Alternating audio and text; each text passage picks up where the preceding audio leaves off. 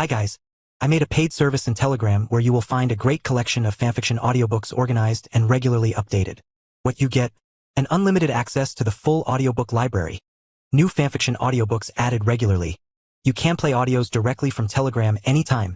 Joining our service is available through a monthly subscription of $5. You can pay using PayPal or Ko-fi. So what are you waiting for?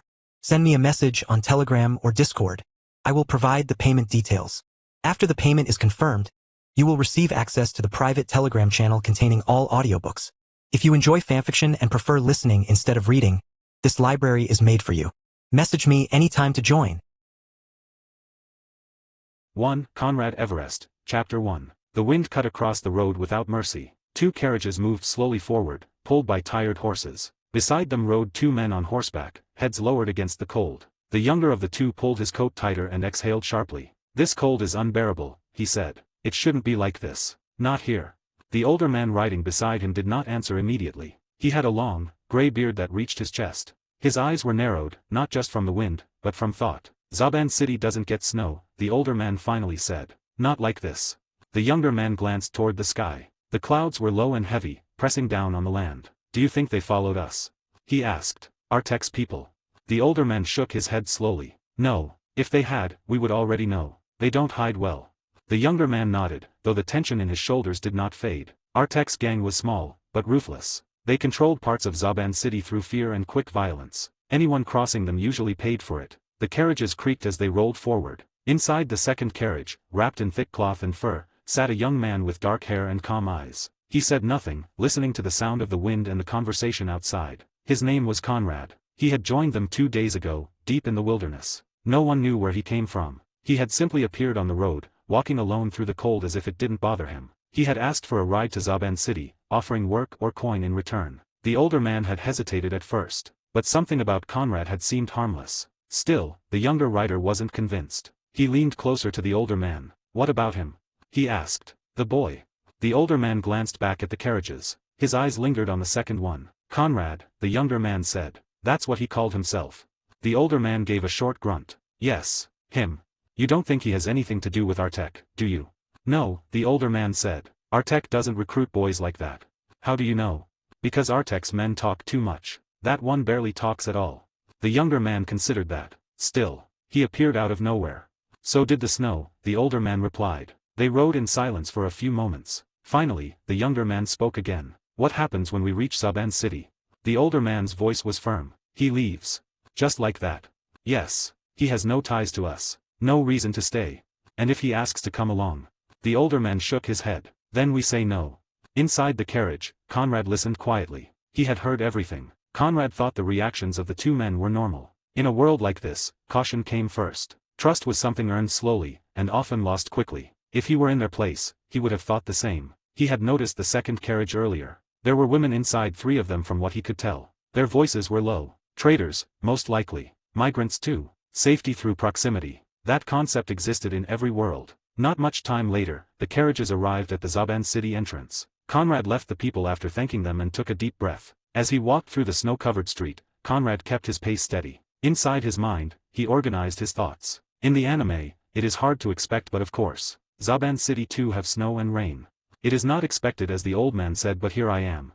Conrad couldn't help but smile slightly. He was not from this world. That fact alone still felt strange. He was from Earth. A 22-year-old man that worked in an office job, orphaned due to not having his father and mother in his life but had to support great adults. When he first realized where he was, the shock had been overwhelming. Seeing the signs, hearing the names, recognizing the structure of society, it had taken time to fully accept. This was the world of Hunter x Hunter. At first, the realization had almost paralyzed him. None was real. Hunters were real. The danger level of this world was far beyond normal human limits. Dark continent and Suxazion, the malice of humanity, as the Isaac Netero added. Morality of the world of Hunter x Hunter, even worse than the real Earth. Anyone careless could die without warning. But that fear had not lasted long, because Conrad had not come unprepared. Back on Earth, he had been obsessed with Nen. Not as a fantasy power, but as a system. He had studied it endlessly, its rules, limitations, categories, contracts, and contradictions. He had treated it like an academic field rather than entertainment. He had even called himself a Nen sage. Now, standing in this world, that belief felt validated. Conrad smirked as he thought. He activated 10 automatically, without conscious effort. His aura spread evenly across his body, forming a thin but stable layer. The cold was still present, but it could not reach him fully. 10 was simple. People around him were struggling against the weather, pulling cloaks tighter, shivering, complaining. Conrad walked normally. He reduced the output slightly. Conrad observed everything. 2. Infinite Nen memory activated. Chapter 2. 2. Infinite Nen memory activated. Chapter 2. Conrad entered a small coffee shop near one of Zaban City's side streets. There were only a few customers, mostly locals keeping away from the cold. He didn't have any money. Jenny, as it was called here. But for now, that didn't matter. No one stopped him as he walked in. He chose a seat beside the window. Conrad rested his back against the chair and watched them for a moment. After a few seconds, he closed his eyes. He lowered his voice and whispered, "Infinite Nen memory." The response was instant. Infinite Nen memory activated. Only a subtle shift in his awareness. His thoughts felt more organized, cleaner. The pressure he normally felt when thinking about Nen abilities disappeared. This system was the reason he was calm. What it did was far more dangerous. It allowed him to manage Nen without the natural limitations of memory and mental load. Normally, Nen users could only maintain a limited number of abilities. Each Hatsu took space in the mind. The more complex it was, the more strain it caused. Not to mention the fact that allocating aura for different Nen abilities is a hard thing to do start with. Hisoka had explained it once in simple terms. Castro had failed not because he lacked talent, but because he tried to handle too much at once. He tried to handle too much so that he forget how to use Nen for other things. Conrad would not make that mistake. His system allowed him to separate every Nen ability from his total aura pool as well as his mind space. Each ability existed as its own structure, independent from his core mental load. He could create and refine abilities without overwhelming himself. That alone put him far ahead of most Nen users. Still, Conrad knew better than to rush. He opened his eyes and stared at the table in front of him. Before trying for a Hatsu, I need mastery over the basics. Nen fundamentals were everything. Without them, even the strongest ability would fail. He began with 10. 10 was the foundation. The act of maintaining aura around the body. Conrad activated it naturally, letting his aura spread evenly across his skin. He checked for leaks. None. His 10 was clean. Next came Ren. I should not train Ren here. Conrad knew that he needs to earn some money to find himself a private place to train. He stood up, glanced once more at the window, and left the coffee shop. Outside, the cold air greeted him again. Snow crunched beneath his boots as he walked aimlessly for a short distance. He needed a method that was fast. He began listing options in his mind. First option, work for it. He dismissed it quickly. Honest work took time. Yeah, it does not suit me at all. Second option was stealing. That was faster, but dangerous. Stealing from random people meant risk. Innocents would fight back, report him, or attract attention. That kind of attention spread quickly, especially in a small city like Zaban. Third option made more sense to him. Stealing from the deserved ones. Gangs, criminals, people who already lived outside the law. Taking from them would not only solve his problem but also reduce theirs. If he acted carefully, no killing, no witnesses, it could be clean. Conrad slowed his steps. This choice fit his situation best. He did not want to hurt innocent people. He also did not want to play hero. This was practical, and also he was not a lunatic. If he took down gang members and relieved them of their money, it would be a net positive. And it would serve as controlled practice. He had heard the name already. Artek's gang, known to extort traders and migrants. Conrad adjusted his 10 slightly, reinforcing it just enough to protect him without making him noticeable. So, this will be my first hunt. Conrad could not help but get excited as his eyes radiated power and wished to see what will happen. He wasn't planning a fight in the open. No killing, just enough force to incapacitate. 3. First hunt, small jobs, Chapter 3. The alley sat between two abandoned storage buildings. Two men stood near the back wall. One had a crooked nose that bent sharply to the left, as if it had been broken more than once and never set properly. His hands were shoved into his pockets as he laughed, breath coming out in white clouds. "This weather's messed up," the bald man said. "Boss says it ain't normal. Snow like this. People are stoppin' everywhere. Roads are clogged. Buses, carriages, all stuck." The crooked-nosed man grinned and licked his lips slowly. "Good," he said. "That means easy pickings." He leaned back against the wall. "People don't move when they're cold. They huddle." The bald man chuckled. "Boss thinks the same. Told us to keep an eye on the outer streets. Said folks coming in from the wild got nowhere else to go." The crooked-nosed man's grin widened. "Even better if they got women," he added casually. The bald man nodded, his laugh turning ugly. "Yeah, we'll get paid either way." They stood there for a moment. Neither of them noticed the figure standing at the far end of the passage. Conrad had been there for nearly a minute. He had heard everything. "So, they do talk like cheaply produced gang members in the movies. I think it does make sense. In the end, movies prepared according to what people created them experienced in the real life," he thought. He stood just inside the shadow where the alley bent, his back against the wall. He watched them carefully. Their stance was loose, Conrad thought. He took one step forward. The snow under his boot made a faint sound. The bald man frowned slightly. "You hear that?" He didn't get a reply. In the same moment, Conrad moved. He crossed the distance quickly. His hand reached into his coat and came out holding a short metal piece, nothing special, just a compact tool he had picked up earlier from a scrap pile near the road. He didn't hesitate. His first strike was aimed at the crooked-nosed man. He did not use all of his power. As a Nen user, his physical power should be greatly higher than ordinary people. He did not want to kill these two, not right now, not to gather attention on himself. A sharp, precise blow to the side of the head. The man's eyes widened for a fraction of a second. There was a dull sound as the metal connected. His body stiffened, then dropped straight down, collapsing like a sack with no resistance. His head hit the ground with a flat sound, and he didn't move again. The bald man turned just in time to feel something strange. Because of the speed and sudden action Conrad taken, bald man did not register that his friend was attacked, and his reaction time was not nearly enough to understand and counterattack. A metallic taste filled his mouth. His vision blurred. He tried to shout, but no sound came out. Conrad was already there. The bald man's eyes rolled back. His knees buckled. He fell forward, hitting the ground hard, then went still. Silence returned to the alley. Conrad stepped back and waited. 3 seconds. 5. 10. Neither man moved. He crouched beside them and checked quickly, breathing steady. He searched them efficiently. He found several small pouches, each holding Jenny. More than enough for a room, food, and supplies. He took only the money. "This was avoidable," he said quietly, not expecting them to hear. "But you chose otherwise." He adjusted his coat and turned away. Before leaving, he made one small adjustment. He dragged both men a short distance deeper into the alley, out of sight from the main road. He didn't bother tying them up. By the time they woke up, he would be long gone. Conrad stepped back into the street. He walked calmly, slipping the Jenny into his pocket. "I should have used Zetsu to ambush them instead. Not that I need to, but it would be a great habit."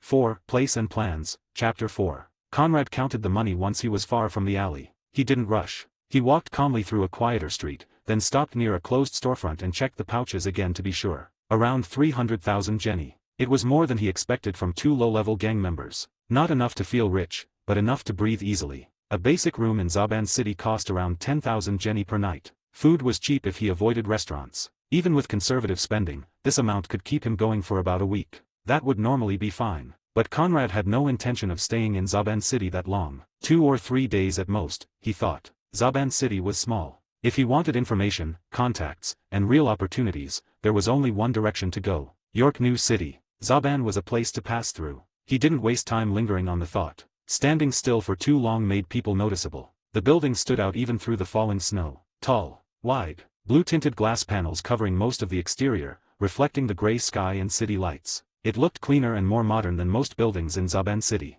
A sign above the entrance read, "Blue Glass Hotel." Conrad stopped across the street and looked at it for a moment. Then he smiled. "So it's here," he whispered. He nodded once to himself. This place wasn't just any hotel. It was the first location where Gon, Karepika, and Leo Rio believed the hunter exam would take place. Conrad remembered it clearly. He shifted his gaze slightly to the right. Across the street was a familiar sight, a modest restaurant. Nothing special at first glance. Meat dishes advertised on the window. Warm light inside. That's the place, he thought. The geography matched. He crossed the street and stood in front of the hotel entrance. People came and went, travelers, merchants, locals with money to spend. No one paid him special attention. Good. He entered. The inside was warm and bright. Polished floors. A wide lobby. The receptionist looked up. Conrad approached the counter. "1 room," he said. 2 nights.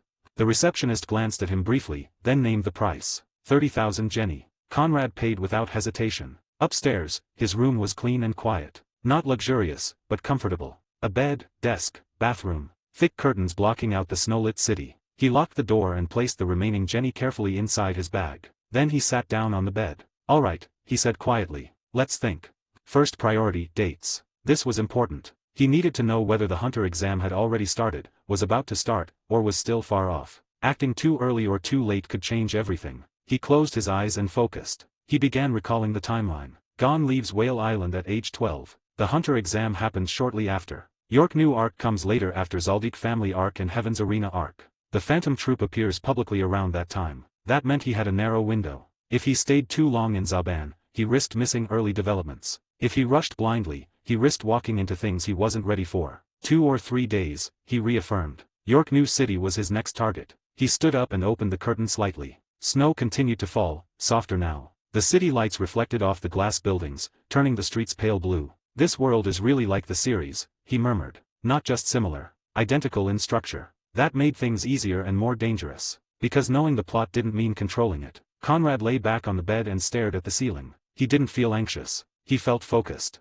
That was more than most people ever got. Tomorrow, he would gather information quietly, ask the right questions, listen more than he spoke. He would confirm dates, transportation routes, any rumors about hunters or the exam. After that, he would leave Zaban City behind. After settling on his plan, Conrad removed his coat and placed his belongings neatly beside the bed. He sat down on the floor, crossed his legs, and closed his eyes. He began with 10. His aura spread naturally across his body, forming a stable and even layer. He paid close attention to consistency, correcting small fluctuations before they could grow. 10 was about patience more than force. He maintained it calmly, letting it become part of his breathing. Next came Ren. Conrad increased his aura output slowly. He did not push for strength. Instead, he focused on control, raising the flow, stabilizing it, then lowering it again. Each cycle became smoother than the last. After that, he shifted into Zetsu. His aura withdrew completely. The familiar sense of vulnerability returned, but he held it without panic. Finally, he practiced Gyo. He concentrated aura into his eyes in small amounts, testing precision rather than intensity. The strain was noticeable, but manageable. 2 to 3 hours passed without him noticing. When he finally opened his eyes, his body felt light, but stable. He reviewed the results honestly. His progress was fast, aided by his deep theoretical understanding and the support of his system. Still, it was only the beginning. 5. Robbery, Airship, York New, Chapter 5. 2 days passed quickly. Conrad spent almost all of that time focusing on nothing but the basics of Nen. He didn't try to rush into anything advanced. 10, Ren, Zetsu, and Gyo filled his schedule from morning to night. By the time his rental period ended, his control had become more stable. When the last day came, Conrad packed his things without hesitation and left the hotel early. There was nothing left for him there. At the airport, he used part of the money he had taken to buy an airship ticket to York New City. He also picked up food for the trip, a new set of clothes, and a phone. After paying for everything, he checked his remaining balance. 150,000 jenny. Conrad passed through security and entered the airship terminal. When boarding began, he followed the passengers and stepped into the airship.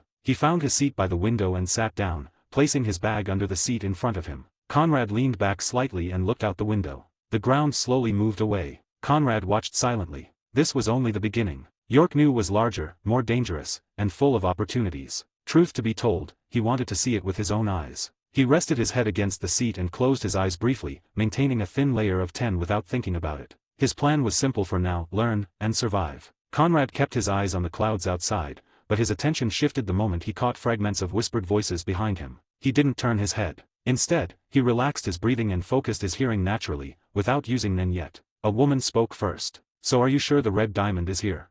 Then a young man answered. "Yeah, I confirmed it before boarding. It's in the captain's room."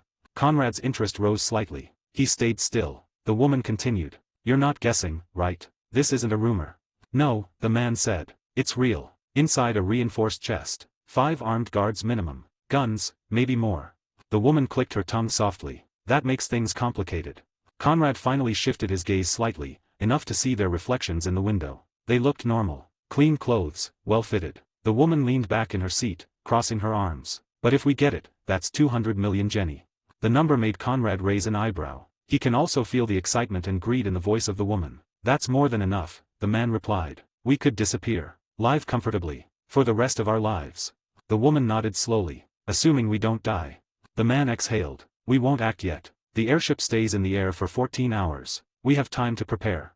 Conrad smiled faintly. So that was it. Thieves. He activated Gil lightly, just enough to see if either of them hiding Nen. Nothing obvious. 2 Nen users with plans and patience would not feel fear against the ordinary people with guns, not to mention 5 of them. But these 2 were acted that it is a big risk they are taking. Of course, it did not mean that guns were ineffective against the Nen users. It was just that Nen users with potential have intelligence and means to handle small group of small caliber armed people with not much of a problem. The woman whispered again. 5 men with guns isn't something we can handle head on.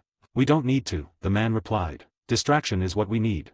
Conrad's smile widened just a little. 200 million jenny. That amount could change everything for him. Freedom to move without worrying about rent or food. He had planned to struggle in York New, slowly build funds, maybe take jobs or hunt criminals. This was faster. Still, he didn't rush. He stayed seated, listening as they discussed routes, blind spots, and the layout of the airship. Eventually, their voices faded as they leaned closer to each other, whispering too quietly for normal hearing. Conrad leaned back in his seat. He thought carefully. Acceptable. But if the red diamond was being guarded by armed men on a civilian airship, it wasn't exactly clean business. He closed his eyes and activated Zetsu, completely suppressing his presence. No aura leaked out. To anyone watching, he was just another passenger resting during a long flight. Inside his mind, he began planning. 14 hours. He didn't need to steal the diamond himself. He could let the thieves act, watch how the guards responded, learn who was really dangerous aboard this airship. But if things went wrong, Conrad opened his eyes slowly and looked at his reflection in the window. Let's see how this plays out, he thought. I may just wait for them to take the red diamond or whatever and rob them when they try to escape with it. 6. Planning, Strike. Chapter 6. The airship continued its journey. He kept the couple within his peripheral vision, careful not to stare or draw attention. While waiting, Conrad didn't waste the time. He maintained 10, keeping his aura thin. From time to time, he shifted into Gyo, briefly strengthening his eyes to observe the flow of aura around nearby passengers. He also practiced entering and exiting Zetsu, timing the transitions until they became smooth and natural. 3 hours passed like that. Then the couple moved. They stood up almost casually, gathering their things as if heading for food or the restroom. Conrad noticed immediately. He didn't react at once. He waited, counting slowly in his head. 10 seconds. Then he stood. As soon as he stepped into the aisle, Conrad entered Zetsu completely. His presence vanished. He followed them at a safe distance. The couple walked into the large central hall of the airship, where meals were being served. The area was crowded. The woman and the man blended in easily, moving with the flow. Conrad stayed near the edge, tracking them without looking directly. They didn't stop. After crossing the hall, the couple turned into a narrower hallway. The direction was clear. The captain's section. Conrad slowed his pace slightly, letting the distance grow to not get noticed by them. The guards weren't visible yet, but that didn't mean they weren't nearby. As the couple reached the end of the hallway, they exchanged a quick glance and continued forward. Conrad stopped near the corner and leaned lightly against the wall, still in Zetsu. He smiled. So their plan is on.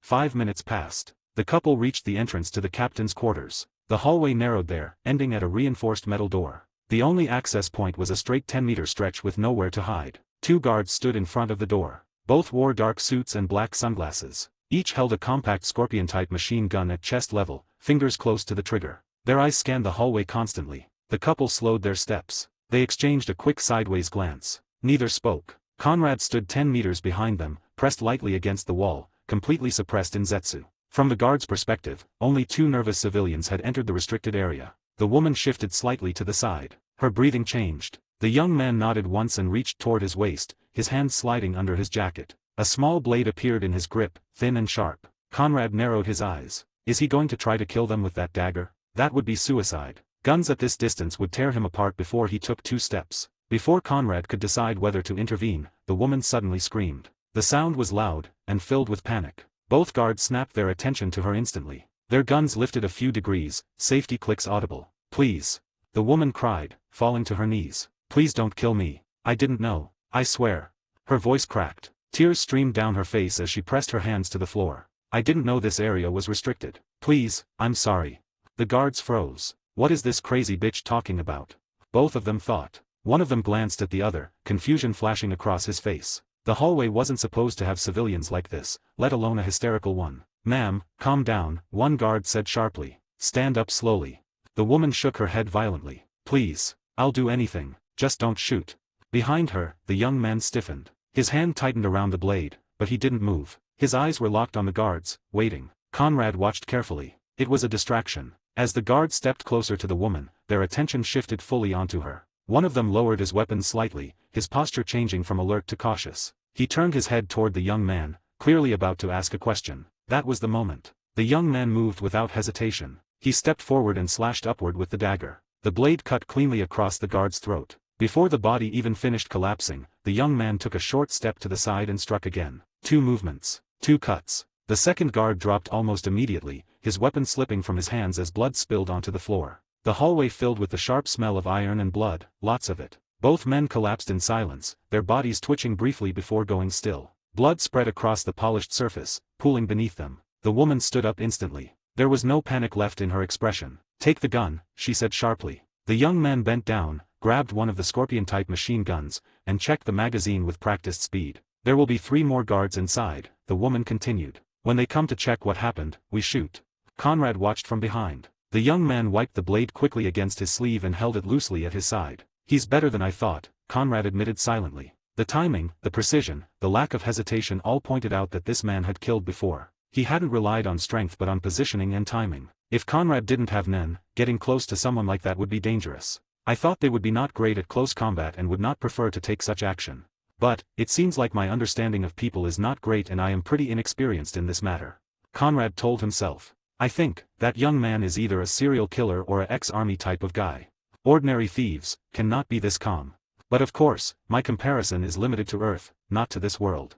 Very dangerous. The woman dragged one of the bodies slightly to the side, clearing the center of the hallway. She glanced at the door to the captain's quarters, listening. Footsteps. The guards inside had noticed something. The young man raised the machine gun, positioning himself beside the doorway. The woman moved to the opposite side, picking up the second weapon. Their earlier appearance nervous civilians was gone completely. They were ready. Conrad stayed in Zetsu, pressed against the wall farther down the corridor. It would be best if two sides clear each other out and then he moved to strike. He trusted himself but he was not fool enough to attack and block bullets from automatic submachine gun. 7. First Murder, Chapter 7. Not much time passed before the door to the captain's quarters opened. 3 men stepped out. They moved forward together. Each took about 3 steps into the hallway before anything registered as wrong. Then gunfire erupted. The woman and the young man stepped out from opposite corners at the same time. Both weapons shoot almost simultaneously, the tight hallway amplifying the sound into something deafening. The first guard was hit in the chest and neck. He collapsed backward before he could even raise his weapon.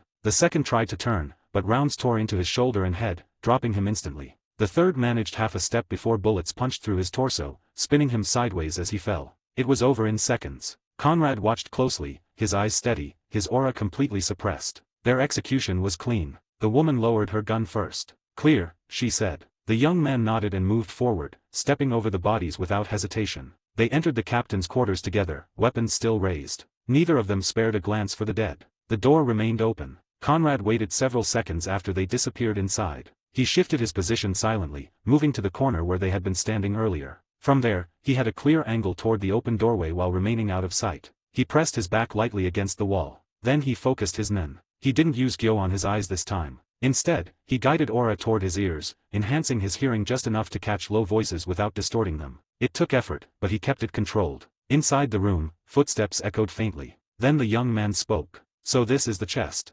Conrad pictured it immediately. The chest is probably locked both mechanically and electronically. The woman answered calmly. Move aside. Let me open it.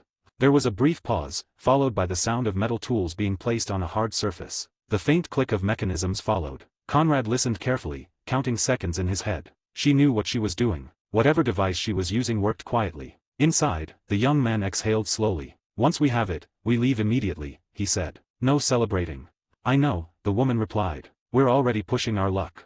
Another click. Then silence. Conrad narrowed his eyes. 1 minute passed. Then another sound soft, hollow, like a lid being lifted. It's open, the woman said. For a moment, neither of them spoke. Even Conrad could feel the weight of that silence. 200 million Jenny sat inside that chest. The young man finally spoke again, his voice lower than before. Red diamond, yeah, that's it. The woman let out a quiet breath. Careful. Don't touch it with bare hands. Conrad stayed perfectly still. This was the moment he had been waiting for. The job was done. The guards were dead. The diamond was in their hands. From here on, everything became unpredictable. And him. Conrad reviewed his options quickly. He could act now. They were distracted. Their guard was lowered. They had already crossed the line into murder. Whatever happened next would be on them. I should be ready to murder. I should not be scared of getting my hands dirty. If I am already in this world. Conrad felt his blood and body frozen for a moment. He never killed anyone but he knew deep down that in the world of Hunter x Hunter, with Nen and all the other things, he will need to do it. One way or another. He waited, listening. Inside the room, the woman spoke again. Once we're out, we split up. No staying together. Agreed, the man said. Too much heat.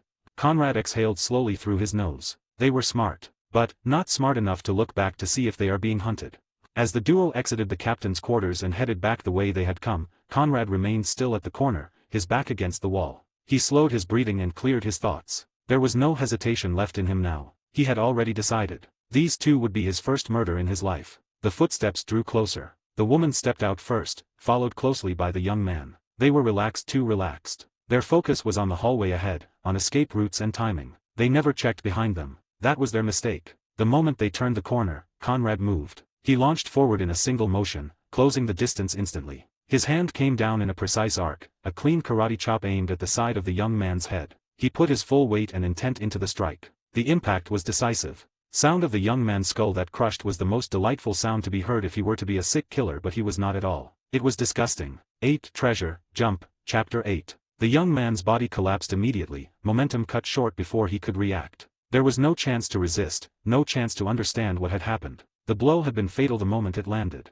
Conrad didn't stop. He delivered a powerful side kick to the woman's chest before she could even scream. The force sent her crashing to the floor, her body going limp as it hit. Like her partner, she never regained consciousness. The entire exchange lasted less than 2 seconds. Silence returned to the hallway. Conrad stood still and scanned the surroundings. He looked down at the two bodies. They had been skilled, but in the end, they had underestimated the possibility of interference. They had never imagined someone else would be waiting for them, someone who didn't hesitate once the moment came. Conrad felt no satisfaction. He quickly knelt and retrieved the red diamond from the young man's bag. Even through the container, he could tell it was genuine. He didn't linger. Gunshots had echoed through the airship earlier. Conrad wiped his hands on his coat. He avoided leaving unnecessary traces and moved down the hallway. As he reached the main corridor, distant voices began to rise. He merged back into the passenger area. His posture was calm. He sat down near a window again, placing the bag containing the red diamond beneath his seat. Outside, the clouds drifted by as if nothing had changed. Inside,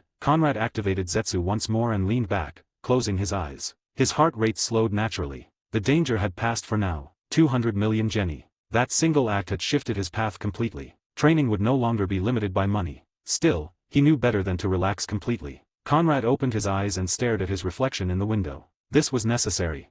Conrad forced himself to relax. But his mind was already moving. After a few seconds, his expression tightened. "I'm dumb," he muttered under his breath. The more he thought about it, the clearer it became. There was no chance this would end quietly. Armed guards had been killed. Automatic weapons had been fired inside an airship. A treasure worth 200 million Jenny had vanished. When the airship landed, security wouldn't just let people walk away. They would lock everything down. They'll search everybody. Conrad thought. No exceptions. Even if the crew didn't know exactly what had been stolen, the owner of the red diamond would be informed immediately. Someone with that level of wealth and influence wouldn't hesitate. They would pressure the airship company. No one would be allowed to leave freely. And Conrad knew one thing very clearly. I don't care about security checks. But I can't be caught with the red diamond. If he was found with it, explanations wouldn't matter. Innocence wouldn't matter. He'd be detained at best. Disappeared at worst. That meant only one option. I need to get off this ship, he thought, before it lands. The idea wasn't pleasant, but it was realistic. Airships in this world didn't fly extremely high like planes from Earth. If he chose the right moment and the right place, it was survivable. I'll jump if I have to. Conrad wasn't afraid of the fall itself. With none, his body was far stronger than a normal human's. Still, he wasn't reckless. Less than 50 meters, preferably much less. He slowly stood up and stretched as if his legs were stiff from sitting too long. No one paid attention. Conrad began walking. He didn't rush. He moved like someone passing time, pretending to look outside from window time to time. In reality, he was measuring altitude, speed, terrain. Outside, the clouds had thinned. Below them, the land was visible: fields, hills, scattered roads. He continued toward the rear of the airship, where fewer passengers gathered. Crew-only sections were clearly marked, but not heavily guarded yet. The situation was still developing. Security would tighten later, not immediately. 9. Blueberry City, The Escape, Chapter 9. The airship's altitude fluctuated, sometimes lower, sometimes higher. When it descended slightly, the ground looked closer, maybe 40 meters. Next was speed. If he jumped while the airship was moving too fast, the horizontal force could break bones or worse. He needed a moment where it slowed during a course correction, turbulence adjustment, or descent. He noted everything. Then he thought about landing. I need open ground, he decided. He moved closer to an emergency exit area, pretending to read safety instructions posted on the wall. He memorized the layout quickly. The doors were sealed, but not impossible to open if forced. Still, breaking a door would trigger alarms immediately. Not ideal. He needed subtlety. Conrad returned to his seat and sat down again, activating Zetsu to stay unnoticed. His thoughts sharpened. Timing mattered most. Security teams would first secure the crime scene, then isolate the area, then control passengers. That gave him a window. Maybe not long but enough. I'll wait until they start descending, he thought. That's when altitude drops and attention shifts.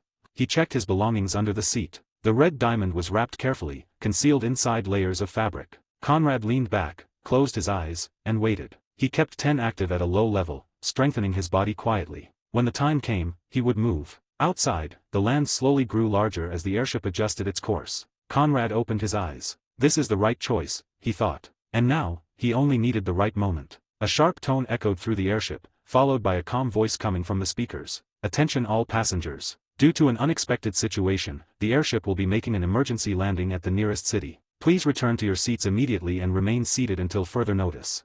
The message repeated once more. Landing location, Blueberry City. So they had noticed. Not just the gunfire, but the seriousness of it. Blueberry City.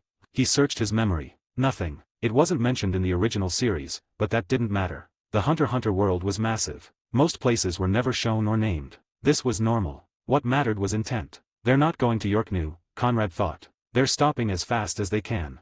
That confirmed everything. Once they landed, the ship would be locked down. Security would surround it. Passengers would be questioned one by one. Conrad exhaled slowly and kept his face neutral as people around him began to murmur. Some looked confused, others nervous. A few glanced around, clearly remembering the earlier gunshots. He stayed seated for now. I can't wait for landing, he thought. He didn't rush to stand up. That would draw attention. Instead, he waited for the initial wave of movement to settle. Flight attendants were already walking the aisles, guiding people back to their seats, trying to maintain order. This was the last calm moment he would get. I leave now, Conrad decided. He checked the timing in his head. Conrad activated Zetsu again, suppressing his presence completely. Then he stood up naturally, as if heading to the restroom before being forced to stay seated for landing. No one stopped him. He moved calmly toward the rear section of the airship, blending in with a few late-moving passengers being ushered back by the crew. He followed instructions just enough to avoid suspicion, then slipped into a quieter corridor when no one was looking. His heart rate remained steady. I only need one chance, he thought. The ship began to change angle slightly. He could feel it in his balance. The engines adjusted, their tone lowering. Outside the windows, the ground slowly grew closer. Good. Conrad paused near a side section, placing a hand lightly against the wall. He focused on his body, reinforcing himself with 10 again. Not too much, just enough. Now I wait, he thought. The chance came sooner than Conrad expected. The airship tilted again as it descended toward a small, modern-looking city. Through the side windows, he could see orderly buildings, clean roads, and the wide open space surrounding the airport. Security vehicles were already visible near the landing area. This was it. Conrad stood at the emergency exit, his posture calm but his mind sharp. No one was nearby. He activated Gyo and focused his nen into his right leg and foot. 30 meters, he thought. I can do that. Without hesitation, he kicked. The emergency door burst outward with a sharp metallic crack, torn open by nen-enhanced force. Cold air rushed in immediately, whipping against his clothes. Alarms began to sound but they were already too late. Conrad jumped. The ground rushed up faster than expected. For a brief moment, gravity took full control, his body dropping freely through the air. His coat flared behind him as the wind roared past his ears. He didn't panic. Mid-fall, Conrad redirected his nen. He focused most of it into his legs, calves, knees, thighs while spreading a thinner layer across the rest of his body. His muscles tightened, reinforced by 10, absorbing the force before it could fully form. He adjusted his posture in the air, angling his body slightly forward. Seconds later, he hit the ground. His feet touched first, knees bending deeply as he let the impact flow through his body instead of resisting it. He rolled instinctively, shoulder to back to side, dispersing the remaining force across the grass. The landing was clean. Conrad came to a stop on one knee, one hand pressed to the ground. He stayed still for a moment, waiting for pain that never came. He blinked. I didn't feel anything. 10. Account and Black Money, Chapter 10. He stood slowly, testing his balance. No broken bones. Not even soreness. His nen control had been better than he thought. Either my body adapted faster than expected, he thought, or I underestimated how much reinforcement 10 and use of Gyo actually gives. Either way, it worked. Conrad looked around. He had landed in open grasslands. In the distance, about 5 kilometers away, stood the city and its airport. The airship was still descending, alarms flashing faintly along its hull. He quickly moved away from the landing spot, heading toward a small dip in the terrain where he wouldn't be easily seen. Once there, he checked the red diamond again. Good. Conrad took a moment to calm himself completely. He suppressed his aura again, entering Zetsu. The situation replayed in his mind. This was no longer theoretical. He had crossed a line, and there was no going back. From this point forward, mistakes would cost him far more than money. But he didn't regret it. Survival comes first, he thought calmly. He began walking toward the city. Blueberry City came into clearer view. It was clean and modern, not large but well developed. Definitely not a major hub like Yorknew, but active enough to blend into. That was good. As he walked, Conrad reviewed his next steps. First, sell the red diamond but not directly. He would need a broker, someone discreet. Second, leave the city quickly. Blueberry was temporary. Yorknew was still the goal. He adjusted his coat, keeping the diamond hidden and secure. The airship would land soon. Investigations would begin. But by the time anyone realized someone had jumped, Conrad would already be gone. He felt a faint smile form on his face. This worked, he thought. 20 minutes later, Conrad stepped fully into the city. He nodded to himself. He took out the phone he had bought earlier and checked the clock and date carefully. He compared it with what he remembered from the series timeline. According to what I have seen and collected while I was in Zaban City and connecting to the web using the computer in the hotel, there is about 1 year until Gon catches the Lord of the Lake and gets permission to take Hunter exam. It wasn't exact, but it was close enough. First priority, Conrad thought, a bank account. Cash was dangerous. Carrying large amounts would draw attention, and once he sold the red diamond, the amount involved would be too large to handle physically. He needed a proper place to move money quietly. He walked into a local bank branch. The process surprised him. No citizenship check. No background questions. The clerk asked for a name and surname. That was it. Conrad Everest, he said calmly. The clerk typed it in, asked him to confirm, and within minutes, an account was created. He received a card and basic access information. He also deposited 100.000 Jenny into the bank account and carried the rest of 50.000 Jenny in cash. This world really runs on money, Conrad thought as he remembered the words of Leo Rio. With that done, he moved to the next step. He found a small coffee shop on a side street not crowded. The kind of place people used to rest, talk quietly, or think. He entered, sat near a window, and ordered a black coffee and a simple dessert. The coffee arrived. Conrad took a slow sip. Now came the difficult part. I need to turn the red diamond into money, he thought. And I need to do it fast. Holding onto it was dangerous. Every hour that passed increased the chance that someone would start tracing unusual. The owner of the diamond would not sit still. Information would spread quietly, but quickly. Conrad knew it better than just be arrogant just because of his capability of using Nen. From a certain point of view, such behavior is pretty rampant amongst new Nen users, which would cause them take risks and get themselves killed. Nobunaga made such a comment to Heilai family member Luini, who was drunk on getting his Nen ability, which caused him to get killed by Nobunaga. He couldn't sell it openly. He needed someone discreet. Someone who dealt in valuables without asking questions. York knew would be ideal for that, but he wasn't there yet. Still, even a smaller city like Blueberry would have connections. Black markets existed everywhere. People who bought things cheaply and sold them elsewhere. Conrad didn't need the full 200 million Jenny. He understood that clearly. If I get half, he thought, that's already more than enough. Even 100 million would secure years of freedom. He took another sip of coffee and leaned back slightly. I need speed over profit, he decided. That meant accepting a loss in exchange for safety. He glanced around the CAF again. None of them stood out. That was fine. Finding a buyer wouldn't happen here. But gathering information could. Conrad finished his dessert slowly, keeping his movements relaxed. His mind stayed sharp, but his body showed no tension. He didn't want to look desperate. After paying, he stood up and left the CAF. But Conrad knew better. Somewhere in this city or connected to it was someone who would buy a red diamond without asking where it came from. His next task was to find them before the diamond found him trouble. 11. Black Merchant, Chapter 11. 5 hours later. The back alley was narrow and dim, tucked between two aging buildings that blocked most of the sunlight. A huge man stood near the wall. He was over 2 meters tall, broad-shouldered, and thick with muscle. His arms were crossed loosely as he smoked a cigar. He looked relaxed, but his eyes were sharp. He wasn't guarding the alley. He was guarding something behind it. Footsteps approached. A young figure stepped into view, wearing dark clothes and a black mask that covered the face completely except for the eyes. The figure stopped a few steps away. The big man glanced at him up and down. Do you know the password? He asked. The masked figure answered without hesitation. Blue is the best color. For a second, the big man stared. Then he laughed. Yeah, he said, taking the cigar from his mouth. I know it's not the best password. It sounds too funny. He stepped aside and gestured toward a plain gray metal door set into the wall. You can enter.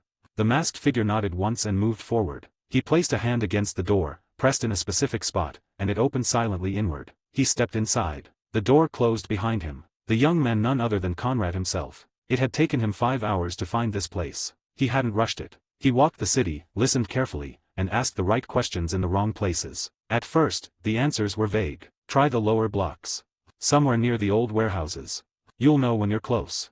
Eventually, a name surfaced again and again. Not a person. A role. Black Merchant of the Blueberry. Someone who bought things others couldn't sell. Someone who didn't ask where items came from, only how rare they were and how fast they could be moved. Blueberry City wasn't large, but it sat on several trade routes. Goods passed through quietly. That made it useful. Inside, the corridor was narrow and clean. Conrad walked forward, his footsteps silent. He kept Zetsu active. After a short walk, the corridor opened into a wide underground room. Several people were inside. None looked at Conrad directly. A woman stood behind a reinforced counter at the far end. She was tall, dressed neatly, her hair pulled back. Yeah, Blueberry insignia on her waist. She should the merchant. Conrad approached. The woman spoke first. You're new. Yes, Conrad said. First rule, she continued. No names, no stories, no explanations. Also, no use of supernatural powers. If you know what I mean. Conrad took a deep breath for a moment and then added. He knew what she meant by supernatural powers. If she can put such a rule, this means that they had dealings with NEN users, and if said NEN users create problems, they have means to end source of the problem. That works for me. She nodded slightly. What are you selling?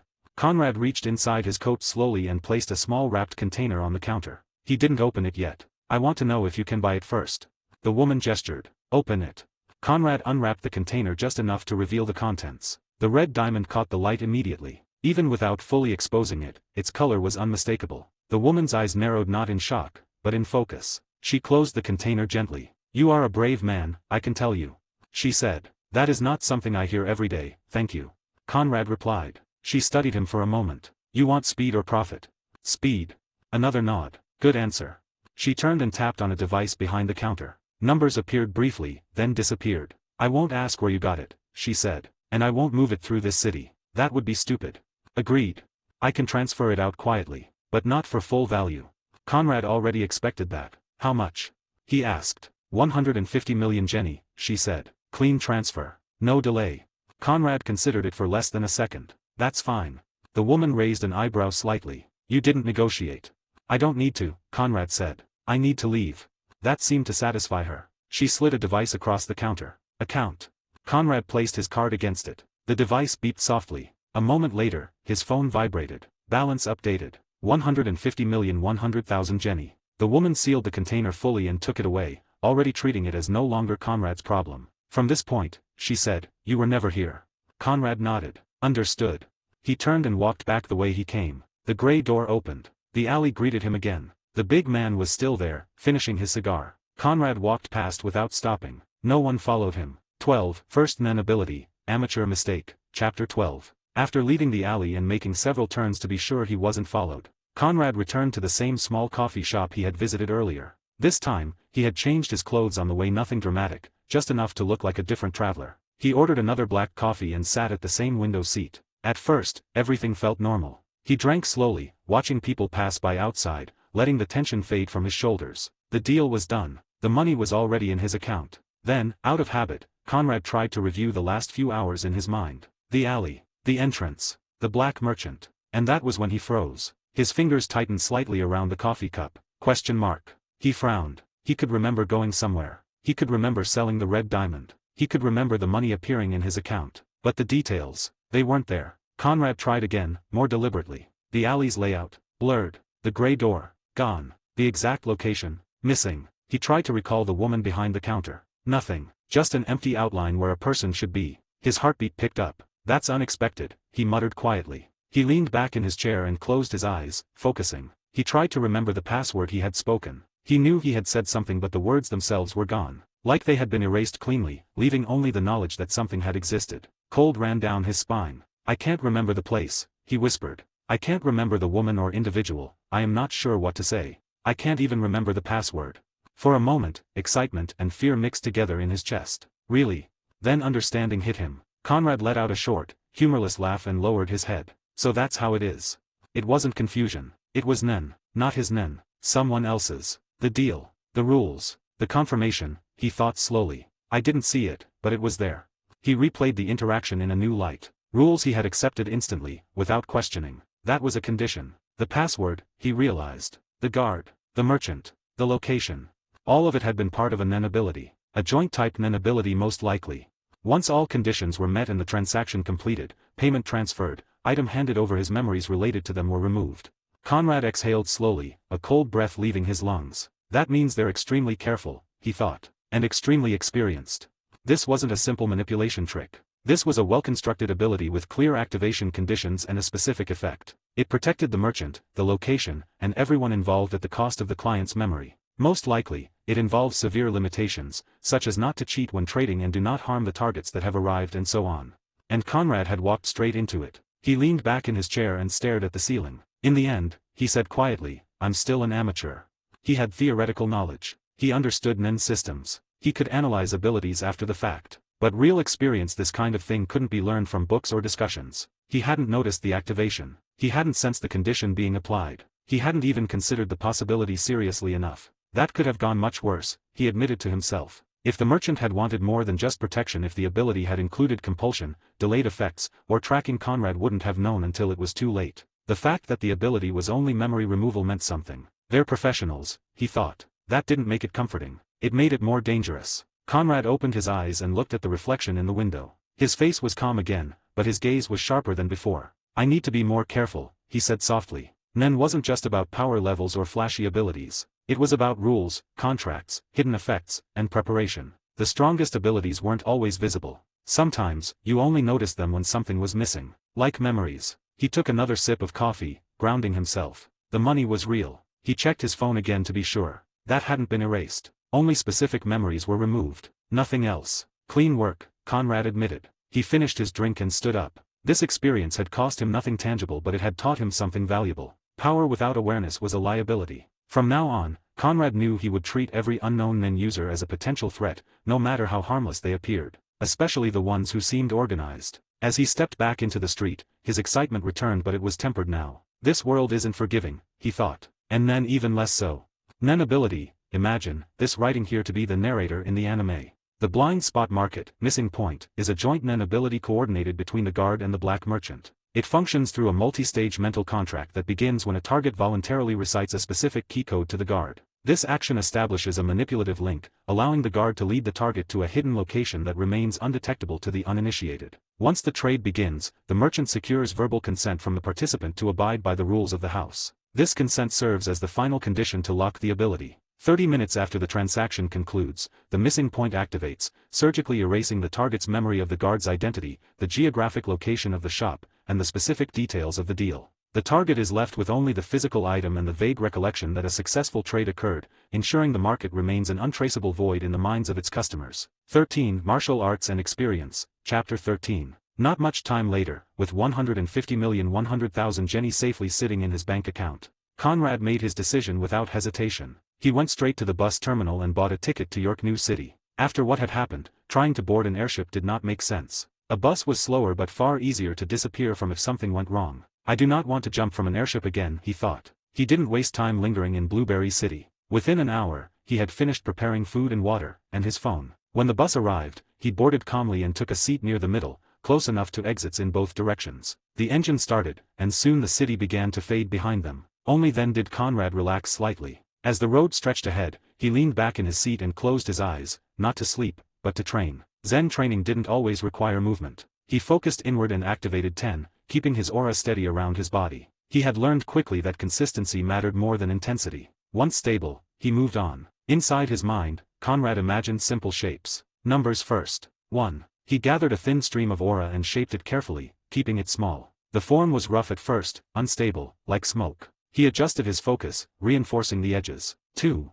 Another number. Then 3. When the numbers stopped collapsing on their own, he switched to letters. Simple ones. A, B, C. Each one required more precision. The more complex the shape, the harder it was to maintain. His aura trembled slightly when he lost focus, forcing him to correct it. After several minutes, a dull ache formed behind his eyes. He opened them briefly, took a slow breath, and then continued. From time to time, Conrad activated Gyo, focusing aura into his eyes. He didn't keep it on constantly, he had learned that was inefficient, but he practiced switching it on and off smoothly. Go on, go off. He watched the passengers when Gyo was active. A few had slightly stronger presence, but none stood out as trained Nen users. Still, Conrad didn't lower his guard. The memory of the black merchant stayed fresh in his mind. Not the fact that he couldn't remember that, but the lesson. I didn't even notice it, he thought. It is the dangerous part.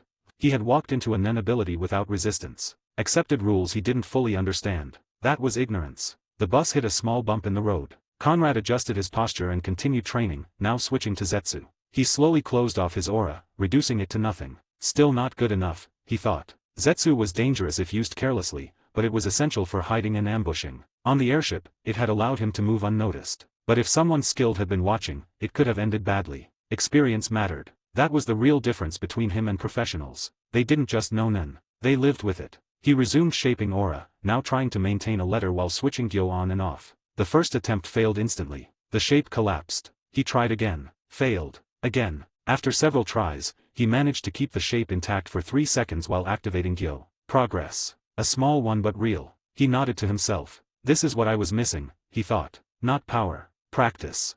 Brute force had worked against normal people, even against armed guards, but Nen users played by different rules. Contracts, conditions, and hidden effects couldn't be overpowered easily. Not to mention, as Men Shi, the second examiner in the series, said, all hunters know one or two martial arts to protect themselves due to the danger of being a hunter.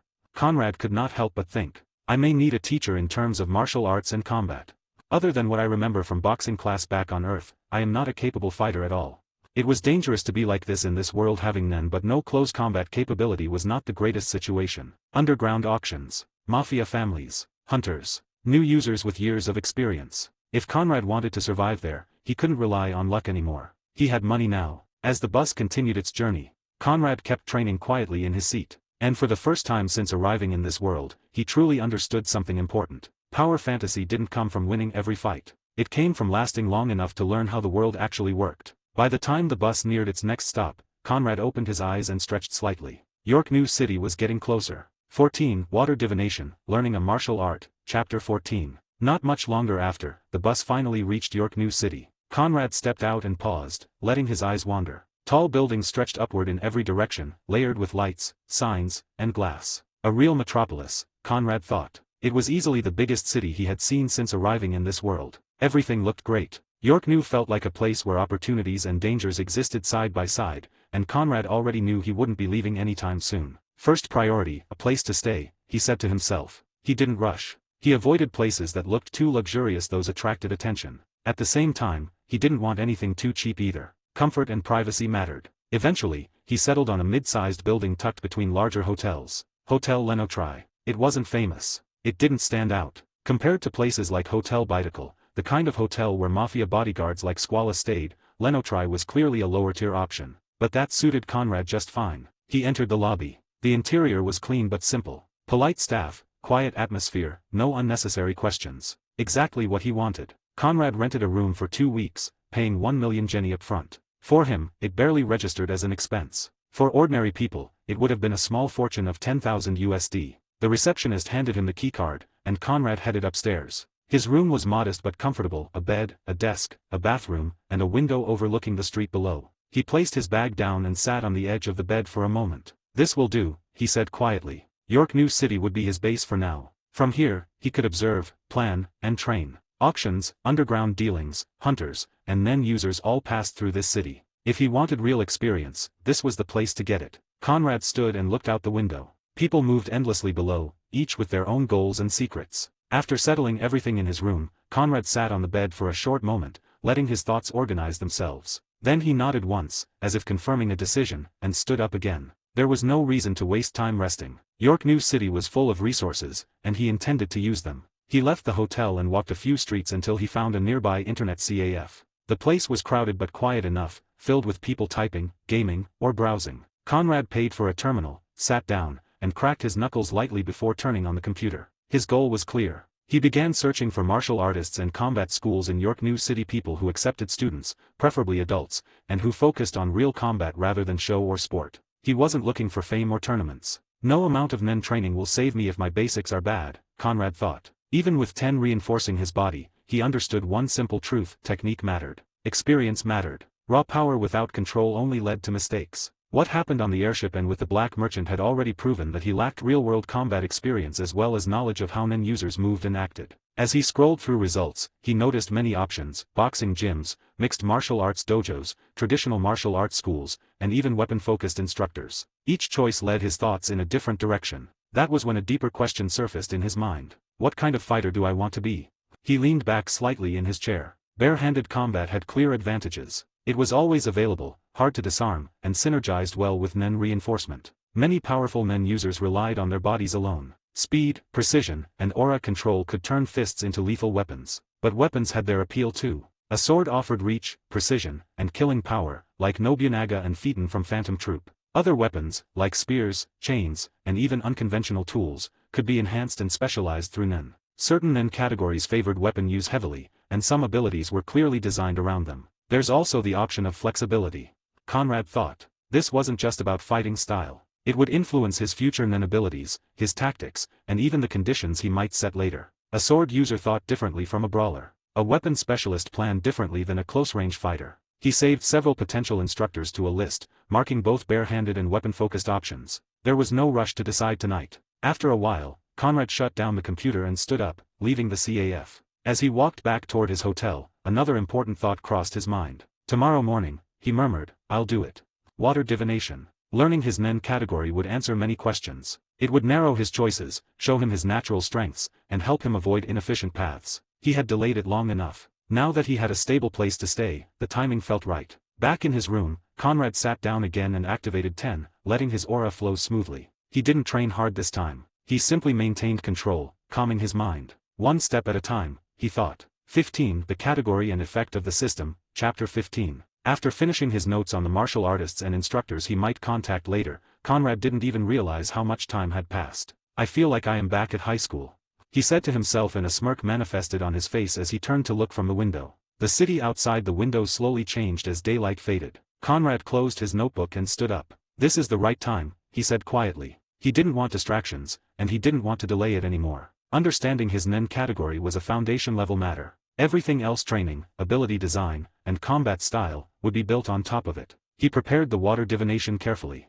A clean glass, fresh water, calm breathing, Nen controlled and stable. He placed the glass on the desk and gently laid a leaf on the surface of the water. Sitting straight, Conrad activated 10, making sure his aura flowed evenly without spikes. Then he released a controlled amount of Nen into the water. At first, nothing happened. Then the leaf began to move. It didn't tremble or sink. Instead, it started to spin, slowly at first, then faster and faster. The rotation was smooth but intense, clearly counterclockwise, gaining speed until it looked almost unnatural. Conrad watched silently. No waves formed. The water itself didn't overflow or freeze. Only the leaf moved, spinning at a constant, powerful rate. After several seconds, Conrad nodded. A manipulator, he whispered. There was no surprise in his voice. Manipulation made sense. Control, separation, and multitasking, those ideas aligned well with how his mind worked. Even his infinite Nen abilities system leaned toward precise management. He exhaled slowly and let the aura fade. The leaf stopped spinning and floated calmly again. But Conrad didn't move. Something felt off.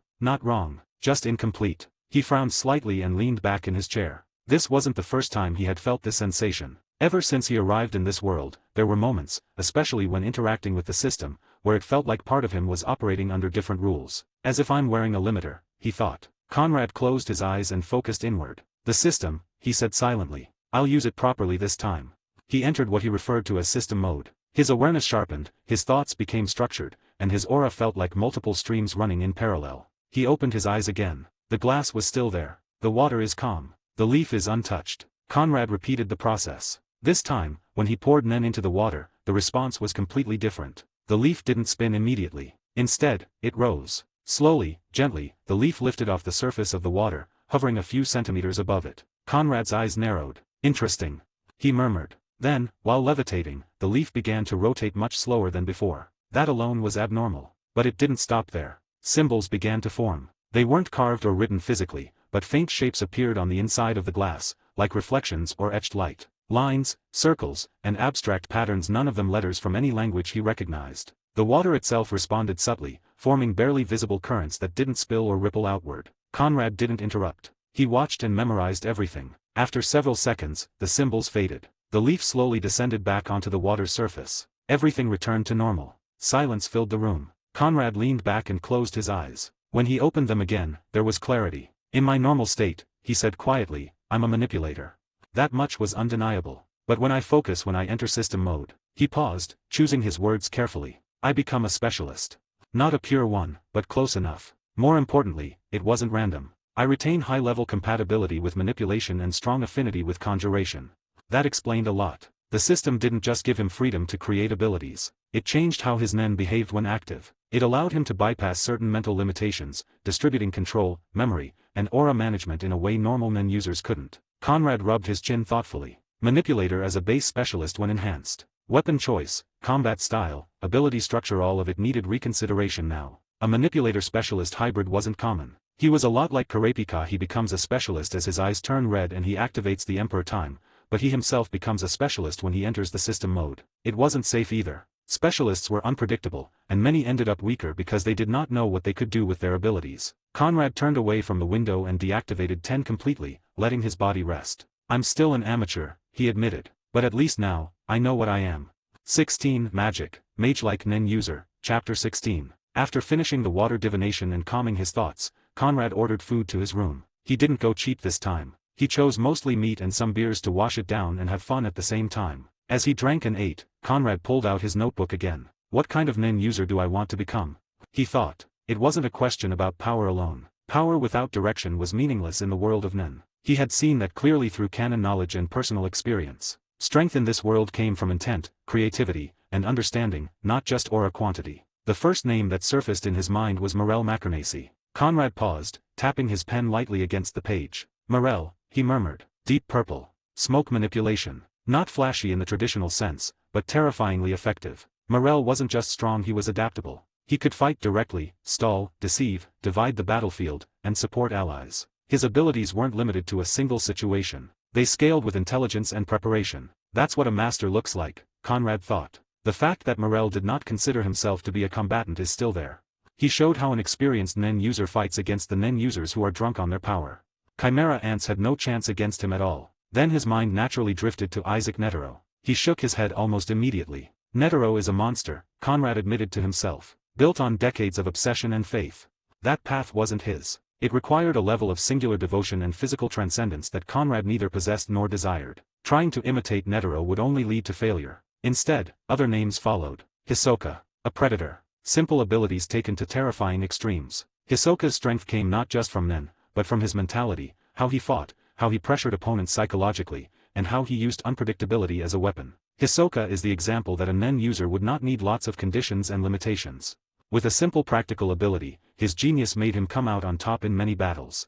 On the other hand, Conrad thought of another name, Crollo Lucifer, a walking library of stolen abilities. Calm, analytical, and ruthless when needed. Crollo didn't rely on brute force. He relied on preparation, positioning, and layered conditions. There were also oddballs that used them in a most different way. Morina Prudu. Dangerous not because of raw power, but because of systems. Her ability created structure, growth, and escalation. She turned people into assets and chaos into momentum. Conrad leaned back in his chair, beer in hand. These people, he thought, they understand Nen. They didn't treat it like a tool. They treated it like a language. He looked down at his notes again. My greatest advantage, Conrad said quietly, is that I can create multiple Nen abilities without being crushed by memory overload. His system allowed separation, distribution, management, something that normally destroyed people like Castro if they weren't careful. But that doesn't mean there are no risks, he added. Conditions still mattered. Limitations still mattered. Nen always demanded balance. Abuse it, and it would turn on you. Conrad began writing more seriously now. Versatility. That word appeared again and again on the page. I shouldn't specialize too narrowly, he thought. At least not yet. A single trick was dangerous. Enemies learned, adapted, countered. But a Nen user who could switch approaches mid-fight, control, deceive, strike, and retreat was far harder to deal with. I need to be a jack of all trades, Conrad concluded. Not a master of everything but competent in many areas, with the intelligence to choose the right option at the right time. He imagined a fight. An enemy expecting close combat only to be trapped or manipulated from afar. An enemy preparing for manipulation only to be met with direct, reinforced strikes. An enemy analyzing his ability only to realize too late that it wasn't his only one. They shouldn't be able to predict me, Conrad said softly. That was the key. Unpredictability wasn't chaos. It was controlled uncertainty. Conrad took another drink and closed his notebook. Manipulator as my base, he summarized. Specialist when necessary. Abilities that could control, influence, and divide attention. Conjured tools or constructs when needed. Conditions carefully designed, not rushed. Each ability fills a gap, not overlapping uselessly. And above all, he added, I fight smart. He wasn't trying to be the strongest. He was trying to be the hardest to deal with. As he finished his meal and leaned back, Conrad felt something solidify inside him, not power, but direction. After reaching a conclusion about his overall path, Conrad stayed seated for a long while, staring at the notebook on the table. The words he had written earlier circled back in his mind: versatile, unpredictable, control, and preparation. All of them pointed toward the same idea, even if he hadn't noticed it at first. One word finally surfaced clearly: magic.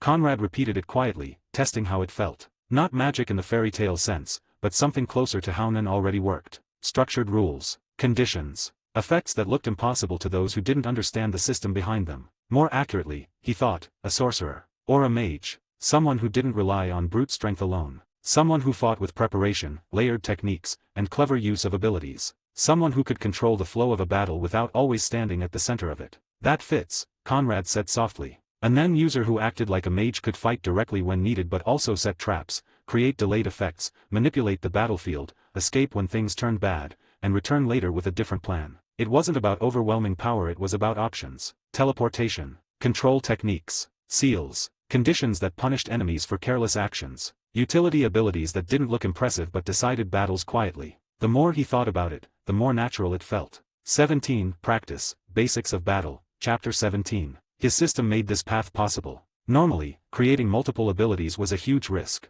Memory strain, aura imbalance, and mental overload, those were the reasons Nen users focused on one or two abilities at most. Conrad didn't have that limitation like other Nen users. His abilities could be separated. Of course, that didn't mean he could be reckless. Conditions still matter. If I think that I can trick Nen, which is essentially my life force, I would be only fooling myself. Conrad leaned back and looked up at the ceiling. A mage-like Nen user. Someone who fights using plans, not with impulse. It matched his personality far better than a straightforward brawler or pure weapon specialist. Even if he trained in close combat, and he fully intended to, his true strength would come from adaptability. He stood up and walked toward the window. A mage-type Nen user thrived in places like this where information mattered more than raw strength. Places like Black Whale are especially better for him. He returned to the desk and opened his notebook again. At the top of a fresh page, he wrote, "First Nen ability." He stared at the words for a moment, then closed the notebook again. "No," he said quietly, "not tonight." He wanted to jump straight into creating his first Nen ability. The idea was tempting to him, who did not want to have Nen ability. But creating Nen abilities wasn't something to rush. Even a simple ability needed clear purpose to be created. A bad first ability could limit him later. Still, he felt confident. After the water divination, he understood his aura better. His Nen amount wasn't enormous, but it was enough to create his first Hatsu. "I'm not trying to create something powerful. Just something useful. In my past life on Earth, I never needed to check the phone if it was late or not. If I have any messages or not. Not like I had any people to care about me." Conrad did not know why, but he felt some sort of longing in his heart. He never put much thought into his past life or what his life was like on Earth. He never had a mother or a father. That he knew he was an orphan of some sort, but not like due to the fact that he had his Uncle Rado. "He is the only guy I miss that belongs to Earth." Uncle Rado was the man who helped him to grow up to become a full-fledged adult. He was not the exception or special but still had ordinary office work and could live alone. "Anyway, I do not need to think about that life of mine. Not anymore." His body felt tired, not exhausted, but ready for rest. Mental fatigue was more dangerous than physical exhaustion when working with Nen. Tomorrow morning. That would be the right moment. The airship incident, the black merchant, and the sudden realization of how inexperienced he still was all weighed on him. As he lay down on the bed, he slept quickly without overthinking about the past events or his past in general. The next morning, Conrad woke up early. He rolled out of bed and immediately started physical training. Push-ups first. Then pull-ups, using the door-mounted bar he had bought the night before. Just solid, consistent bodyweight training. He didn't rely on Nen for this. Despite all the training Biscuit prepared for Gon and Killua while they were in Greed Island. The fact that two boys were already strong physically, Biscuit did not miss the fact that she was punishing them if any one of them was late to see her numbers with Gyo. It was a simple technique, but every punishment consisted of thousands of push-ups, which slowly built their physical capability to even more than they had before. After about 40 minutes, his muscles were warm and slightly sore. He stretched properly, took a shower, and let the hot water relax his body. After leaving the hotel, Conrad went straight to an electronics store and bought a powerful laptop. Laptop in his bag, Conrad found a quiet CAF and sat near a corner table. He ordered coffee, opened the laptop, and began researching again martial arts schools, private instructors, and training halls. But this time, his mindset was different. After about an hour, Conrad stopped typing. Nen wasn't just mechanics. It responded to the belief and emotion of the user. Creating an ability just for the sake of having one felt wrong. If I rush it, the ability will be shallow. He closed the laptop and looked out the window. 1 week, he decided. I'll train for 1 week. He wanted to understand combat from many angles. If an enemy used a sword, he wanted to understand distance and timing. If they boxed, he wanted to recognize footwork. If they used traditional martial arts, he wanted to know how throws, strikes, and joint locks worked. I need to know what I am dealing with. Over the next hour, he booked several high-level short-term training sessions. Sword training, basic stance, grip, reach, and cutting angles. Boxing guard, footwork, jabs, hooks, and reading shoulders. Kung Fu flow, redirection, balance, and structure. General martial arts grappling basics, escapes, and body mechanics. Each course was short, 3 to 5 hours at most. This isn't about fighting like them, Conrad thought. It's about understanding what they can do to me. A Nen fight wasn't just aura versus aura. It was also a battle of mental fortitude and intelligence, at least that is what Conrad always believed. 18. Black Ring, 1 week, Chapter 18. 1 week passed quietly. Conrad trained and planned mostly. He took short but intense lessons from different instructors. He didn't master anything but he understood enough to be dangerous and stay away from the danger. Now, Conrad felt different, his eyes opened, at least in terms of understanding the martial arts a little better. He stopped walking. For no clear reason, his body simply told him to stop. Conrad stood still as the city moved around him. Cars passed. People talked. Somewhere nearby, music played faintly. Yet all of it felt distant. Inside his mind, a quiet sequence of thoughts formed. Calm. Heart. Calmness. Against death. He frowned and started smirking like a kid that given an ice cream. So that's it, he murmured. It wasn't a complicated realization. There was no grand vision. It was closer to understanding something that had always been there, waiting for him to notice. Survivability. Conrad had trained, but at the end of the day, the most important thing in the world of Nen wasn't power. It was not dying. You can plan forever, he thought, but one mistake is enough. A simple ability. That was what he needed first. Something that worked silently. Something that kept his mental clarity. These were the things that mattered. His thoughts immediately drifted to Killua. More specifically, to the needle Illumi had placed in him. The needle was a soliciting type manipulator ability that Illumi placed on Killua. It worked like a suggestion, a habit. Its only reason for to exist was to stop Killua from trying to act against dangerous or unknown enemies. A sickening love from Illumi to Killua. Not the control itself but the effect. Emotional regulation under extreme stress. He exhaled slowly. A simple ability that boosts my survivability and my combat reliability. His feet moved again without conscious thought. He entered a small park tucked between buildings, with a few benches and trimmed trees. Conrad sat down, resting his arms on his legs. I don't need strength, he said quietly. I need stability. Fear, panic, hesitation, those killed more Nen users than lack of aura ever did. If his mind broke under pressure, no system would save him. My lack of experience of real battles, not to mention Nen battles, is easy to see. Not to mention against experienced martial artists and battle maniacs like Hisoka. If I want to get involved and have some meaning in this world, my mentality needs to be changed. I need to accept death, walk with the death. Conrad felt like Crollo for a moment, the comment from Melody to him, the fact that he breathes death in his every step. I don't need something extreme. Just the stability and calmness against threat of being murdered, tortured. I need to keep my sanity and calmness, mental energy in a battle so that I can plan and strategize. That was when his eyes lifted and landed on something specific. Across the street, a small trinket shop sat quietly between larger stores. It looked old-fashioned, selling rings, necklaces, charms, and simple accessories. Conrad stared at it for several seconds. A ring, he said softly. It made sense. A physical anchor. Something he could wear at all times without suspicion. A focus object that could serve as a condition and a medium. It would work as a simple object of condition. Similar to Big Pipe of Morel. He stood up and crossed the street. An elderly clerk barely glanced up as Conrad browsed. He ignored the expensive items and focused on simplicity. Finally, he found it. A small, empty black ring. Perfect. This one, Conrad said. After paying, he slipped the ring onto his pinky finger. It fit comfortably. He rotated it once, feeling its weight. He laughed softly under his breath. Yeah, he nodded. This will do. The choice of the pinky wasn't random. It was easy to protect and rarely used in combat. Losing it would mean something had already gone very wrong, another natural condition. I may add losing my pinky finger to give some boost. Ha ha ha. Conrad laughed at his idea. I like my new life. It is interesting at the very least.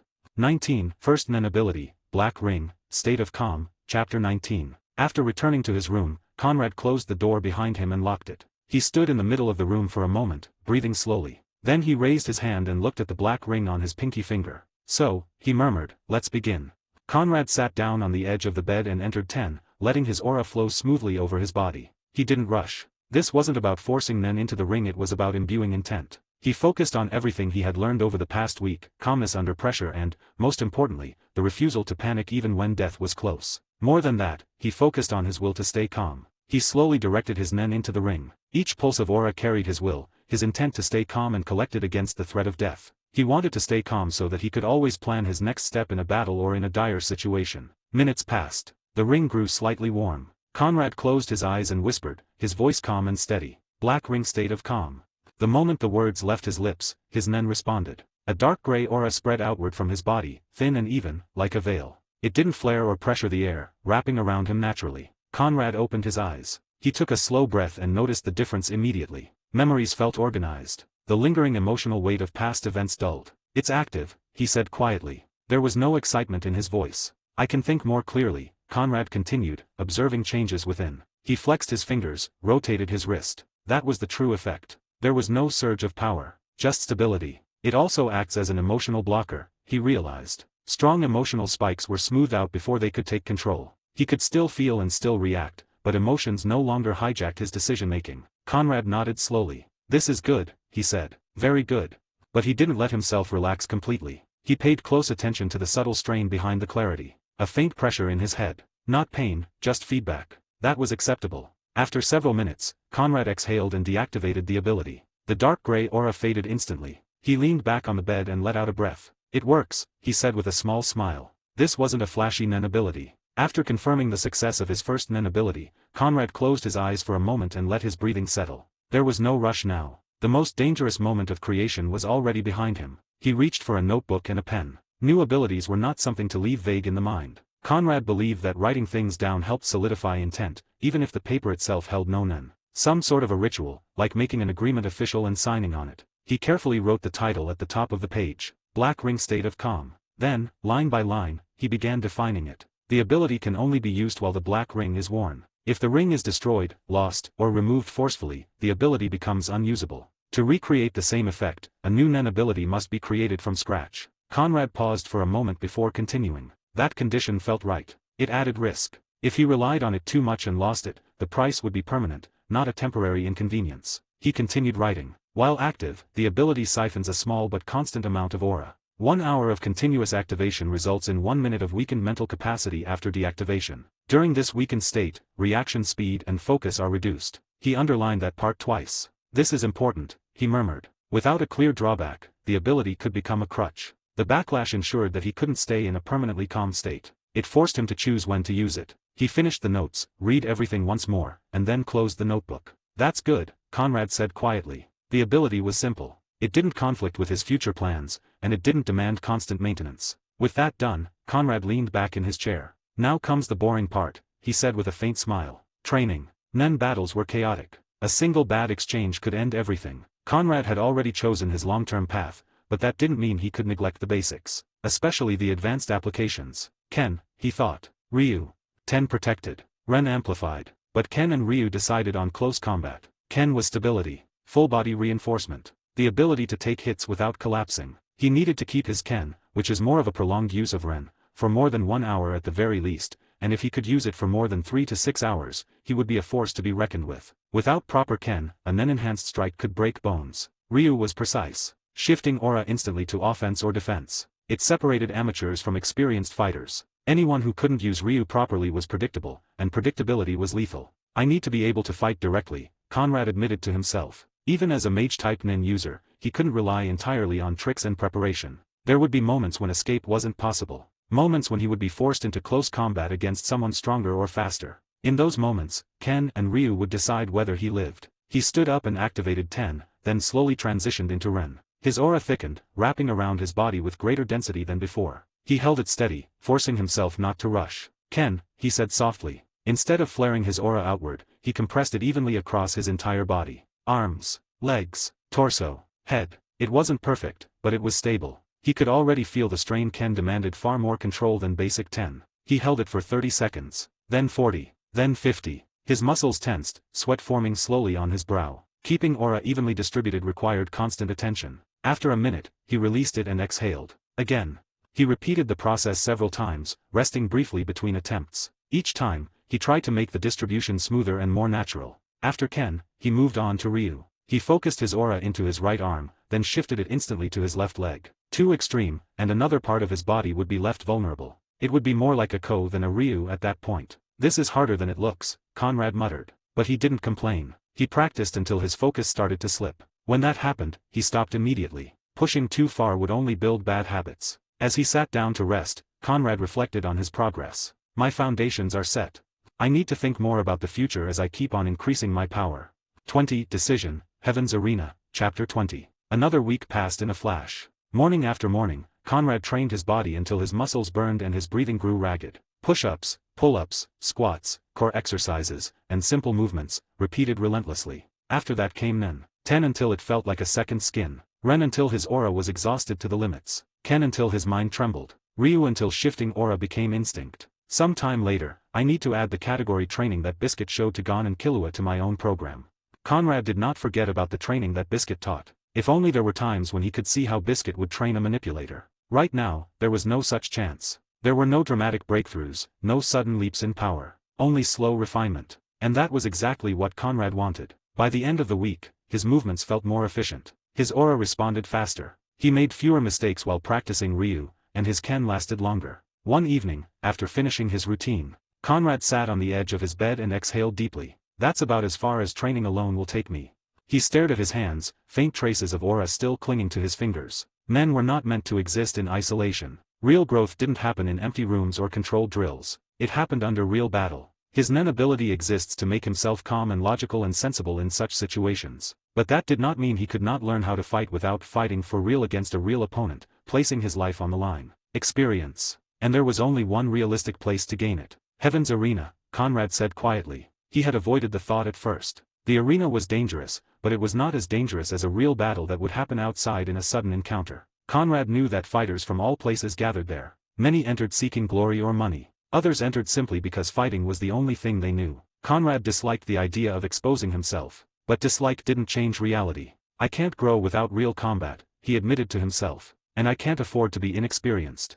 Nen battles were not sparring matches. They were mental games layered on top of lethal force. Only real fights could teach those lessons. Matches were regulated, at least on the lower floors. Death wasn't the goal, and interference was controlled. It was dangerous, yes, but not outright suicidal. Compared to wandering into the underworld or picking fights in Yurna's shadows, it was the safest way to face Nen users. Conrad stood up and activated Ten instinctively, his aura flowing smoothly. I don't have to rush, he said. I can climb slowly.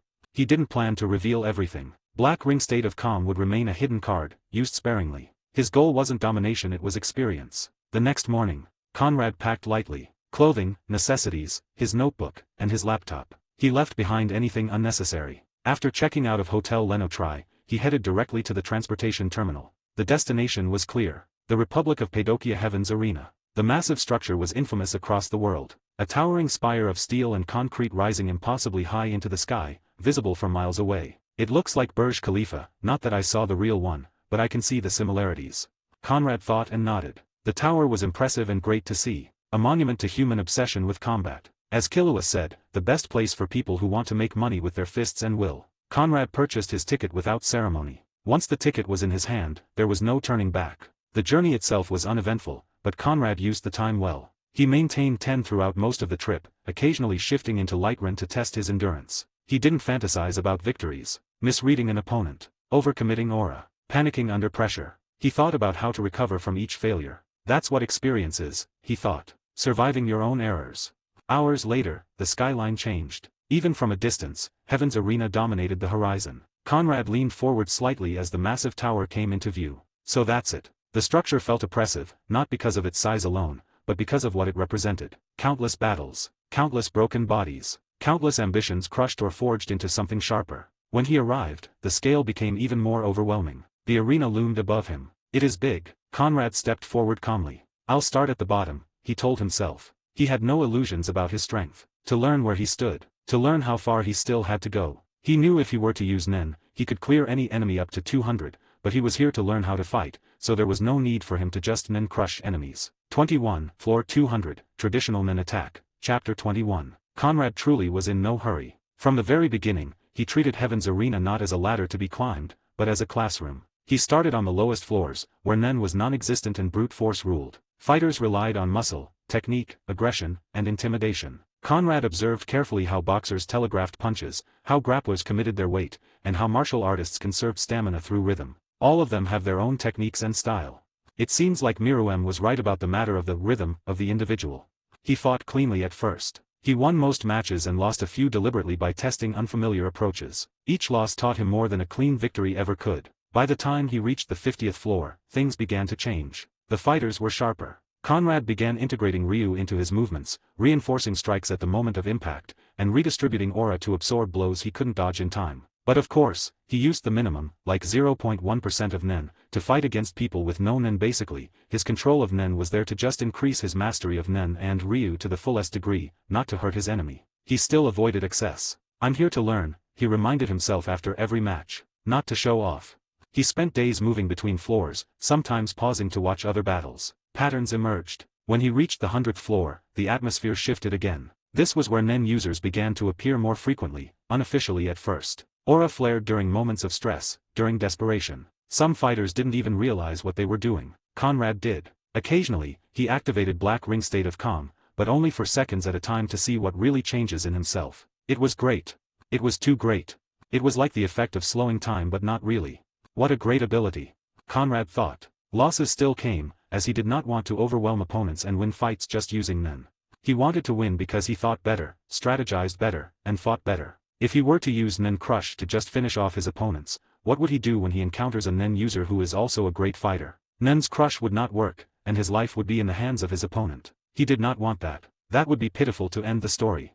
He said to himself. Some opponents were simply better in specific areas. Each defeat added to his notebook. By the time he climbed past the 150th floor, Conrad had become something else entirely. First of all, he read stances faster. He felt intent through subtle shifts in aura, not the aura of the Nen but of the individuals and their eyes, their behavior, and their will to keep their spirit up to keep on fighting. He learned when to disengage. Match rewards, bonuses, betting odds. Heaven's Arena was generous. By the time Conrad reached the upper floors, his account had swollen to nearly 500 million jenny. More than enough to fund his future. But money wasn't the point. After exactly 1 week, Conrad won his final match on the 199th floor. A clean redirection, a reinforced strike to the solar plexus, and controlled follow-up until the referee intervened. When the announcer declared his advancement, Conrad didn't raise his arms. He simply bowed lightly and left the ring. And Conrad knew exactly what that meant. As he walked toward the registration corridor for the 200th floor, the environment itself began to change. The noise faded. The hallway stretched ahead of him.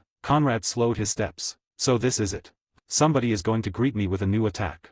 This was the same passage Gon and Killua had once stood in. The place where Hisoka's Nen had shown itself for real to stop them from going on to register themselves. The threshold that separated ordinary fighters from true Nen combatants. Conrad activated 10 without too much thought, and all the Nen directed towards him to hurt him ceased to exist in a moment. His aura wrapped around him like a shell. So this is Nen intimidation, he thought calmly. Crude. He took another step forward. The pressure increased. His muscles tensed, instinctively urging retreat. Unlike Gon and Killua back then, Conrad understood what was happening. Those without proper 10 would collapse here. Conrad stepped out of the corridor and into the registration area of floor 200. Here, Nen was no longer hidden. Aura flared openly. Fighters stood casually with their aura surrounding them, unconcerned with concealment. Conrad looked around calmly. So this is the real Heaven's Arena, he thought, where I will gain real experience of a Nen battle. 22. Investment and Strategy, Chapter 22. After completing the registration, Conrad deliberately chose to delay his first match by 1 full week. He knew himself well enough to understand that rushing into floor 200 battles without preparation would be foolish. He was not some protagonist in a series where everything would go right because of Deus Ex Machina. At least he did not think he was. The fighters here were no longer amateurs. Every opponent would be a Nen user with at least one refined ability, most likely not the best ability, and could not compare to experienced Nen users and known names, but still, many would be veterans who had experienced Nen battles. With that settled, Conrad returned to his assigned room on floor 200. The difference from the lower floors was immediately apparent. The room was spacious, clean, and soundproofed. On a glass table rested neatly arranged sweets, chocolates, and preserved fruits and luxuries meant to remind fighters that they had arrived. Conrad closed the door behind him and let out a slow breath. Not bad. He placed his bag down, removed his coat, sat in the chair by the desk, and opened his laptop. The screen lit up, and Conrad navigated to one of the largest and most trusted real estate platforms in the world, an international marketplace dealing in commercial properties, apartment blocks, shops, warehouses, and hotels. He leaned back slightly as listings began to populate the screen. Let's see. Small hotels in secondary cities, commercial buildings near transit hubs, rows of rentable shops in developing districts, apartment complexes designed for long-term leasing. Prices varied wildly, but Conrad's eyes narrowed when he filtered the listings. Budget cap, 100 million, jenny. Roughly equivalent to $1 million. As he scrolled, Conrad's thoughts drifted. At this point, money won't be a problem, he acknowledged. But relying on active income alone is stupid. He had already seen how unpredictable the world could be. He did not want to go and actively hunt every time he needed pocket change. Small or big, he wanted some passive income so that he could move freely. I don't want to live chained to money, Conrad muttered. I want money to work while I live. He bookmarked several properties. A small 3-story hotel near a coastal city with a steady tourist flow, low maintenance, and modest but reliable returns. A row of shops in a developing trade district currently cheap but projected to increase in value within 5 years. A mid-sized apartment building near a university meant consistent occupancy, predictable rent, and minimal volatility. He ran calculations in his head. Even conservatively, the numbers were appealing. If I invest 100 million now, he thought, I could easily generate 5 to 8 million annually without lifting a finger. That alone would cover living expenses, training, equipment, and travel indefinitely. And he still had nearly 400 million Jenny untouched. Conrad closed his eyes briefly and leaned back in the chair. In the hunter world, people chased strength to survive. He reopened his eyes and continued browsing. I don't need an empire, he decided. Just enough roots to anchor myself. He marked properties in different regions, not clustered, not obvious. If something went wrong in one city, the others would remain untouched. After nearly 2 hours of quiet analysis, Conrad finalized a shortlist. He hasn't purchased anything yet. Tomorrow, he said softly, I'll consult a broker. He closed the laptop and stood up, stretching slightly. The room felt different now, not just a temporary resting place, but a command center. A base. He poured himself a small glass of liquor, sniffed it, and set it aside untouched. Walking to the window, Conrad looked out at the vast cityscape below. And soon, someone would stand across from him in the arena. This week, Conrad thought calmly, I prepare my mind, my finances, and my strategy.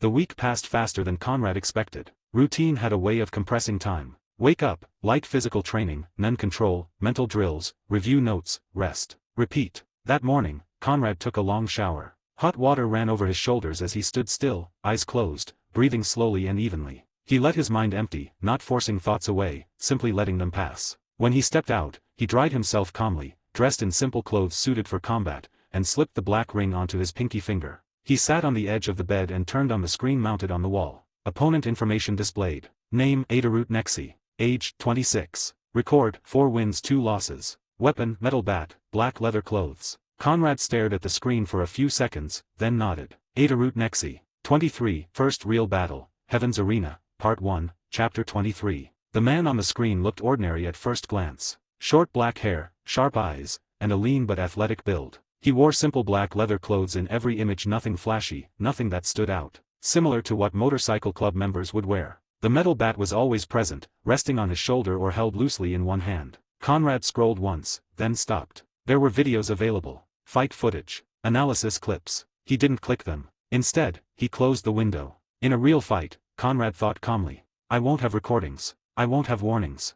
If he became dependent on prior information, he would hesitate when facing the unknown. That hesitation could kill him. He needed to train his instincts. All he allowed himself to keep were the basics. Weapon user. Nen user. Aggressive range is likely mid to close range combat. That was enough. Conrad stood up and stretched lightly. He activated 10, letting his aura spread evenly across his body. This is my first Nen fight, he acknowledged silently. But I won't treat it like a milestone.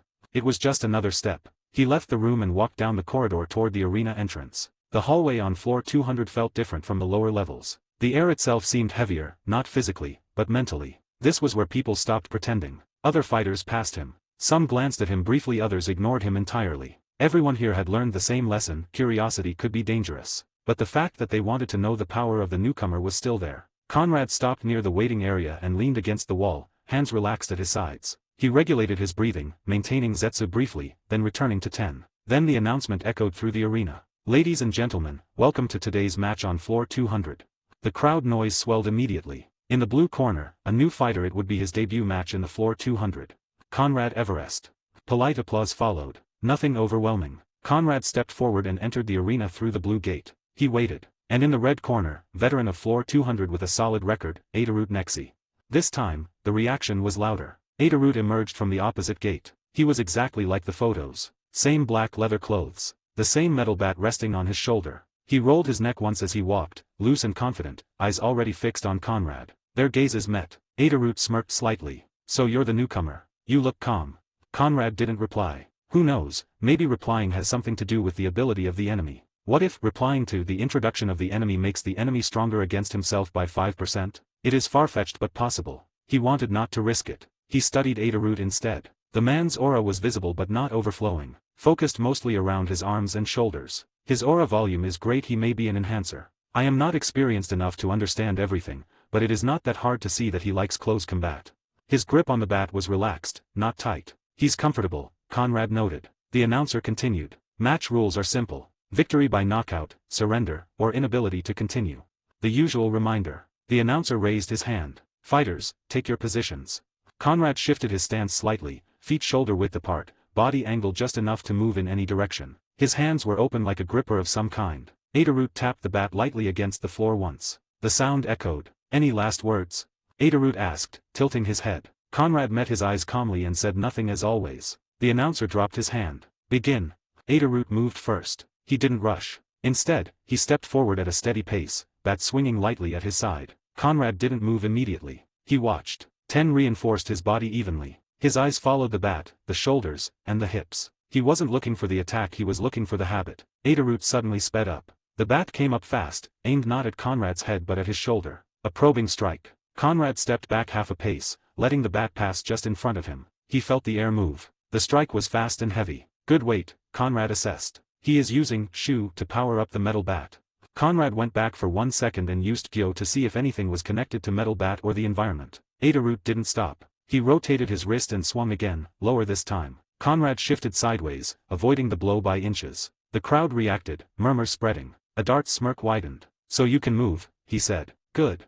He pulled the bat back and this time focused his aura sharply into it. Conrad could see the change clearly now that Gyo had made it obvious. This isn't a simple brawler, Conrad realized. He's precise. Adurut lunged forward, bat coming down in a full overhead strike. Conrad activated the black ring state of calm. The shift was immediate. His thoughts sharpened, clean and fast. Time seemed slower not because it was, but because his mind was no longer cluttered. Conrad stepped in instead of back. The bat slammed down where his head had been a moment earlier, cracking the arena floor slightly. Before Adurut could recover, Conrad moved into close range, his fist driving forward toward Adart's ribs. Adart's eyes widened slightly. Their first true exchange had begun. 24, Sting, My Lovely Pain, Heaven's Arena, Part 2, Chapter 24. Adurut took a single step back. To anyone else, it would have looked like nothing. But Conrad, already under the effect of the black ring state of calm, noticed the change immediately. Adart's posture shifted, his shoulders lowering, his breathing slowing down. So, Conrad thought calmly, he's about to use his Hatsu. Adurut inhaled deeply, filling his lungs, and then moved. He launched himself forward with sudden speed, boots scraping hard against the arena floor. The metal bat cut through the air toward Conrad in a heavy arc. Conrad stepped back once, then slipped to the left, then to the right, avoiding the strike by narrow margins. The bat hit nothing but air, yet the force behind it was unmistakable. Adurut didn't slow down. His grip on the bat tightened, veins standing out on his forearm. He swung again, harder this time, and then raised the bat high above his head. Aura surged down his arms, not evenly, but violently, as if he wasn't trying to control the flow. Then he slammed the bat straight into the arena floor. The impact shook the stadium. A deep boom echoed outward as cracks spread across the stone. Dust and fragments burst upward, and a shockwave rolled across the arena. Conrad jumped back instinctively, reinforcing his legs with Nen as he landed several meters away. That was interesting. He purposefully did not use Nen to protect his right hand. He steadied himself and immediately focused his vision with Gyo. Adurut stood at the center of the impact point, breathing heavily. His leather jacket was ruined. Shredded pieces hung loosely from his shoulders. Whatever defensive function it once served was gone. Conrad nodded faintly. So the jacket was enhanced for defense, he whispered. And that attack exceeded its limit. Conrad shook his head. No. That would be foolish to think. Now that I see his body and aura easily, I can see that his defensive capability and aura around him visibly weakened. So, the leather jacket he was wearing was already enhanced with the Nen to give him defensive capabilities. I can safely say, his act of destroying his jacket is some sort of a condition. If not a condition, it is still a risk to take. As he takes risks, his aura gets stronger, and his emotions surge. Conrad corrected himself quickly. But something else also caught Conrad's attention. Adart's left hand. The leather glove covering it was completely intact. Not a single tear. More than that, it was glowing faintly with a dense, compressed aura. The glow wasn't flashy, but it was heavy. That's strange, Conrad thought. Everything else took damage but not that. Adurut flexed his fingers once, slowly. The glove creaked softly. His right hand, still gripping the bat, was different. Conrad could see it clearly now, reddened skin, slight tremors, and small cuts forming around the knuckles. Adurut smiled. You're good at dodging, Adurut said. Conrad didn't respond. His focus was entirely on Adart's aura. Then Adurut shifted his stance. Instead of charging again, he deliberately swung the bat into the floor once more. And again. Boom, boom. Each strike sent vibrations through the arena. Each time, Adurut didn't try to soften the recoil. His right hand absorbed everything. The bat shuddered violently, and Adart's grip tightened through the pain. Conrad's eyes narrowed. With every strike, he realized, he's letting the recoil damage him on purpose.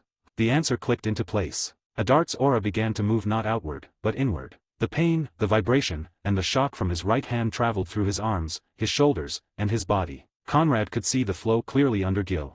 All of it was being routed to one place. The left glove. The glow intensified. The aura around the glove thickened, vibrating subtly. The glove wasn't just protected, it was acting as a container. That's his Hatsu, Conrad thought. He's storing the pain and the vibration also, if I were to guess. Adurut exhaled slowly and lowered the bat. His right hand was bleeding now. The fingers trembled, the skin split, but he didn't care. My lovely pain, Adurut said quietly, almost fondly. The more it hurts the better it gets. Due to his time in a motorcycle club and all the riding with his motorcycle, the hands of Adurut were accustomed to vibration and long voyages. Whenever he used his Nen ability, he thought about the times that he rode with his people. Those were the best memories he had back in his mind. He stepped forward, this time not swinging the bat. Instead, he pulled his left arm back. Conrad felt it immediately. That glove and his left hand are dangerous. Adurut lunged. This time, Conrad didn't retreat immediately. He sidestepped, watching closely as Adurut abandoned wide swings entirely. The bat was no longer the main weapon. Adurut threw a left-handed punch. The moment his fist moved, the glove released everything it had stored. The air shattered. The punch didn't just carry force, it carried vibration, pain, and compressed kinetic energy all at once. The shockwave exploded outward, tearing chunks from the arena floor where the strike passed. Conrad barely avoided it, reinforcing his body and leaping backward as the ground behind him cracked apart. He landed, heart steady, mind calm. So that's it, Conrad concluded. He sacrifices his own body to build power. Every pain he felt collected in the left glove, every vibrational energy turned into the power for him. Adurut straightened, flexing his left hand again. The glow dimmed slightly, spent but not gone. He could repeat it. As long as he kept hurting himself. Every strike with the bat damages his right hand, Conrad analyzed. That pain feeds the glove. But the more he uses it, the more fragile he becomes. Adurut smirked, noticing Conrad's calm expression. Figured it out yet? He asked. Yes, Conrad replied simply. He adjusted his stance, eyes locked onto Adart's left wrist. That glove is everything, Conrad thought. Adurut raised his bat again, ignoring the blood dripping onto the floor. Let's see if you can survive one more, he said. Conrad didn't answer. Adurut smiled and closed his eyes for a second and whispered his ability. Sting, my lovely pain. 25, weaker because of basics, Heaven's Arena, Part 3, Chapter 25. Sting, my lovely pain. Adart's power is fueled by the raw feedback of metal on matter. By striking anything solid, whether it is an opponent's skull, a brick wall, or the pavement beneath his boots, he allows the resulting vibration to rattle his bones and sting his flesh. It was a great and suitable Nen ability for him. Because he refuses to protect his right hand with Nen, this physical agony is converted into aura and routed into his left leather glove. Similar to Pain Packer, of Phaeton Portor, but not too similar. If an opponent is too fast to hit, Adurut can simply smash the ground or a nearby car to force charge his glove. The left glove serves as a pressurized reservoir of this pain and lesser level of vibration. Adurut can release this stored energy in controlled bursts, turning his left hand into a heavy-duty piston for bone-breaking punches, a reinforced shield for blocking, or a source of internal stimulation to snap his muscles into high-speed action. This creates a relentless combat rhythm where every missed swing that hits the environment still contributes to combat capability. However, the cost is purely physical. His right hand must endure the literal sting of every impact. The ability also can only be used with a metal bat. Any other weapon could not be used to activate Sting. He continues to smash his surroundings until his left glove hums with enough power to end the fight, or until his right hand can no longer hold the bat. 5 to 10 seconds later, Adurut continued to power himself up. His aura surged unevenly, flowing hard into his arms and especially into the left glove. Each swing of the bat into the floor, each harsh movement, made his breathing heavier. Conrad did nothing. He didn't counterattack. He did not feel that he needed to attack such a dangerous close combat enemy. In the end, the enemy is already attacking himself by trying to attack him. There was no reason to fight directly. From a warrior perspective, this action of Conrad may seem coward-like, but it was the logical conclusion he made in his mind. Each time Adurut attacked, Conrad was already gone. His speed, his physical capability. Conrad commented silently. Adurut is a strong and talented Nen user and a brawler, but his movements were rough. His Nen is powerful but crude. There was no finesse in how he used it, just force and pain layered on top of force. The glove doesn't matter if he can't touch me, Conrad thought calmly. Conrad then also said to himself. He may use emitter attacks, forming some sort of aura blast. I need to keep forcing him to harm himself until he can no longer keep powering up his glove. Conrad was taking his sweet time. He had strategies to end the battle, but he was learning a lot, much more than he ever expected. So he did not want to end it. Adurut charged again, swinging the bat horizontally. Conrad ducked under it and stepped to Adart's blind side. The bat smashed into the arena wall, cracking stone and sending dust into the air. Conrad was already gone again. Seconds turned into half a minute. Motherfucker. He is like a rabbit. I cannot hit him or catch up to him at all. Adurut thought as he started getting like a red tomato from the anger. Then a full minute. Conrad wasn't just reacting anymore. Under the state of calm, his mind processed everything. I see it now, Conrad realized. Where he jumps, where he launches, where he commits. A dart's attacks became predictable. Every time his aura surged upward, a downward strike followed. Every time the glow in the glove intensified suddenly, a lunge came next. Every time his breathing grew shallow, he overcommitted. Conrad adjusted effortlessly. The crowd began to murmur. From the outside, it looked strange. Adurut was clearly stronger and more destructive. The arena floor was cracked and broken in multiple places. Yet Conrad hadn't been touched once. Meanwhile, Adart's right hand was getting worse. Blood dripped from his fingers now, splashing onto the stone floor. His grip on the bat trembled slightly between strikes. The skin around his knuckles was split open, bruised, and swollen. The glove on his left hand still glowed, but it flickered more often now. Adurut noticed. He slowed down, breathing hard, eyes locked onto Conrad. Sweat ran down his face. Damn it, he muttered. He understood it too. Hurting himself alone wasn't enough. Conrad was too fast. Adart's eyes sharpened. If I can hit him, he thought, I don't need to suffer this much. His aura shifted again, this time more deliberately. Conrad noticed immediately. That flow is different, Conrad thought. He changed something. Adurut straightened his posture and tightened his grip on the bat, ignoring the pain in his right hand. His aura no longer just absorbed recoil, it reached outward slightly, clinging to the weapon. I don't need to charge it myself, Adurut told himself. I can use him. He stepped forward again. This time, he didn't swing wildly. He feinted. Conrad moved to dodge, but Adurut adjusted mid-motion, forcing the bat to graze Conrad's shoulder. It wasn't a clean hit, but it was enough. Conrad felt it immediately. A sharp, focused pain spread across his shoulder, not deep, but intense. His ten absorbed most of the damage, but the sensation still registered clearly. Adart's eyes widened. The left glove flared. Conrad's expression didn't change, but his mind noted it instantly. So that's it, Conrad realized. Another condition. Adurut laughed under his breath. Second sting, he said aloud, his voice rough. Pain of enemy. The aura around the glove thickened far more than before. When I hurt myself, Adurut continued, stepping forward, I get power. He raised the bat again. But when I hurt you, his grin widened. It's even better. Adurut swung again, faster now. Conrad dodged, but the bat clipped his arm this time. Then another strike scraped across his side. Neither blow was serious, but each one carried pain. And each time, the glove pulsed violently. Conrad could see it clearly under Gyo. The pain he felt wasn't just dispersing. It was being pulled, drawn through the bat, through Adart's body, and condensed into the left glove. Pain of enemy, Conrad analyzed calmly. A conditional extension of his Hatsu. The condition was clear. If Adurut caused pain to his opponent using the bat, the charge gained was far greater than from self-inflicted damage. It made sense. But it came with a requirement. He has to hit me, Conrad thought. Adurut pressed forward aggressively now, his movements faster but sloppier. He was chasing hits, not positioning. The glove glowed intensely, vibrating like it might tear itself apart. Just one clean hit, Adurut thought. One solid strike and it's over. Conrad retreated, dodging narrowly again and again. His ability is powerful, Conrad concluded, but it relies on suffering his or others. And that was the flaw. Adart's breathing grew ragged. His right hand shook violently now. Blood soaked the handle of the bat. His left glove glowed brighter than ever, but the aura flow was unstable. You're almost ready, Adurut said, voice shaking with excitement. I can feel it.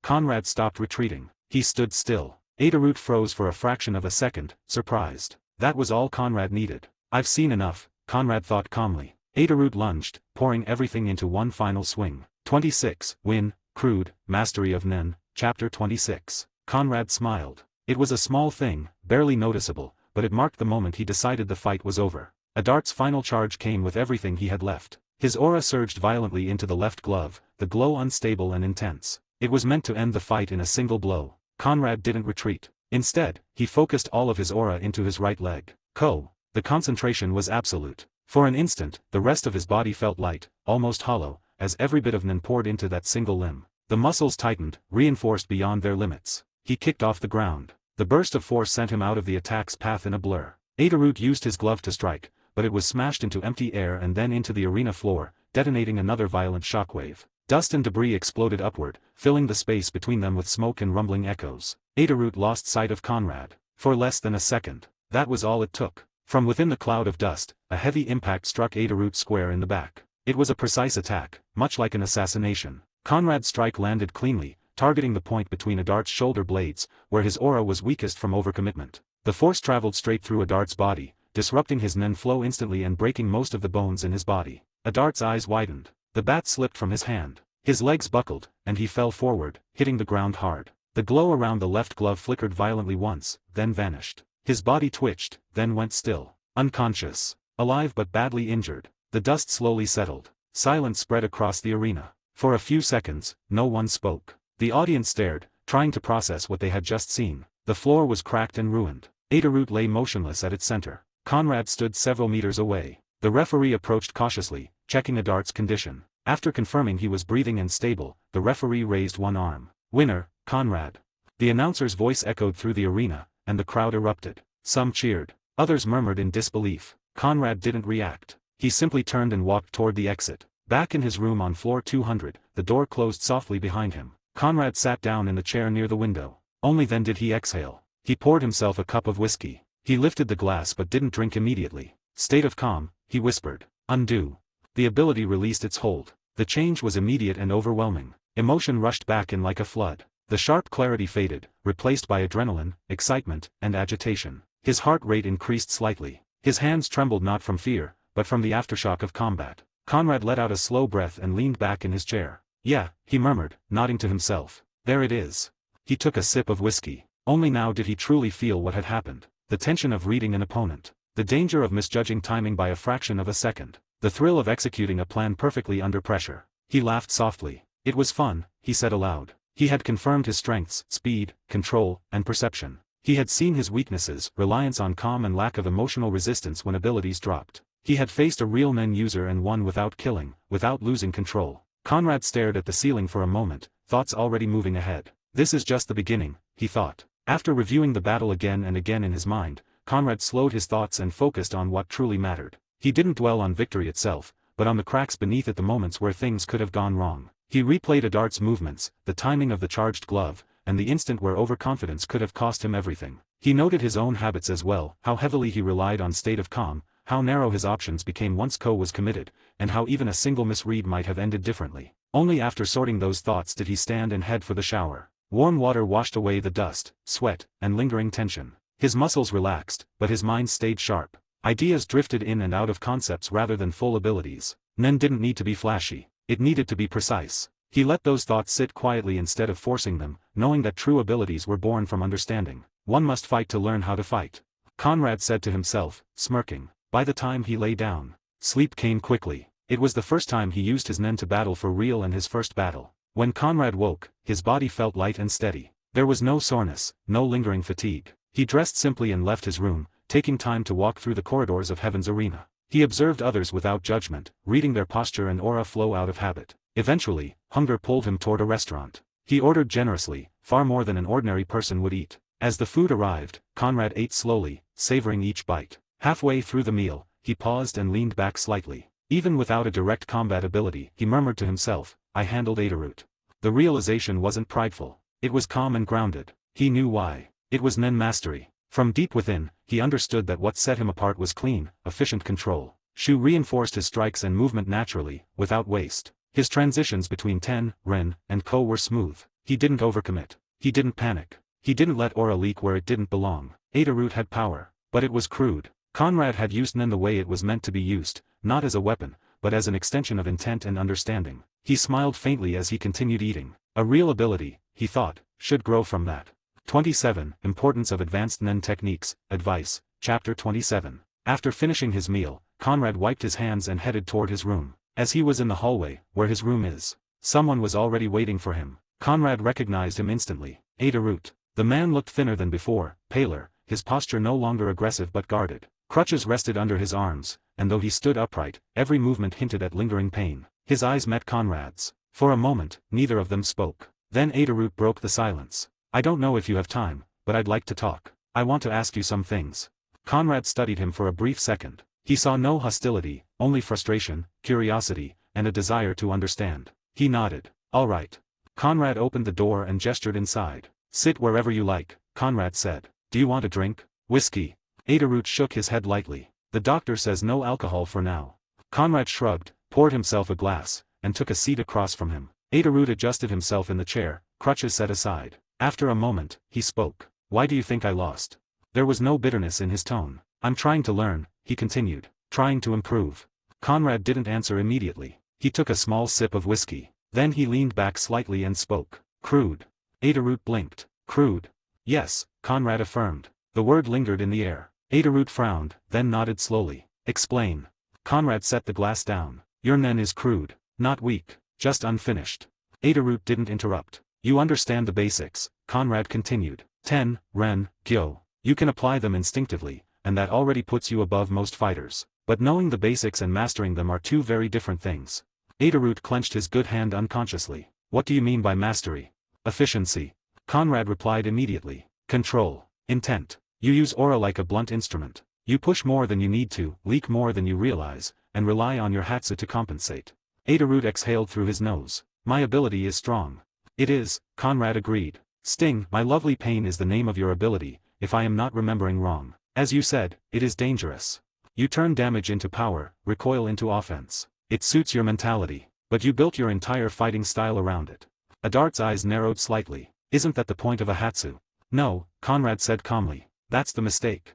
He leaned forward. A hatsu should support your nen, not replace it. You fight as if your ability is the foundation. It isn't. Nen itself is the foundation.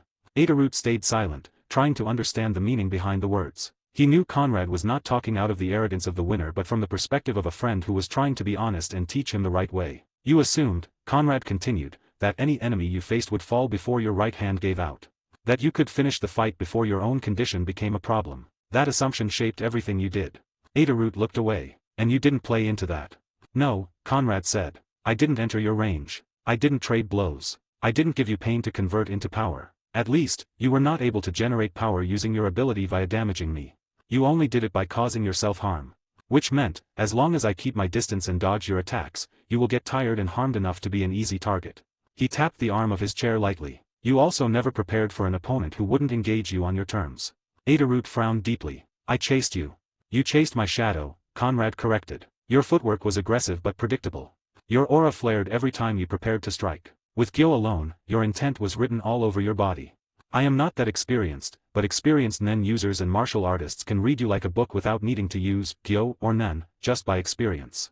Adart's expression stiffened. You enhanced your jacket defensively, but you sacrificed flexibility. When you slammed the arena floor, you destroyed your own protection. You converted defense into offense without considering what came after. It may make sense to sacrifice your jacket to earn more power, as nen do work like that. Adafruit swallowed. And your glove, Conrad said. You poured everything into it. All your pain, all that stored vibration. You treated it like an absolute answer. It would have worked, Adafruit said quietly, if it landed. Yes, Conrad said. But you never asked yourself why it didn't. He paused, letting the question sink in. Because you were faster than me. Adafruit guessed. Partially, Conrad said. But more importantly, because I was calm. Because I read you. You relied on instinct and momentum. I relied on observation. Adafruit clenched his jaw. So what should I have done? Conrad met his gaze directly. You should have trained your basics until they stopped being basics. Ken to stabilize your defense without destroying your clothes. Ryu to adjust aura mid-combat instead of committing everything at once. Better shoe control so your bat didn't bleed aura uselessly. He continued. You should have asked yourself what happens if your enemy refuses close combat. What happens if they're faster? What happens if they target your condition instead of your body? What would you do if they were able to take the metal bat you are using as a weapon and a condition for your hatsu? Or, if they are patient enough to just wait for you to keep harming yourself? Adafruit looked down at his injured right hand. His voice was quieter when he spoke again. I thought pain was my strength. It is, Conrad said gently, but pain without control is just suffering. Silence settled between them. After a long moment, Adafruit nodded slowly. So if I want to improve? Conrad leaned back. Forget your ability for a while. Train your ten until it feels like breathing. Learn to keep Ren stable under pressure. Practice Ryu until you can shift aura without thinking. When your foundation is solid, your hatsu will become terrifying. Adafruit let out a soft, humorless laugh. You're telling me to start over. No, Conrad said. I'm telling you to finally start properly. Adafruit looked up at him, eyes sharp despite the exhaustion. Next time, he said quietly, it won't be so easy. Conrad smiled faintly. I wouldn't expect it to be. 28 Versatile and Crushing Power, Chapter 28. Some time later, Adafruit rose from his seat with a quiet grunt of effort. He reached into the pocket of his jacket, paused for half a second as if reconsidering, then placed a small card on the table between them. My number, he said. In case you know. Conrad glanced at the card but didn't pick it up immediately. He watched Adafruit instead, how the man avoided eye contact now, how his shoulders were tense despite the conversation having ended peacefully. Adafruit cleared his throat. That's all. I'll get going. Conrad nodded. Take care of that hand. Adafruit gave a short, humorless smile. I will. Then, after a moment of hesitation, he turned and left. The door closed softly behind him. Conrad finally reached forward and took the card. He looked at the name and number written in simple, blocky handwriting, then let out a quiet chuckle. He's not the type who makes friends easily. Conrad murmured to himself. He leaned back against the chair, holding the card between two fingers. That number is his way of saying we're friends. Or at least that he respects me. Conrad slipped the card into his wallet. A grin tugged at his lips. At the very least, it means he doesn't hate me. After a short while, Conrad stood, moved the chair aside, and sat down on the floor. He crossed his legs, straightened his spine, and closed his eyes. His aura settled. He didn't activate state of calm. He didn't suppress his thoughts either. He simply observed them, letting them drift past like clouds. Images from the fight surfaced, a dart's charge, the vibration in the bat, the swelling aura in the glove, and the moment he had decided the match was over. This was the first real Nen battle he had fought. A real fight against a capable Nen user. On the 200th floor, fighters were granted 3 months before being required to fight again, or they could choose to fight earlier, at their own discretion. Conrad opened his eyes slightly, staring at the dim ceiling. I won't rush, he thought. He had no intention of waiting 3 months either. Time was valuable. But charging into another fight immediately, relying only on state of calm and superior fundamentals, felt wasteful. He exhaled slowly. My next fight, he whispered, I want another ability. No. I will create and use a new ability. Not because he needed it desperately, but because now, after experiencing a true Nen battle, something inside him had shifted. His understanding had deepened. Before, abilities were concepts, ideas shaped by logic and theory. He observed them, thought about them, and theorized within his mind. He did all the time when he read the manga and watched the anime back on Earth. Now, things have changed. They were answers to real danger. As the hours passed, Conrad remained seated, unmoving. He reviewed the battle again and again, not emotionally, but analytically. A dart's mistake wasn't just crude Nen usage. It was commitment without flexibility. A single axis of power. Everything funneled into one decisive moment. That kind of power is terrifying, Conrad admitted inwardly, but only if it lands. His fingers twitched slightly as a new thought surfaced. I don't want to be that kind of fighter. He had already decided on his path, a versatile fighter, not too complex but also not simple. Truth be told, Conrad did not think himself to be a genius. He could not imitate the fighting style of Crollo or create simple but flexible abilities and use them masterfully like Hisoka. He wanted to be a Nen user who could fight in many ways, not perfectly in one. A mage, a sorcerer, someone who prepared, layered, and controlled the battlefield, but within human standards. He was not some sort of a monster, not like Fourth Prince or Netero. He was an ordinary office worker transmigrated into the world of Hunter x Hunter, who happens to know and remember Nen well. In the fight, Conrad had relied heavily on reading aura, gyo, flow, intent, timing. It had worked beautifully, but it also highlighted something else. There was still risk, he thought. If I misread him even once, that glove could have ended the fight. He didn't like that possibility. He also knew that this technique would only work on a Nen user like Adorut. What if he encounters an experienced Nen user who also excels in basic and advanced applications of Nen? It is most likely he cannot read such an opponent with ease. That was dangerous. He wanted something that would tilt the battlefield further in his favor. His aura stirred faintly. Control, he murmured. His mind returned to his first ability. Black Ring, state of calm. Enhanced clarity. It stabilizes me, Conrad thought. But it doesn't interfere with the enemy. His lips curved slightly. What if my next ability does? Not directly. Not offensively, at least not in an obvious way. Something that punished recklessness. The thought made his heartbeat quicken, not with excitement alone, but with recognition. This was the feeling he had been waiting for. The same epiphany that had birthed state of calm. Nen responded to meaning and a high level of emotional intent. And now, after his first true battle, meaning had been forged. Conrad slowly stood as night fully settled outside. He stretched, rolled his shoulders, and glanced toward the desk where his notebook lay. Not yet, he said softly. He wasn't ready to write it down. Instead, he returned to the floor and resumed meditating, this time focusing inward on his aura pathways, his breathing, and the subtle sensations of Ren and Ten circulating through his body. Next time, he thought, I won't just observe, but also will have power to crush my opponent directly. 29. Concept of Nen, Greed Island Theories, Nen Plans, Chapter 29. The next morning, Conrad woke up earlier than usual. After washing up and preparing a simple breakfast, Conrad sat down at the small desk in his room. He leaned back slightly, resting his elbows on the armrests, and stared at the ceiling. Finally, he whispered to himself, almost as if stating a universal law. Conditions are multipliers of a Nen ability. He nodded. If someone wants more power, more precision, or more reliability, they need conditions. Without them, the ability either becomes weak or doesn't exist at all. But, of course, the power of an ability also depends on the Nen user. A talented Nen user may need less aura than an average Nen user. The same ability could be created by two Nen users while one would need one condition, the less talented one would need two. From this, it is not hard to see that, in terms of the creation of a Nen ability, conditions and limitations work as a cutting point for the ability. If ability needs a talented user to have 30,000 aura to create, adding one condition makes the needed aura and talent lesser. This is only when it was first created. After creating the ability, a Nen user could keep on adding more limitations and conditions to the ability to make it more powerful. An ability is not something that a new user just creates and is done with.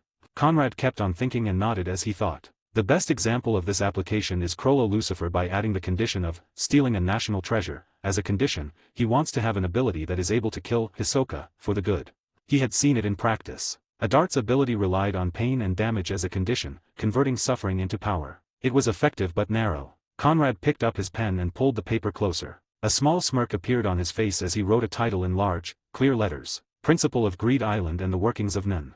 He set the pen down and closed his eyes again, speaking softly as if lecturing himself. From a Nen perspective, Greed Island is not just a game, it's a massive Hatsu. He opened his eyes and continued, more focused now. A Nen ability that traps Nen users inside a controlled system. Every rule, every card, every restriction, all of it exists because of layered conditions and sources of energy. His pen began to move again, slower this time. All cards are Nen abilities. Some are conjuration, some manipulation, some emission. Some things probably blend categories in ways that are hard to classify. They can be used in the game because of existing conditions. I am not as smart as Jing, but if I were him, I would start arranging conditions from the beginning. From acquiring the game, using the NEN on the game console, and entering the game. Accepting the game, the ring with Nen script, the limitations of transformed cards, and the limitation of not having any offensive spells other than stealing. All of these can be added as a condition to empower the ability or needed so that Greed Island can work as it is. He paused. But they all function because of structure. Conrad leaned forward, resting his chin on his hand. Greed Island works like programming. If then else. He quietly laughed to himself. Nen, at its core, responded to logic and intent. The stronger and clearer the logic, Conrad whispered, more power and capability it creates. He thought about the final reward of Greed Island, 3 cards taken into the real world. A nearly impossible outcome, backed by extreme conditions, clearing the game, surviving countless risks, following strict rules, and meeting precise requirements. For taking 3 cards from the game, the player needs to compete against all the Nen users and collect all the cards. All of the collecting actions and completed missions are conditions for the player to take 3 cards to use in real life. The reward is absurdly powerful. It is like hundreds of conditions and limitations stacked on top of each other to cause one effect. His pen scratched against the paper again, which means the conditions are doing most of the work. He leaned back and exhaled. This is why simple abilities can outperform flashy ones. His eyes drifted to his ring resting on the desk. Black ring state of calm, my own ability. Because the conditions are fair, it is a great and simple ability, he said quietly. He stood up and walked a few steps, hands behind his back. My system lets me create multiple abilities without the usual drawbacks, he thought, but that doesn't mean I should abuse it. Nen still responded to sincerity and emotions. In the end, if one wants to make a condition and limitation, the limitation must be a real limitation for the Nen user himself. A blind man trying to put a limitation on sacrificing his incapable eyes is not going to have the same effect as a man with the ability to see and chooses who sacrifice his eyes, which means sacrificing capability to see. The limitation, the sacrifice, must mean something to the new user. I am sure that is right for me. Black ring state of calm is powerful and works great because I wanted it deeply from my heart because I did not want to lose my mental capability in a dire situation. It responded to me as I wanted. If I did not care about dying and surviving or staying calm, it may have never worked. If he treated abilities as disposable tools, they would never reach their full potential. He returned to the desk and wrote again. Greed Island proves that Nen can be layered and modular and rule-based. His pen paused mid-sentence. That means abilities don't have to be singular techniques. They can be systems. Like, Marina Prudu and her NEN ability. That realization made his heartbeat pick up slightly. He thought back to the fight. To how he had controlled the flow simply by reading aura and movement. To how the state of calm had allowed him to remain untouched by fear. He tapped the pen against the paper. Greed Island as a game does not have any offensive spells that cause harm to players, not counting stealing and other things, Conrad said. That was the key. A Nen ability that didn't clash head-on but shaped the battlefield through conditions. He looked at the notes he had written so far. They weren't an ability yet. Not even close. But they were a foundation. Conrad closed his notebook and leaned back in his chair, gazing out the window at the distant skyline of Heaven's Arena. I'm not there yet, he admitted. But now I know what I'm aiming for. 30. Night Shift Dwarves, Practice, Card to Nen Ability, Chapter 30. After about 1 to 2 hours, Conrad decided to make some sort of study, like an exercise. He already started thinking about Greed Island and cards in the game. So, he focused on the cards and asked himself a particular question. What would it be like if I wanted to have a card in the game as a Nen ability? This question also brought up other questions. How would I create it? What kind of conditions and limitations would I need to replicate? He chose one of the easy ones that is also in line with the manipulator category. Night Shift Dwarves. Conrad nodded slowly. Perfect. It was a manipulator-type ability. Simple on the surface. Exactly the kind of ability that revealed how conditions and limitations shaped Nen. He leaned forward, elbows on his knees, and began breaking it down in his mind. In Greed Island, he muttered. Night Shift Dwarves summon small dwarves that work while the user sleeps. They perform simple labor cleaning, repairing, and organizing. Nothing complex. They don't fight. They don't think independently. They don't act unless given instructions. Conrad picked up a pen and began writing. If I wanted this as my own Nen ability, what would it cost? He asked the same question, but this time with a more serious face, and thought. Nen was fair. If an ability provided constant value, the price had to be equally constant. The dwarves weren't alive in the true sense. They were controlled constructs, likely a mix of manipulation with a touch of conjuration or emitter. But the core was command and control. He wrote. Core type, manipulation. Subtype, conjuration, minor, emitter, minor. Next, activation. In Greed Island, the card activates when used, Conrad thought. But for me, it needs a clear trigger. He tapped the pen against the paper. The strongest condition would be unconsciousness. He nodded. They only work while I sleep. That felt right and powerful to him. Not resting, not meditating, actual sleep. There is no reason to try to trick Nen. I don't think it would work anyways. He wrote it down. Condition 1. The ability only activates when the user is asleep. That alone was a strong limitation. While the dwarves worked, Conrad would be completely vulnerable. High risk, he murmured. Next came duration. They don't work instantly. They work over time. Conrad leaned back. If I sleep for 6 hours, they work for 6 hours. Simple, but it made sense. Condition 2. Work duration equals sleep duration. Now came the dwarves themselves. How many? He asked himself. In Greed Island, the number wasn't infinite. Too many would make the ability absurd. Let's say 7, as in the game. Limitation 1. A maximum of 7 dwarves can exist at once. Next, intelligence. They shouldn't think. Conrad was firm on this point. No creativity. No improvisation. In the game it says that they can do anything the player can do, but I am not in the game, and they are not cards in the game with the power of hundreds of conditions to back them up. So, they will be simple. He imagined giving them a broom and telling them to clean. They would clean exactly what he specified, nothing more, nothing less. If the instructions are unclear, he whispered, they fail. He wrote. Limitation 2. Dwarves can only perform simple, clearly defined tasks. No decision-making or creativity. That felt balanced. Now came range. They shouldn't wander far. He crossed that thought out immediately. Close range only.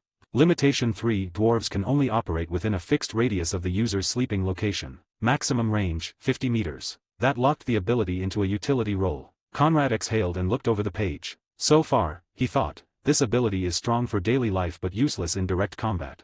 But it was not important in the end, he was just studying and trying to understand Nen better. He did not want these dwarves as an ability anyway. He then thought about how they look. They should look simple, almost cartoonish. The more realistic and complex a construct became, the more aura and control it required. As Hisoka said for Castro, trying to conjure a human being is already a hard thing, and controlling it is hard too. But of course, as a manipulator, Conrad was not in the same situation as Castro. Still, the simpler the conjured or emitted creature, the easier it is to control. He nodded. Low detail means low cost.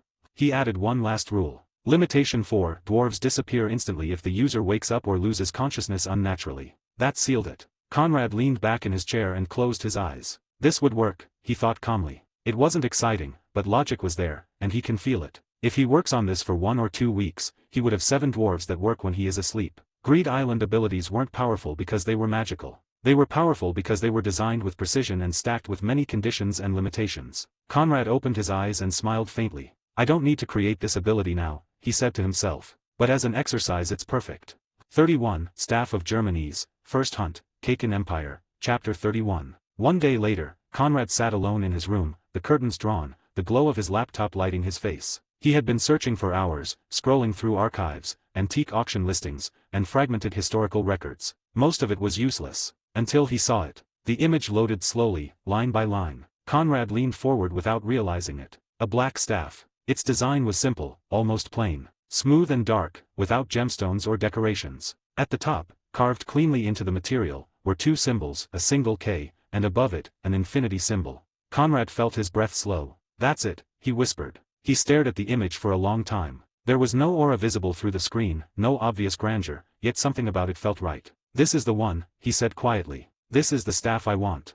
He immediately began collecting everything he could find. The page he'd found it on was buried deep within an academic forum discussing ancient Kaken artifacts. Most commenters dismissed it as ceremonial or symbolic. A few suggested it was a prop from folklore. One comment stood out, dismissed by others as nonsense. The staff of Germany's has never been confirmed destroyed and is said to be treasured in the Kaken Empire. That was enough. Conrad cross-referenced the image with older texts, scanned translations of pre-imperial Kaken records, and obscure museum catalogs. Piece by piece, a story formed. The staff belonged to Germany's, as the name suggested. A historical figure from the Kaken Empire. Germany's was recorded as the chief advisor to the first king of Kaken, long before the empire became what it is today. Official history described him as a philosopher, strategist, and mystic. Later retellings exaggerated his role, turning him into a near-mythical figure, someone who predicted disasters and spoke with forces unseen. Most historians labeled those stories as legends. Conrad did not. Magical abilities, he murmured, reading one passage again. He leaned back in his chair and smiled faintly. In this world, that only means one thing.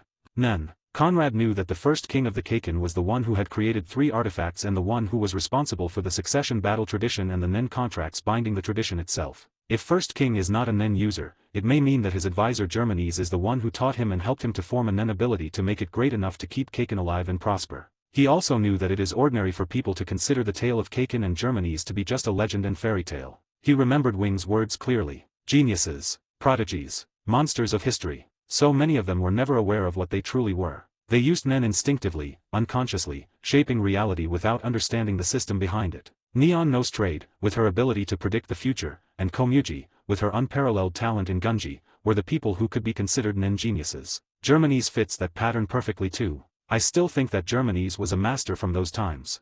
An advisor with impossible foresight. A staff that appeared in every depiction of him, never changing shape, never explained. This wasn't a symbol, Conrad said softly. A tool most likely. He scrolled further. Some records suggested the staff vanished after Germany's death. Others claimed it was sealed within royal vaults. A few fringe theories stated it was removed from the capital entirely. One detail appeared again and again. The staff was never passed down. It was taken. Conrad closed his laptop slowly. I need to go to Kaken, he said. If the staff of Germany's still existed, it would be tied to Kaken's royal history, buried beneath layers of secrecy. That alone made it the perfect condition. Difficult to reach. Everything he wanted. He stood and looked out the window. Everyone else sees a legend, he murmured. A fairy tale.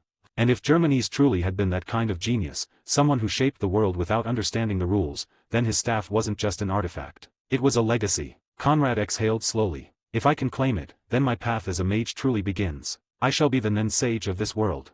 Kaken was no ordinary destination. It was dangerous. Which meant one thing. The more dangerous it is to get the staff, the more power I will get from it. As long as it does not threaten my life directly, I will do everything to get this staff. If I cannot get it, so be it. I wait for it to get more powerful, and then I go get it. Still, I do need to go to Kaken to start researching and try to gather information. Conrad smiled to himself and then nodded. Suddenly, I feel like a hunter. 32, Hunter Group, Royal Military, Lurkers, Chapter 32. Inside of a dark room with a single yellow light, a young man was sitting on a metal chair, his wrists bound behind him. A black scarf was wrapped tightly around his eyes. His breathing was uneven. I swear, he said again, his voice trembling. I don't know anything else. I've told you everything I know. Across from him stood another man. He wore a dark coat and gloves despite the room not being cold. You've said that already, the middle-aged man replied. People who tell the truth usually don't need to repeat themselves. The young man swallowed hard. Please, he said. I don't know where the staff of Germany's is. I've never seen it. I don't even know if it really exists.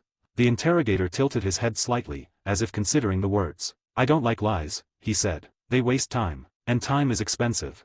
He took a slow step forward. The sound of his shoes echoed softly against the floor. You should understand something, the man continued. If you are here, it means we already believe you are connected. If you did not have the information we are seeking, you would not be here. You do not think of me or my friends as amateurs, do you? The man asked. The young man's shoulders shook. I'm not innocent, he said quickly. I know that. I've done bad things. Smuggling, information trading, black market routes, I won't deny it. But this is different. The staff of Germany's is above my level.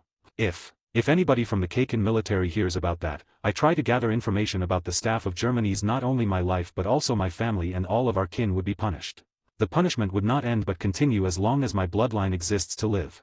The interrogator smiled faintly. He then walked to a small table near the wall and picked up a thin folder. He opened it, flipping through pages that rustled softly in the quiet room. You were seen speaking with 3 different brokers over the last 6 months, he said. 2 of them are dead. 1 disappeared. All of them asked questions about ancient objects that are hidden in Kaken, the capital city, mostly in the Museum of Halanarmas. The young man's breath hitched. I just passed rumors, he said. That's all. Rumors are currency in my world. And rumors often lead to truth in my world. He closed the folder and placed it back on the table. He glanced back at the man on the chair. If something like the staff of Germany's exists, he continued, Kaken would be interested. Very interested. I swear, the young man said desperately, I don't have contacts in the Empire. I'm not that important. The interrogator chuckled quietly. Importance is relative, he said. I am talking to you, aren't I? It means you are important to me, the man said and then chuckled as he added. For now, of course. He stepped closer again, stopping just in front of the chair. Tell me what you do know, not what you think I want to hear. What you actually know. The young man trembled, then nodded. There's a group, he said. 4 hunters. The interrogator's eyes sharpened slightly. Go on. They're working together, the young man continued. Not officially. They met through underground channels. Some sort of a website for them. Names? The interrogator asked. I don't have real names, the young man replied quickly. Just rumors. They have 2 combatants and 2 supports. The interrogator nodded slowly. And they're searching for the staff of Germany's, he said. Yes, the young man answered. Or at least they believe it exists. Something about it being tied to an old, pre-modern civilization. I don't really know much. All I know is these 4 hunters were looking for the staff. The interrogator's smile widened, just a little. Interesting, he said. I don't know where they are, the young man added quickly. I don't know their next move. I just heard they were gathering information, buying old maps. The interrogator straightened. That will be all, he said. The young man blinked beneath the blindfold. That's it? He asked cautiously. You're done. For now, the man replied. After finishing his work, the man left the closed room and stepped into the corridor outside. The heavy door shut behind him with a muted clang. A woman was waiting a short distance away. She had long, bluish hair that fell simply over her shoulders, tied loosely behind her back. Her clothes were plain, yet her posture was sharp. She turned her head as soon as she saw him approach. So, Lionel, did you learn anything? Lionel smiled faintly, adjusting his gloves as he walked. Are you joking with me, Edela? He replied. Of course I did. You know I always do. Edela did not press him. She merely nodded once and fell into step beside him. The 2 of them exited the building together, passing through security gates and out into the open air. Outside, the scene changed completely. Wide grassland stretched out before them. Lionel spoke first. There's movement, he said. 4 hunters. Independent, but cooperating. They're searching for something old, something tied to Kaken's early history. 33. Broken Man Inn, Deep Mission starts, Chapter 33. One day later, Conrad arrived in Kaken, the capital city of the Kaken Empire. As he stepped off the airship, his eyes moved across his surroundings, taking everything in. The scale of the city was big, and it was easy to see. Unlike Yurna's chaotic environment, Kaken felt more like a traditional but still modern city. Before leaving Heaven's Arena, Conrad had taken care of something important. An identity. Up until now, a name and a few words had been enough. Most places didn't ask questions, and when they did, they rarely pushed. But Kaken was different. This was a nation built on authority. Without proper documentation, doors would remain firmly closed. So Conrad had paid the price. 50 million, Jenny. A real ID. Not a forgery that would fall apart under scrutiny, but a registered identity embedded into official systems. He adjusted his coat and blended into the flow of people leaving the terminal. After walking for a while, Conrad entered a quiet coffee shop near one of the central districts. He ordered a simple drink, took a seat near the window, and opened his laptop. The moment the screen lit up, his expression sharpened. All right, he murmured. Let's begin. Ancient Kaken advisors. Pre-imperial artifacts. Germanic historical references. Most results were shallow. Academic papers dismissed the subject as folklore. Conrad ignored them. Instead, he followed patterns. For something like the staff of Germany's, the surface world won't know anything. He leaned back slightly and took a sip of his coffee. This is underground knowledge, not street-level underground. Political underground. Most likely, the 3 big mafia families that I have seen in the original series are also involved. 2 hours later, he found out about a place that is called Broke Man Inn. Pretty outskirts of the city, but he did not have other leads that he could use. He decided it would be best to try his chance at the inn. He left the coffee shop and started moving towards the area. While he moved, he thought within. I need to be careful. As things are getting deeper, the non-user will start to show himself. Even if there are non-users, I don't want to fight or get cornered by people with machine guns. Conrad trusted his defense, but it did not mean that he was an enhancer and had a high level of mastery to just ignore high-caliber guns. As Karapika said, most 22-caliber guns would not work on NEN users, and 45-caliber guns would almost work on most NEN users if the NEN user was not a master or a monster and a master like Yuvajin. From here and there, the mission starts for real. The inn was located on the outskirts of Kaken's capital, far from the polished districts and administrative centers. Not lawless, just neglected areas that most of the people from lower social status lived. As he walked, his thoughts sharpened. This wasn't paranoia. Kaken was not naive. The Empire didn't rely solely on NEN. Firearms here were modern. Conrad trusted his defense, trusted his control of aura, and trusted his ability to react and adapt, but he was not reckless. He was not an enhancer. He did not possess the raw durability to stand still and ignore bullets like some monsters of the world could. At least for now, he was not capable of such a feat. He could ignore and block most of the handguns with ease, but machine guns and other types of guns he should be dodging as much as he can. After entering the Broke Man Inn, Conrad did not rush a single step. His eyes moved first, not his head. There were about 10 people inside, not counting the innkeeper. Too many for coincidence. Too few for comfort. Conrad's gaze lingered briefly on each of them. Most were seated alone, spaced deliberately far apart to give some illusion of privacy to people who come to the inn. Then there was the innkeeper. She was younger than he expected. A woman in her early 20s, perhaps, with jet black hair tied loosely behind her head. Her face was plain at first glance, but the longer Conrad looked, the more unsettling it became, not because of beauty or ugliness, but because of neutrality. Her expression rested in a state of mild disinterest. When Conrad stepped inside, her eyes lifted and met his. They stayed there for a moment. She said nothing, no greeting, just looked at him with no emotion and then continued to clean the table. Conrad felt a faint pressure brush against his senses. He didn't react. Instead, he shifted his attention elsewhere. That was when he noticed them. 4 people seated together in the far left corner of the room. They spoke in whispers, leaning slightly toward one another. And more importantly, aura. Very hard to see for an amateur NEN user, but present and easy to see in the eyes of Conrad. 34, Questions and Decisions, Chapter 34. For NEN users. Conrad did not make it easy to see that he was able to see them. He minded his own thing. Conrad moved slowly. When he reached the innkeeper, he nodded once. She watched him closely as he sat. 1 beer, Conrad said. She turned, poured the drink, and slid the glass across the counter with a soft clink. Only then did Conrad speak again. I need something, he said. The young woman smirked. People who don't need something would not come here. She leaned forward slightly, resting her elbows on the counter, eyes fixed on him now with interest. So you're not a surprise, she continued. Are you a hunter? Mercenary looking for work? The way she said it made clear she didn't particularly care. Conrad shook his head. No, he said. I'm looking for information. A channel, perhaps. Her smirk faded. Conrad lifted the glass, took a slow sip, and asked. I am seeking the staff of Germany's.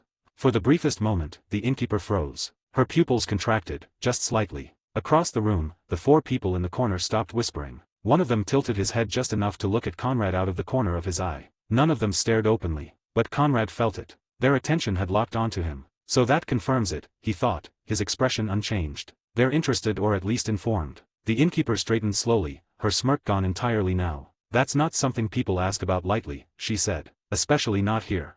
I didn't ask lightly, Conrad replied. She studied him for several seconds, Then she glanced toward the corner just for a moment, just enough for Conrad to notice that she looked at the 4 NEN users in the corner. It seems like their reaction and the look from the innkeeper clearly showed to me that they were to come here to learn more about the staff of Germany's. You have a death wish? She asked at last. Conrad shook his head again. If I did, he said calmly, I wouldn't be asking questions. Information like that comes with problems. Big ones. I'm aware. Hunters are involved. I know. The Kaken military has ears everywhere. I assumed as much. Her eyes narrowed. You don't sound afraid. Conrad met her gaze evenly. I am not sure why do you care so much about me to keep asking me questions about my wish. Conrad added that this time, it was odd for an innkeeper that sells knowledge to ask too many questions. Why she cares in the first place. Silence stretched between them. Finally, the innkeeper exhaled. You didn't hear this from me, she said quietly. But if you're serious about Germany's, you won't find answers in libraries or official records. That much was obvious. That is why I am here. There are people who chase relics like that for a living, she continued. Hunters, but also collectors. Fanatics. Nationalists. Some of them don't even care if the staff works. The symbol is enough. She paused. And there are others who believe it really does something. Conrad felt a flicker of interest. Nen, he thought. Of course they would. She leaned closer. If you want to keep breathing, she said, you should finish your drink and pretend this conversation never happened. Conrad lifted the glass again, his eyes never leaving hers. And if I don't? Her lips curved not into a smirk this time, but something sharper. Then you'd better be strong enough, she said, to survive whoever decides to answer your curiosity.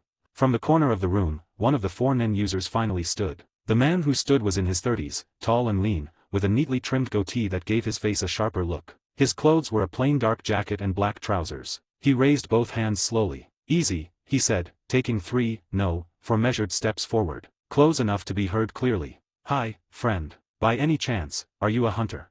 His tone was polite. Conrad could feel the intent behind the question. I don't mean anything by it, the man added quickly. But I heard something interesting you were looking for. Conrad turned his head fully now, meeting the man's gaze. His own aura remained calm. I'm not a hunter, Conrad said truthfully. But I do look for something. The man's smile widened slightly, as if that answer pleased him. I figured as much, and forgive me if I'm mistaken, but I believe I heard you mention a name. His eyes sharpened just a little. Germanese. Conrad didn't hesitate. He gave a single nod. That's right. The man glanced briefly toward the innkeeper, who had gone quiet again. Is that important to you? Conrad asked. The man chuckled under his breath, rubbing his chin. It can be, he said. Depends on the circumstances. And who's asking? Conrad nodded and thought. A decision needs to be made here. Either I talk to them to learn more, or I dismiss them. I don't want to be rude enough or interesting enough to have problems. What should I do in this situation? 35. Enemies or Friends, Future Problems, Chapter 35. From the corner of the room, the other 3 shifted slightly. Conrad could sense them clearly now. The man gestured with his thumb over his shoulder. Would you mind sitting with us? He asked. Just to talk. No pressure. We might find some common ground. Conrad inhaled slowly. First day in Kaken. Already surrounded by potential enemies. He did not want to consider anybody as friends, especially if the target is the same object. In the end, if they wanted to get the staff of Germanese, it meant only one thing. They were bound to fight and become enemies. They hadn't threatened him. The invitation didn't carry the feeling of a Nen condition being triggered. If this were a trap, it was a social one, not a supernatural one. At least, that is how he felt. And more importantly, he didn't want 4 Nen users as enemies on day 1. Okay, Conrad said at last. Let's sit and talk. The man's smile turned genuine. Good choice. They moved together toward the corner table. The other 3 shifted to make room. Conrad took a seat opposite the man with the goatee, placing himself where he could see all 4 of them clearly. The man extended his hand. Name's Ravel, he said. And these are my associates. He gestured one by one. That's Mora, he said, indicating the young woman in the group. Mora inclined her head slightly, eyes never leaving Conrad. Brun, Ravel continued, a broad-shouldered man with scarred knuckles. Brun snorted but said nothing. And the quiet one is Selm. He listens more than he talks. Selm gave a faint smile. Conrad nodded in return but did not offer his own name. Ravel noticed and didn't push. So, Ravel said, leaning back in his chair. You're not a hunter. You're not military. But you're looking for the staff of Germanese. Yes. Most people who ask about that either vanish or already know more than they should. I can see that you are a Nen user, so that should be the reason you are confident. Conrad met her gaze. I don't vanish easily, he replied. And I'm still learning about Nen. Ravel steepled his fingers. Let's be clear, he said. Germanese isn't just a relic. It's political poison. Its history the Kaken Empire would rather keep myth than fact. And yet, people are still searching for it. Ravel nodded. Because myths don't leave Nen traces, he said. But that staff does. That confirmed it. Conrad felt a spark of interest, quickly buried under calm. You said you're not a hunter, Ravel continued. Conrad's eyes narrowed just a fraction. Ravel then added. But, you move like a hunter. By the way, I and my people are all hunters. We are artifact hunters. Conrad nodded. I thought you guys were hunters from the start. An organized group of people also known as users.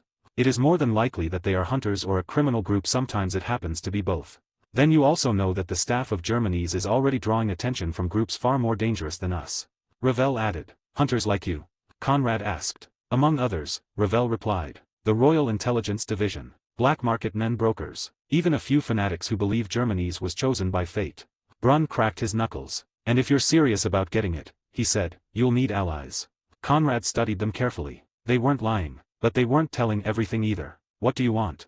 Conrad asked. Ravel's smile faded slightly. We want information, he said. And leverage. If the staff truly exists, whoever finds it first controls the narrative. Conrad leaned back and said. I don't have much information about the staff or its location. I want staff for my personal wishes. It is not tied to any kind of a mission or something along those lines. Ravel thought for a moment and then asked. So, you are working to get the staff for yourself, not archiving it or getting it to show to the people, or selling it. Conrad nodded and felt that the atmosphere was little changed. That is right. Ravel shared a look with his friends and then nodded. Conrad asked as he looked deeply at Ravel. By any chance, are you guys looking to get it or just trying to gather information? Ravel smirked hearing the question. We are hunters. I think you know our purposes. Conrad stopped talking for 2 seconds and added. It means our goals are the same. Ravel. Yeah.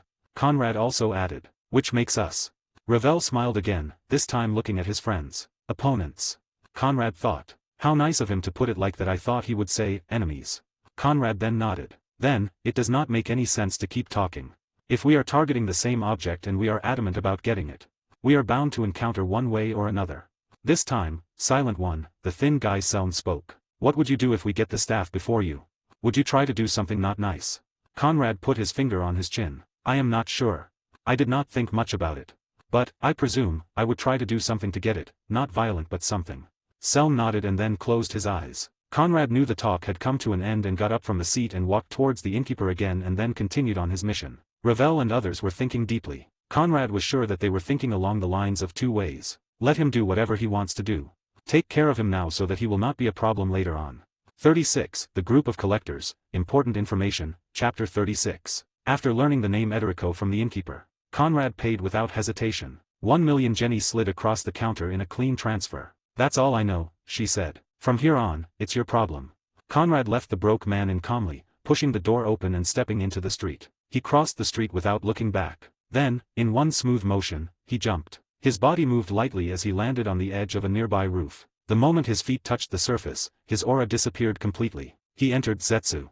From above, he watched the entrance of the inn through the angle of the roof tiles, using only his eyes and patience. He did not want to follow the hunters. At this point, he did not need them or give them a reason to look for him and start creating problems. He wanted to know something more important. Would they follow him? If they did, that meant they considered him a threat. Minutes passed. 5, 7, 10. People came and went from the inn. They weren't following him. Conrad stayed still for a few seconds longer, just to be sure. Then he released Zetsu slowly, letting a thin layer of 10 wrap around him again. So that's that, he murmured. He left the rooftop the same way he arrived quietly. Ederico. That name carried weight, even without an aura attached to it. According to the innkeeper, Ederico was a retired Kaken official, formerly employed by the Justice Bureau. More importantly, the man had connections that could prove useful to him. The innkeeper had been clear. If anyone knows about old artifacts, especially ones that don't officially exist, it's him. She had also been honest about the price. 2 to 5 million, jenny. For a man like Conrad, that wasn't a problem. Conrad moved through the city. From what he gathered, Ederico lived in a quiet residential district. A small apartment building. Conrad stopped across the street and observed. Either Ederico was truly retired, or he was confident enough not to protect himself openly. Maybe, he does not have enemies, or what he knows is not that important for people to come to get him. Who knows? Conrad adjusted his posture, made himself look like just another passerby, and then entered the building. A single elevator stood at the end, but Conrad chose the stairs. Third door on the right on the second floor. He knocked once, then waited. The door opened halfway. A man in his late 50s looked out. Short gray hair, deep lines around the eyes. Yes. The man asked. Conrad spoke plainly. My name is Conrad. I'm looking for information about an artifact known as the Staff of Germanies. The door didn't close. Ederico studied Conrad's face for a long moment. You shouldn't say that name so lightly, Ederico said. I paid to hear it, Conrad replied calmly. And I'm willing to pay for information. That did it. Ederico opened the door fully. Come in. The apartment was simple. Ederico gestured to a chair. Sit. Conrad did. Ederico poured himself tea and poured another for Conrad, which Conrad did not decline but had already decided not to drink. If he were to drink, that would be the stupidest move. You're not military, Ederico said. And you're not a journalist. I saw many military people as well as journalists and politicians. At this age, I can smell those kinds of people with ease. I don't work for the state, Conrad said. And I'm not here to expose anything. Ederico nodded slowly. Good. Then I'll speak freely. He sat down across from Conrad. The Staff of Germanies is not a myth, Ederico said. But it's also not what people think. Conrad listened without interrupting. Germanies was an advisor to the first king of Kaken, Ederico continued. Official records say he was a philosopher and strategist. Unofficial records say something else. Then, Conrad said. Ederico's eyes flickered. Yes, he admitted. Though they didn't call it that back then. He influenced the king using abilities no ordinary man could possess. Truth be told, I have encountered Nen users but don't know much about them. Most of the people within government don't know much about it, as it was too much work for many people to learn. Ederico added. He then went back to the subject at hand. The staff was not a weapon. It was a remnant of a Nen user. I am not sure what they call it. Conrad leaned forward slightly. He thought for a moment. Remnants of a Nen user. The first thing that comes to mind is, Nen that becomes strong after death. If while dying Germany's wished his will to keep on the staff may have kept its power. It could be a conjured object but kept its presence because of the Nen and power of emotions from Germany's. Ederico then added as he took a sip from his tea. Germany's placed his will, his conditions, and part of his identity into it. After his death, the staff remained active. Where is it now? Conrad asked. Ederico smiled thinly. That, he said, is worth more than 2 million Jenny. Conrad nodded once. I expected that.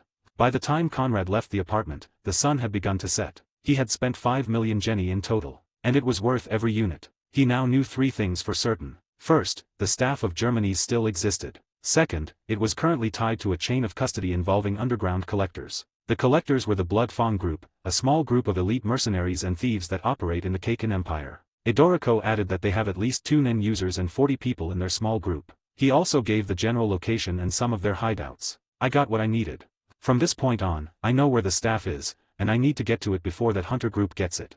Conrad prefers to fight with 2 Nen users and 40 soldiers instead of fighting against 4 Nen users and hunters. Compared to normal Nen users that found Nen from different sources, hunters needed to be taught by other hunters, which made their training and knowledge better. 37, Ambush, Sniper, Chapter 37. Kaken at night was quieter on the surface, but it was all an illusion. Conrad walked without much of a thought. He wanted to eat something before deciding on a plan for how he should take the staff of Germany's from the Blood Fawn gang, but his mind was alert. He turned into a narrower street, one of those side roads that existed between main avenues, barely wide enough for a car to pass. His instincts reacted before his thoughts did. Something was wrong. A sharp bang shattered the silence. Conrad's body moved on reflex. He twisted to the right, aura flaring instinctively around his core as the projectile tore through the space where his head had been a fraction of a second earlier. The bullet struck the wall behind him, sending fragments of stone scattering. A sniper. Conrad's eyes narrowed, his heart steady instead of racing. So it starts.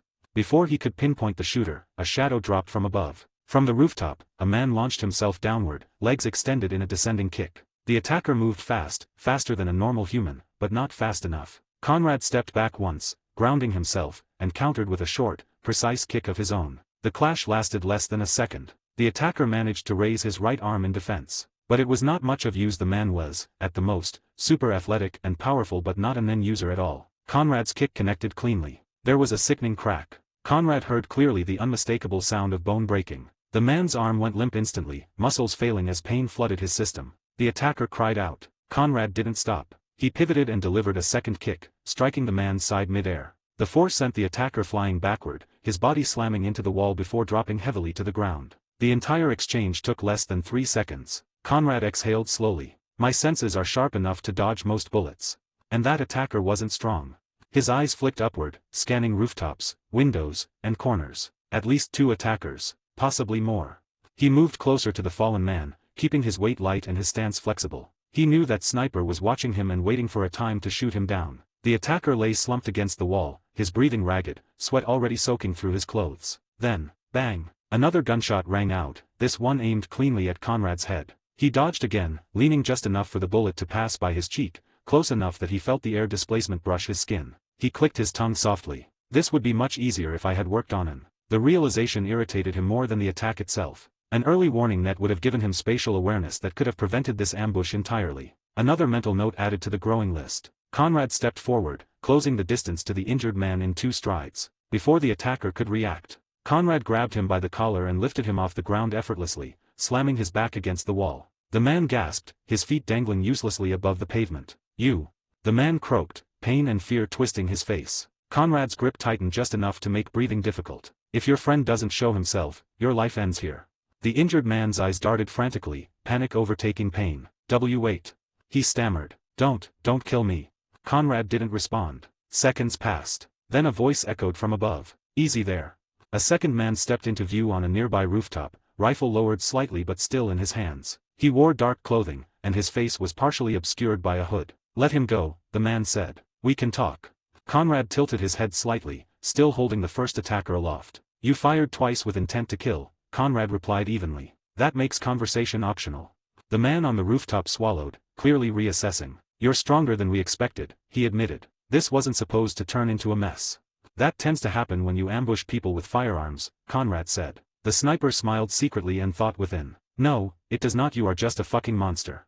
The injured man whimpered as Conrad's fingers tightened momentarily. Who sent you? Conrad asked. The rooftop man hesitated. Conrad's aura spiked just slightly, not enough to flare openly, but enough pressure to make the man's instinct scream. Kaken's secret teams.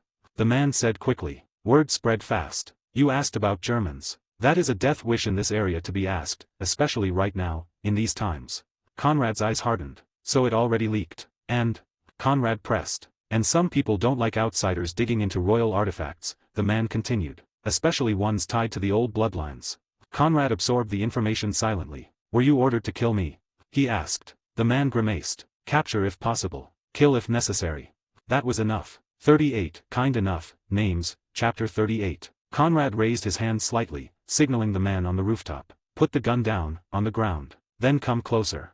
He tightened his grip on the injured man just enough for the message to be clear, then added. If you talk, I'll let you go. The man with the sniper rifle hesitated. From the rooftop, he looked down at Conrad, then at his friend on the ground. The injured man's face was pale, sweat dripping down his temple, one arm hanging uselessly. His eyes were wide, silently begging. The sniper's fingers tightened around the rifle. Doubt crept in. Conrad noticed it immediately. He did not give the man time to think. You have 3 seconds to decide, Conrad said. His eyes lifted, locking onto the sniper's position. After I kill your friend, getting to you will be child's play. That was enough. The sniper swallowed hard, fear finally overpowering hesitation. He stepped back from the edge, disappeared for a second, then hurried down the stairs leading to the alley. When he reappeared, his rifle was already slipping from his hands. It hit the ground with a dull metallic sound. We're just mercenaries, the man blurted out quickly. Hired hands, that's all. Conrad loosened his grip slightly but did not release the injured man. We have nothing to do with you personally. We were paid to stop you, that's it. Conrad looked at him for a long moment. Then he smirked faintly and thought. These guys are really dumb. Try to kill someone, fail, then apologize and expect mercy. Do they really think the world works like that? He shifted his gaze back to the sniper and spoke again. Name. The sniper blinked. W. What? Your employer, Conrad clarified. Give me the name, and the location. The sniper hesitated again, instinctively glancing at his injured friend. The man on the ground groaned softly, pain cutting through his breathing. That sound broke whatever resolve remained. The sniper clenched his teeth. Lionel, he said finally. And Ettila, Kaken's secret officials. Conrad's eyes narrowed slightly. The sniper continued quickly, afraid silence might change Conrad's mind. They're not normal either. I don't know exactly what, but they have powers. They're hunting anyone in the city who looks into the staff of Germany's. He shook his head. You're not the only one. Conrad nodded. Where are they? He asked. The sniper swallowed again. Mountain base, he said. Krymanov. It's close to the city. Old military facility. Conrad released the injured man at last. The man collapsed to the ground, gasping. Thank you, Conrad said. The words sounded genuine. He bent down and picked up a small pebble from the alley floor. It was nothing and did not seem weird. Just an erratic action, so the sniper did not care about it. As his focus was on his friend and trying to get out of the situation they were both in and save their asses. Then, without warning, he grabbed the neck of the man who ambushed him and tried to get into close combat with him, and again without waiting any other second. His fingers closed around the ambusher's neck. The man's neck twisted at an impossible angle as Conrad crushed it with force. Blood sprayed briefly as the spine snapped. The ambusher died in less than a second, his body going limp before his mind could even process what happened. Before Sniper could scream and run from the impending death, Conrad flicked the pebble that he had already coated with the Ryu at the man. It crossed the distance faster than a bullet. The stone pierced the man's skull cleanly, exploding out the other side with a sickening force. The man dropped on the ground like a sack of potatoes while the blood started oozing out from his head. There was no need to get close to him at all the life force the sniper had vanished in less than 3 seconds. Conrad stood there for a moment. I don't like being ambushed. He looked down at the 2 corpses for a moment and nodded to himself as he thought. I'm not kind enough to let you 2 go after trying to kill me. I am not that dumb.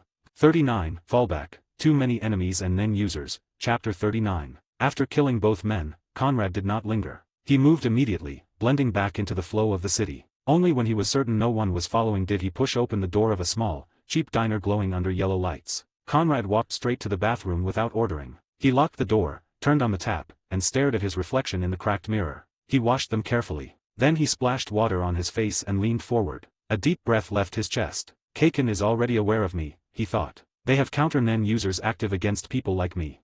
This was not the kind of response a minor artifact would provoke. From every kind of point of view, Conrad was able to see that whoever wanted to protect the staff of Germany's had high resources, and people who wanted to have it had enough resources and will to get it. All this shows one thing.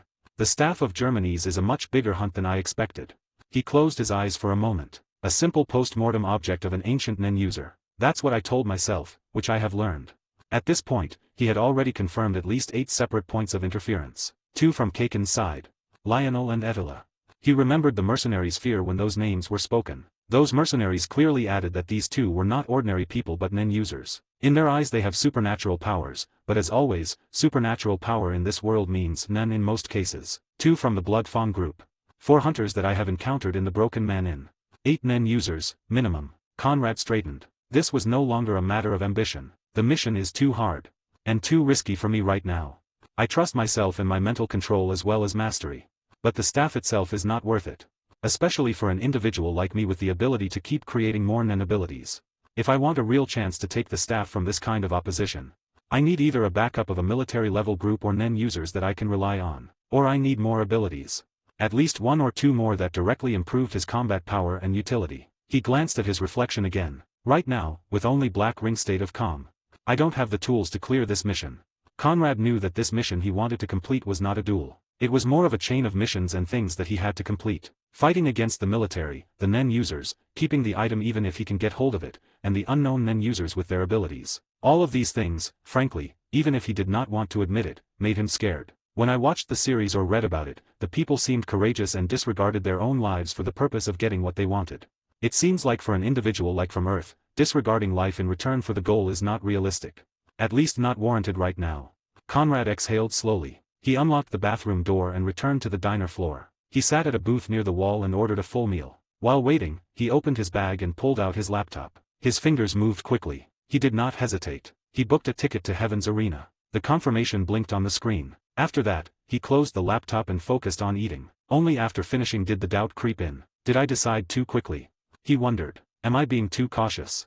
He took a sip of water and shook his head slightly. No, he decided. He paid, stood, and left the diner without looking back. Within hours, he was aboard an airship. Conrad rested his head back. Given enough time. There's no Nen user I can't handle. His system allowed him something most Nen users never had. I thought it would be easier, he admitted. He closed his eyes. I'm not going to risk my life for the staff right now. There was no bitterness in the thought. I have time, he reminded himself. All the time I need.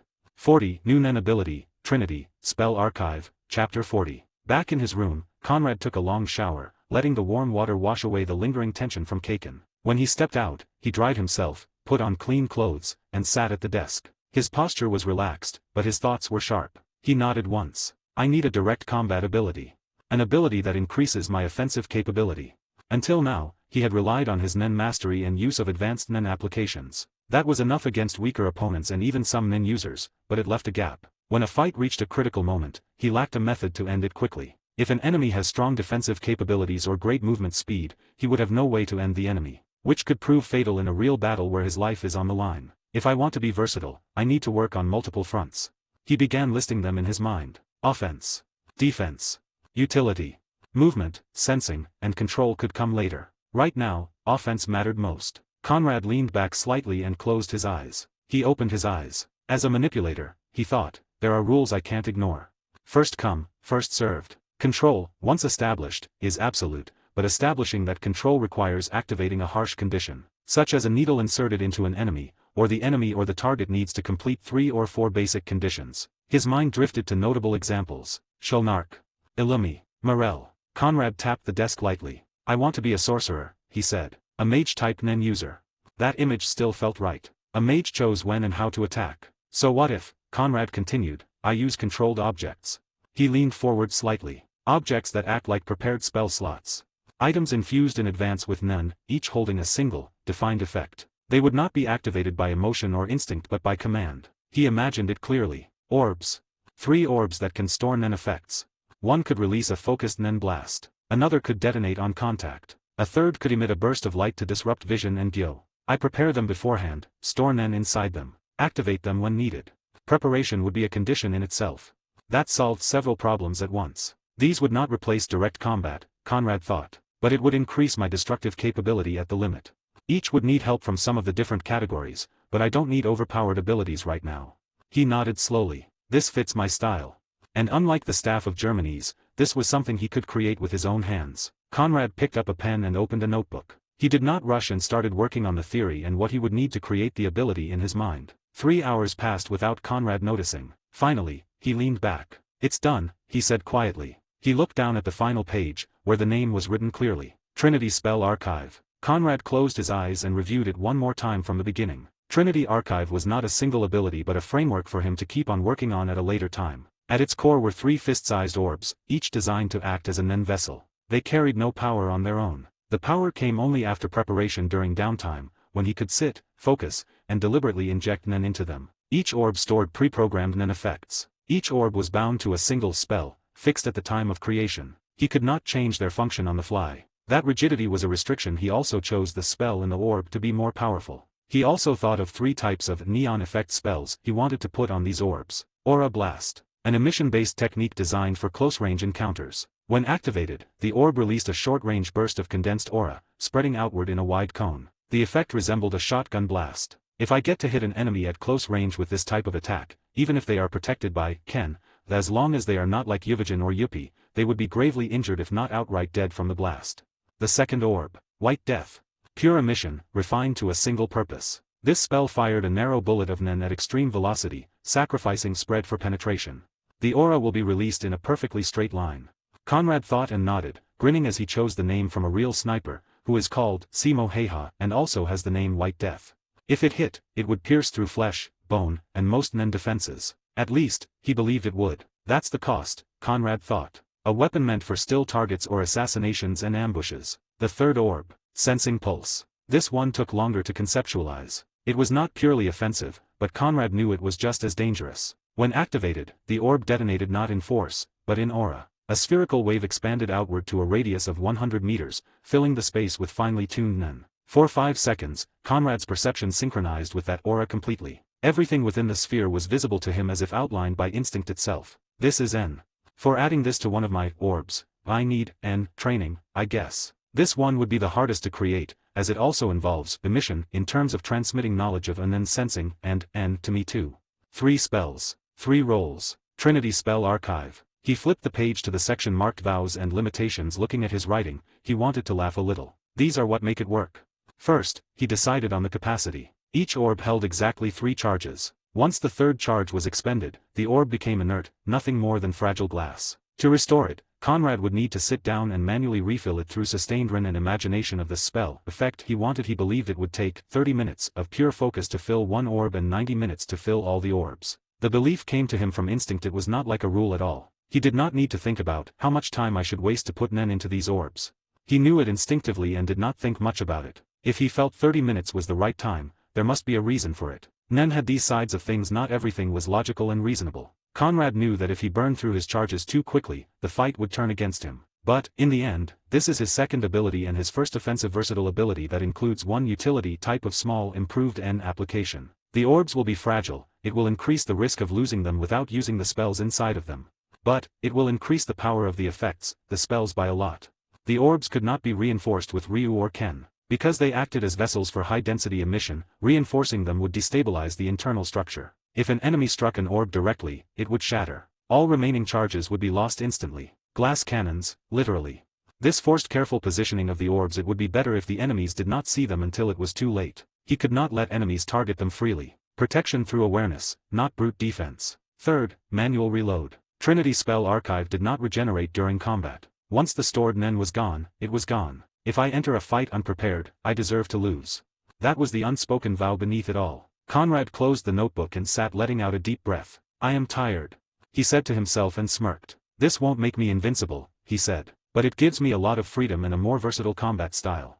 41. N Training and Mastery, Chapter 41. Conrad understood that theory alone was not enough. A Nen ability lived or died by its execution. Names, concepts, and vows meant nothing if the effects could not be created via Nen mastery and control. Conrad knew from within that each of his spells, the White Death, Aura Blast, and Echo Pulse, could be classified as simple Hatsu, but his mind did not add them as Nen abilities. Only weaker level Nen users and not great Nen users would consider his spell and such applications of Nen as Hatsu or Nen abilities in his perspective. He leaned back in his chair. Now comes the hard part. He ordered a meal, ate without rushing, and allowed his body to recover a little. Training Nen while exhausted only built bad habits. Once he was done, he cleaned up, stretched lightly, and stood in the center of the room. His priority was clear. Unlike Aura Blast and White Death, both of which relied purely on emission, the sensing spell required mastery over N. Without it, Echo Pulse would collapse into nothing more than wasted aura. Conrad closed his eyes and entered 10, stabilizing his aura around his body. Slowly, he expanded it outward, pushing his awareness beyond his skin. At first, the result was clumsy. His aura spread unevenly, pulsing instead of flowing. The room felt distorted, as if he were trying to listen through thick walls. Conrad frowned but did not stop. Control first, he reminded himself. He reduced the range, pulling his aura back until it barely extended past his arms. From there, he expanded again, this time focusing on the smoothness and power of the aura instead of the range it covered. Minutes passed. Sweat formed on his brow as his concentration deepened. His senses began to shift. He could feel the edges of the furniture, the faint vibration of the building, and the empty spaces between objects. This is it, he thought. Maintaining N drained him quickly. His breathing grew slower. So, Zeno was right on what he said. N is a really exhausting technique. He remembered and smirked. After several attempts, he stopped and sat down. This won't work in sustained combat, he said quietly. Conrad recalled how N functioned in practice. It was one of the most demanding techniques in Nen, not because of raw aura cost alone, but because it forced the user to maintain perfect control while extending their awareness outward. Most Nen users never mastered it. Many never even attempted it beyond the basics. Not everyone can do N, he thought, and even fewer can use it well. Despite believing that emission users were naturally better suited for N due to their familiarity with separating aura from the body, there were clear exceptions. Kite came to mind. A conjurer, yet capable of deploying N across a massive range, close to 45 meters. That alone proved that category affinity helped but did not decide everything. Then there was Cordopai. Conrad's eyes narrowed slightly as he remembered him. Among human Nen users, Cordopai stood out in Conrad's mind as one of the most terrifying Nen specialists, not because of raw range, but because of function. Gallery Fake let him make copies of objects, and those objects were capable of working as extensions of awareness. Buildings, walls, and entire structures became substitutes for N itself. His copies function as N, and considering the size of his copies, it is safe to say that Cordopai could be aware of a 500 to 1 km diameter N via his copies of building similar things. Instead of expanding aura into open space, Cordopai embedded perception into form. And then, inevitably, his thoughts drifted to Neferpitou. That N wasn't human. He should be the most powerful N user in the whole series, he thought. It was not circular like all the other people using N.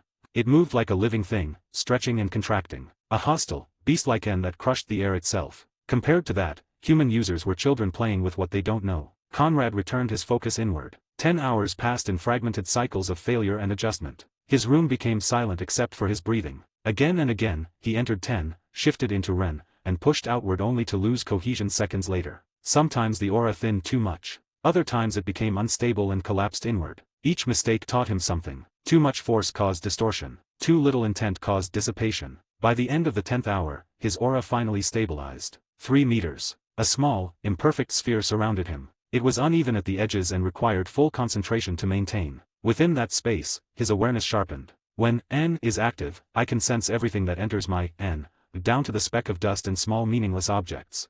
Conrad opened his eyes slowly. 3 meters was nothing compared to the monsters he had just thought about. It's a start.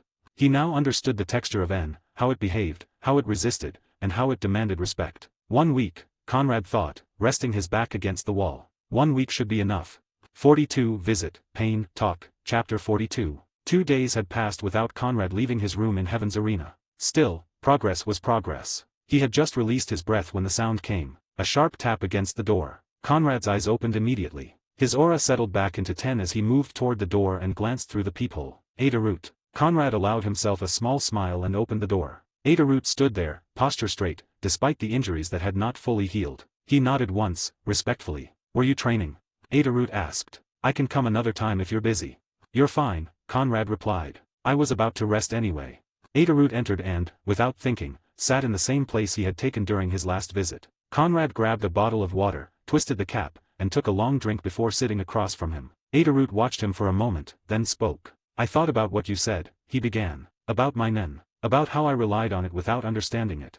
Conrad nodded but said nothing. I went back to basics, Adarut continued. 10. Ren. Kyo. Shu. I stopped trying to improve my ability and started improving myself instead. That's the correct order, Conrad said. Adarut exhaled slowly. I still want to use my bat, he said. It feels right. It's the one thing I never hesitate with. But I don't want to use the same ability anymore. Not that one. Conrad leaned back slightly. The one that stored pain from your right hand into the left glove, Conrad said. Adafruit nodded. At the time, I thought it was clever. Hurt myself, then return the pain multiplied. After your words, I realized something. I built my entire future on the idea that I would always be able to land hits. Silence filled the room. That's not a strategy you have made yourself, it is more of a hope. Adafruit gave a short, humorless laugh. I was a fool, he said. I thought power meant intensity. I never considered what would happen if someone refused to stand in front of me. You did consider it, Conrad replied. You just ignored the answer. People do it all the time. Adafruit looked up. Conrad met his gaze. You knew your weakness, Conrad said. But your ability rewarded you for pretending it didn't exist. Adafruit absorbed that quietly. I still want pain to be part of my nen, Adafruit said after a moment. Not just mine. Pain is something I understand. I grew up with it. I trained through it. I know how it changes people. That's fine, Conrad said. Pain is a valid theme, but themes don't replace structure. Adafruit frowned slightly. What do you mean? Your old ability had one condition, Conrad said. You hurt yourself for the pain to store aura on your left glove. That's not a real restriction for someone like you. You can tolerate it. That means the multiplier was weaker than you thought. Adart's eyes widened a fraction. If you want pain to matter, then pain needs to cost you something you value. Adafruit stayed silent, listening. Ask yourself this, Conrad said. What happens if you fail to land a hit? What happens if the fight drags on? What happens if you face someone faster again? Adafruit lowered his gaze. I die, he said. Then build an ability that acknowledges that, Conrad replied. Not one that pretends it won't happen. Adart's fingers tightened. I don't want to give up my bat, he said. You don't have to, Conrad answered. But stop treating it as a hammer. Treat it as a medium. Adafruit looked confused. A bat is not just for hitting, Conrad said. It has reach. You focused only on impact. That's why your nen followed the same path. Adart's breathing slowed as he thought. Pain doesn't need to be stored. Conrad continued. It can be delayed and also can be measured. Adafruit looked up sharply. Measured? Yes, Conrad said. Pain becomes powerful when it is inevitable, not explosive. The room fell quiet again. I won't design your ability for you, Conrad said. That would make it fragile. But I'll give you one piece of advice. Adafruit waited. Build something that still works, Conrad said, even when you can't swing your bat. 43, Aura Blast and Orbs, Chapter 43. After Adafruit left, Conrad did not stay in his room. He put on his coat, stepped into the hallway, and took the elevator down. He needed the orbs. According to the limits he had set for himself, they could not be too small or too large. Smaller than a human head, larger than a fist. Heavy enough to feel real. Conrad had already decided that mixing conjuration into the ability would weaken the structure. If the orbs were real objects from the start, the nen would only need to give them function, not existence. The fact that he was not a conjurer was also there, so he preferred to manipulate real orbs instead of conjuring orbs and then manipulating them. Also, the fact that he needed real orbs as objects also added power to the ability. The shop he found was not a big place, pretty ordinary actually. Just a metalworker's store near the lower levels of Heaven's Arena, the kind that sold weights, practice equipment, and custom steel parts for fighters if they needed anything. The place also took special commissions if anybody wanted more than standard things. The owner did not ask many questions. Conrad inspected several options before settling on 3 steel spheres. Each was slightly larger than an adult male's fist, evenly weighted. He paid without bargaining and carried them back himself. Once inside his room again, Conrad placed the 3 orbs on the floor in front of him. He sat cross-legged, rolled his shoulders once, and closed his eyes. He began by flowing aura over his hands, then letting it spill naturally onto the surface of the steel. He observed how the aura reacted. Conrad adjusted his output little by little. 10 first. Then Ren. Only after that did he begin shaping intent. The orbs were not being filled yet. That would come later. Right now, he was doing something more important, establishing ownership. Making sure his aura recognized the orbs as extensions of himself, not foreign objects. 2 hours passed like that. By the end, sweat had formed along his neck and back. When he opened his eyes, he reached out with his aura again. The response was immediate. 1 orb trembled, then another. A second later, all 3 lifted off the ground at the same time. They hovered a few inches above the floor, wobbling slightly as his control adjusted in real time. Conrad watched them. Good. This was the foundation he needed. Independent movement without direct contact. It was not that hard for him to accomplish because his training in terms of nen control and mastery was great. Not to mention, controlling objects with nen directly in line with his main category as a manipulator was pretty easy. He experimented briefly, moving 1 orb forward while keeping the other 2 still. Then rotating them slowly around his body. 3 or 4 days, Conrad thought. That should be enough. Enough to move them at combat speed. Enough to keep them stable under pressure. He lowered the orbs gently back to the floor and leaned against the wall, breathing out. The next step was more demanding. Filling the first orb. Aura Blast. Conrad already understood the theory. Emission at short range, condensed and released in a controlled burst. Most NEN users either made blasts too wide, wasting power. I need some emission training and need to be sure how to use my aura as a blast. Whatever I want to put in the orb for later use in a battle, I should be able to perform it. He knew that he needed to master the blast with his own body before encoding it into the orb. Otherwise, the program would be flawed from the start. Conrad stood up and moved to the center of the room. He raised one hand and let aura pool at his palm. He imagined compression and started manipulating his NEN according to his wishes. He stopped for a moment and then nodded. I should own a room that is big enough and protected for these tests. In no time, Conrad rented a room that he could train in at Heaven's Arena. The rent was cheap, nothing much, as Conrad was a Heaven's Arena fighter at level 200, and he only paid a simple fee for it. After entering the training area, he focused on the wall and closed his eyes for a moment and collected his aura in his hand and then first suppressed it as much as he could and then imagined blasting it towards the wall from his hands in an instant. When he released it, the blast cracked against the reinforced wall with an impact. The sound echoed briefly, then faded. Not bad. He repeated the process, adjusting angle and output. Each attempt refined his sense of timing. Too early, and the blast scattered. Too late, the aura amount was too much for him to keep a hold of. After several tries, Conrad nodded to himself. One day, he said, at most. Once he could reproduce the blast reliably, transferring it into the orb would be straightforward. After some training, he went back to his room to rest a little bit and made other plans. He said to himself within, in 15 days, everything will be ready, and on day 16, I will fight my next NEN battle in the arena to test it out as well as have more experience fighting against NEN users with different abilities. 44. New ability complete. Next battle of NEN, Chapter 44. For the next 15 days Conrad just kept on training. Conrad did not leave his room unless it was necessary. He left it when he needed to leave to go to the training grounds for training NEN applications. The 3 steel orbs no longer seemed foreign to him. By the 5th day, Conrad could move them without effort. They followed him through the room like obedient satellites. By the 7th day, he could move all 3 at once at combat speed without any problem. Only then did he allow himself to begin the true work. Aura Blast came first. He practiced the technique with his own body until the result was repeatable, then began imprinting the structure into the first orb. The process was slow and draining. It was not enough to pour aura into the orb. He had to shape intent and release into a fixed pattern. When the orb finally responded on its own, releasing a clean, short-range blast exactly as intended, Conrad ate and drank well that night. I am not that bad, he said to himself and kept on grinning. After Aura Blast, White Death or Ranged NEN Bullet followed. Unlike Aura Blast, this one required restraint rather than force.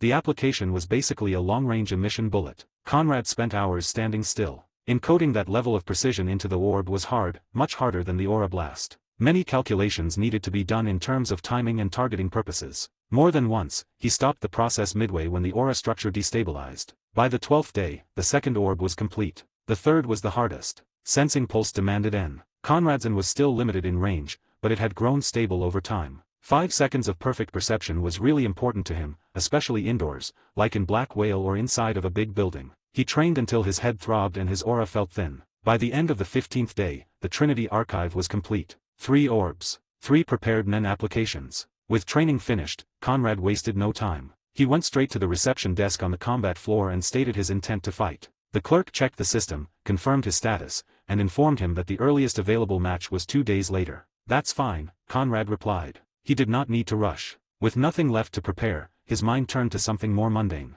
Money. After accounting for expenses for training materials, equipment, travel, and the cost of maintaining his training room, despite not being expensive, Conrad looked at his remaining funds at roughly 350 million, Jenny. And more importantly, he disliked the idea of relying on active income alone. So, during the waiting period, he went to a real estate office near the commercial district of Heaven's Arena. The building was modern. The agent assigned to him was polite. Conrad explained what he wanted. A hotel. Nothing extravagant. He also said to the agent that he did not have time to manage anything, so he needed an already running hotel that is managed by a company. After several hours of review, they found one that fit his criteria. A mid-sized hotel with steady occupancy, located near a transport hub. The management company had a solid reputation. The price was 100 million, Jenny. Conrad did not hesitate. When he first arrived at the floor hundreds, he was thinking of investing his money in some place from the start. He did not have time, but right now he has, and there is nothing to lose from not owning such a place. The terms were straightforward. The management company would continue operating the hotel as before. In exchange, Conrad would receive 90% of the net monthly profit. The remaining 10% would cover management fees. Projected income ranged from 2 to 5 million yen per month. When the contract was signed and the transfer completed. A foundation that would remain even if I am injured. Conrad thought. For an office worker from Earth like him to have a hotel, it felt like a dream. All that using Nen and supernatural powers, but the capability of buying a hotel has the same amount of satisfaction. As an ordinary income individual, he could never imagine owning a hotel by himself, so it was important to him. As he left the office, Conrad reflected on the contrast. 2 weeks ago, I fled Kaken under pressure from too many Nen users and military-level enemies. Now, with the new ability and more experience and capability to use Nen in different ways, I have more chance to complete the mission. Of course, Conrad knew that at this point, there was no need to go get the staff at all. He thought, in the world of Hunter x Hunter, if the power difference is not like a royal guard and human Nen users, fighting against a group of Nen users is always dangerous. Individually, fighting against Nen users was not hard, but as long as they have a mastermind, a group of 5 Nen users can easily create a plan that may take out a dangerous enemy and a Nen user they could not dream of taking on. 2 days remained before his next fight. He wanted to fight for real and was excited this time. 45, Conrad vs. Anissa, Chapter 45. The day of the battle arrived quietly. Conrad was seated on the floor of his room, legs crossed, breathing slowly. The screen on the wall flickered softly. A new profile appeared. Conrad opened his eyes and looked. His opponent was a woman this time. She was tall, with long hair that fell past her shoulders. Her posture in the still image was relaxed. But Conrad thought that she looked like someone who knew how to stand her ground. Her name was displayed beneath the image. Anissa Advai. Record, 5 wins 2 losses. Slightly better than Adarut. Conrad studied the screen for a few seconds longer, then reached out and closed the profile without opening the additional tabs. He ignored all of it. He had made this decision long ago, and he did not intend to break it now. In the real world, enemies did not announce themselves with detailed explanations of their abilities and their style of battle, as well as habits and many other things. Enemies in the real world did not give time to prepare counters tailored to them, at least in most cases. If Conrad wanted true experience in battle and to learn how to strategize in a battle like Biscuit said to Gon and Killua, he needed to learn how to read an opponent in real time and plan a combat strategy according to the opponent. 5 hours later, the battle will start. Conrad exhaled slowly. I should get started.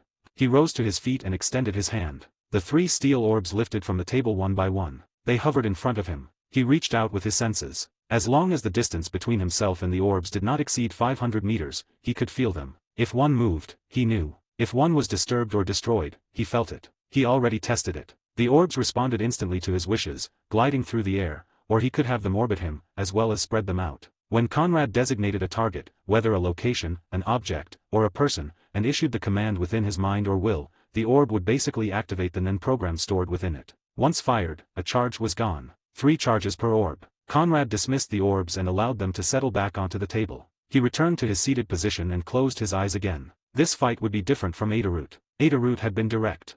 Basically, a Nen fighter that is accustomed to fighting opponents that like to fight in close combat, Yuvajin and Finks would be his preferred targets and enemies. Shulnark and Krollo-type Nen users, on the other hand, would clean him out with their intelligence.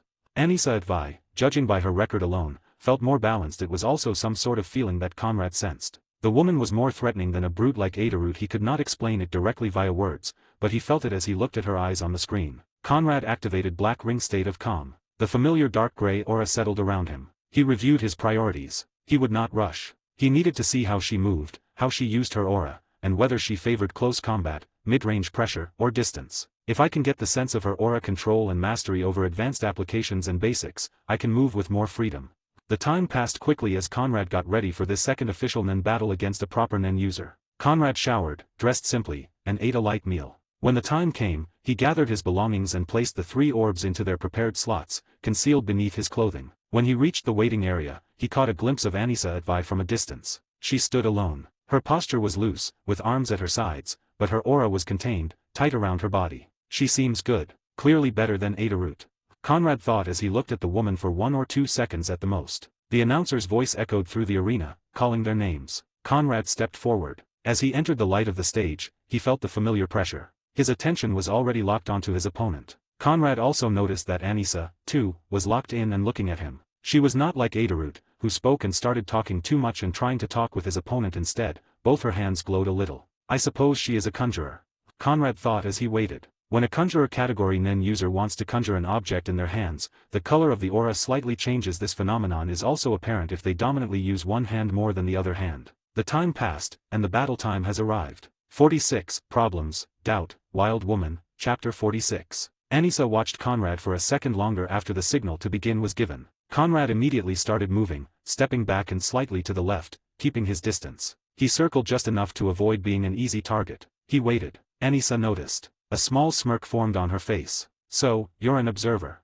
She tilted her head slightly. Not a dumb fighter like the others. You have no idea how others are like. It is astonishing to see that those people were able to learn Nen in the first place.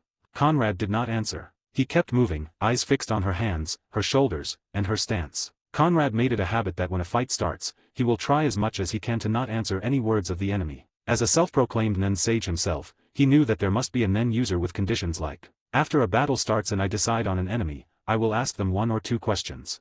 If they answer willingly in 1 minute, they will be 30% weaker against me from now on.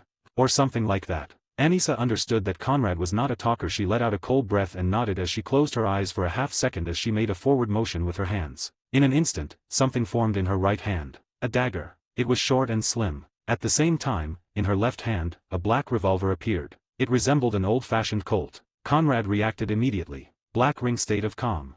The familiar sensation spread through him. He analyzed. A dagger. Red in color. Similar to Ben's knife, he thought. And a black revolver.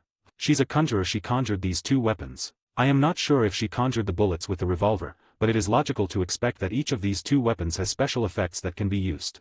He continued moving. These 2 could also be connected. They're not independent abilities. One is likely a condition for the other.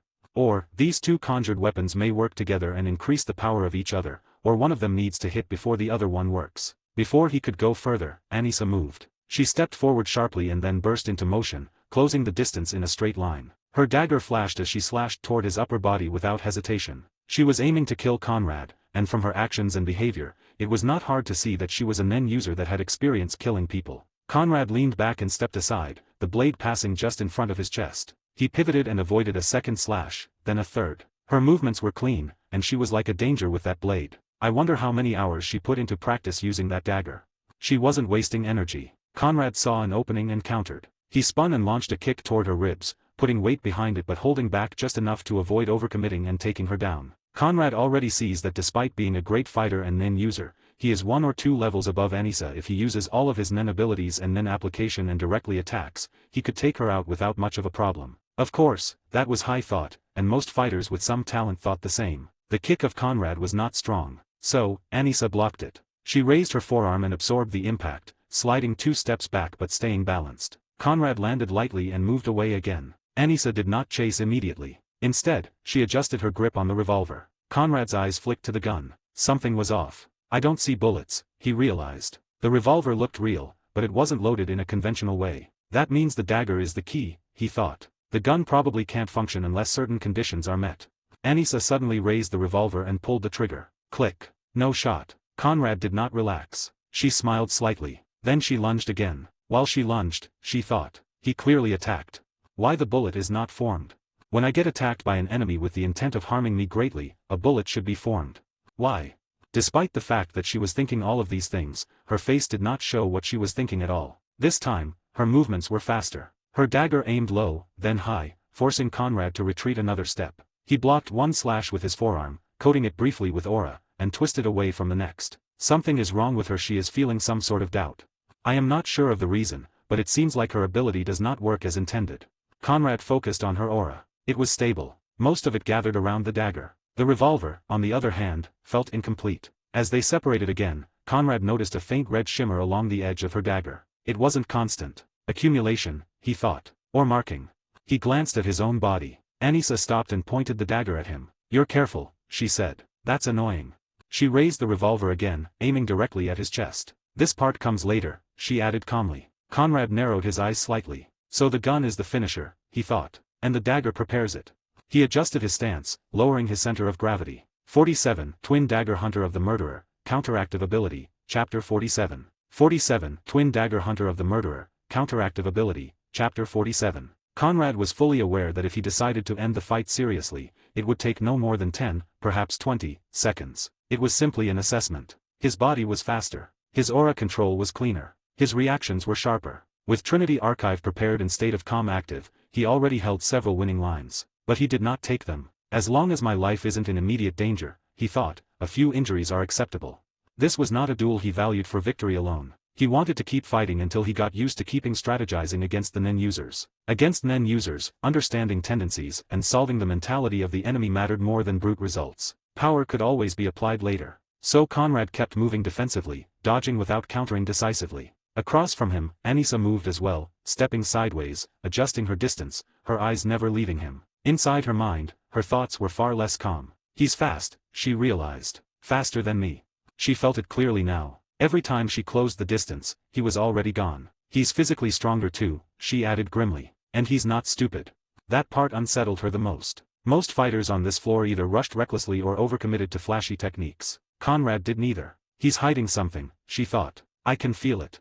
Her grip tightened slightly around the dagger. From the start of the battle, he never used anything that I could call an ability. Does that mean he does not have a Hatsu? She asked and then shook her head. No, he is too experienced in Nen control and mastery to not have Hatsu. Maybe he is already using it or does not think that he needs to use his Hatsu to win. Both are pretty bad to know and sad to see, she said to herself. I'm not sure if I can get to him at all. Anissa slowed her movements, abandoning the idea of forcing an exchange. Rushing would only feed his advantage. Instead, she began thinking seriously about how to deploy her ability. Her Nen ability was called Twin Dagger Hunter of the Murderer, a conjuration-type Hatsu. It allowed her to conjure two weapons simultaneously, each bound by a shared system of conditions. The first was the red dagger. The second was the black revolver. Red dagger could be used without any conditions or anything, but black revolver needed to fulfill some conditions to work. Especially if the second ability of red dagger, marking, was complete, the real power of the black revolver surfaces the ground. The red dagger was her close combat weapon. On the surface, it seemed a sharp blade, but its true function went deeper. Each successful strike with the red dagger increased Anissa's overall combat performance. Her physical output sharpened slightly. Not dramatically due to her being a Conjurer Nen user, not an enhancer, but still enough to make a difference. More importantly, the second function of the dagger applied a mark. It is the reason why it was called Twin Dagger. The moment the blade caused real damage that drew blood, the marking process began. It was invisible to normal eyes and even difficult to perceive through Gyo unless one knew what to look for. The mark was not instant. It grew with time and more damage to the enemy. Each wound fed it, strengthening and stabilizing the process. Once sufficient damage had been dealt, the mark would complete itself exactly 1 minute after the first qualifying injury. When that happened, the mark transferred from the enemy's body to the black revolver. Once the process started, time did the rest. The black revolver was the finisher. On its own, it was incomplete. It could not fire lethal rounds freely. It required conditions, very specific ones. To conjure a bullet capable of piercing or breaking down most Nen defenses, Anissa needed one final trigger. The enemy had to attack her with clear intent to kill. But genuine murderous intent. It was a counteractive conjuration condition. The more decisive and lethal the enemy's intent, the stronger the bullet became. If the enemy had already been marked by the red dagger, the outcome was almost guaranteed. Once both conditions were met, a completed mark and a killing intent-filled strike against to Anissa, the bullet formed instantly, dense with aura, optimized solely for murder. At that point, escaping was nearly impossible. Anissa can also use this ability to keep tabs on her enemies. If he marks a target with her dagger and then gets attacked by the target with killing intent behind it, a bullet with mark specialized for that target is created. She then could always conjure the black revolver and shoot the bullet into the air, and then the bullet will find its target with 100% accuracy as long as the enemy is not far away, like continental distances. Anissa believed in her ability deeply. Against most Nen users, it was devastating. But Conrad, he hadn't bled. And he hadn't attacked with killing intent. Not even once. As Anissa moved slowly to the side, testing angles, Conrad mirrored her without effort. His breathing remained steady. His aura stayed tightly controlled. He knows, she thought suddenly. I also think that he does not take the battle seriously. He is more like in a training mock battle than a real Nen battle. That is a problem. Not the specifics, but the structure. He knows this is a staged ability. Her eyes flicked briefly to his hands. Empty, relaxed, ready. He's not giving me what I need.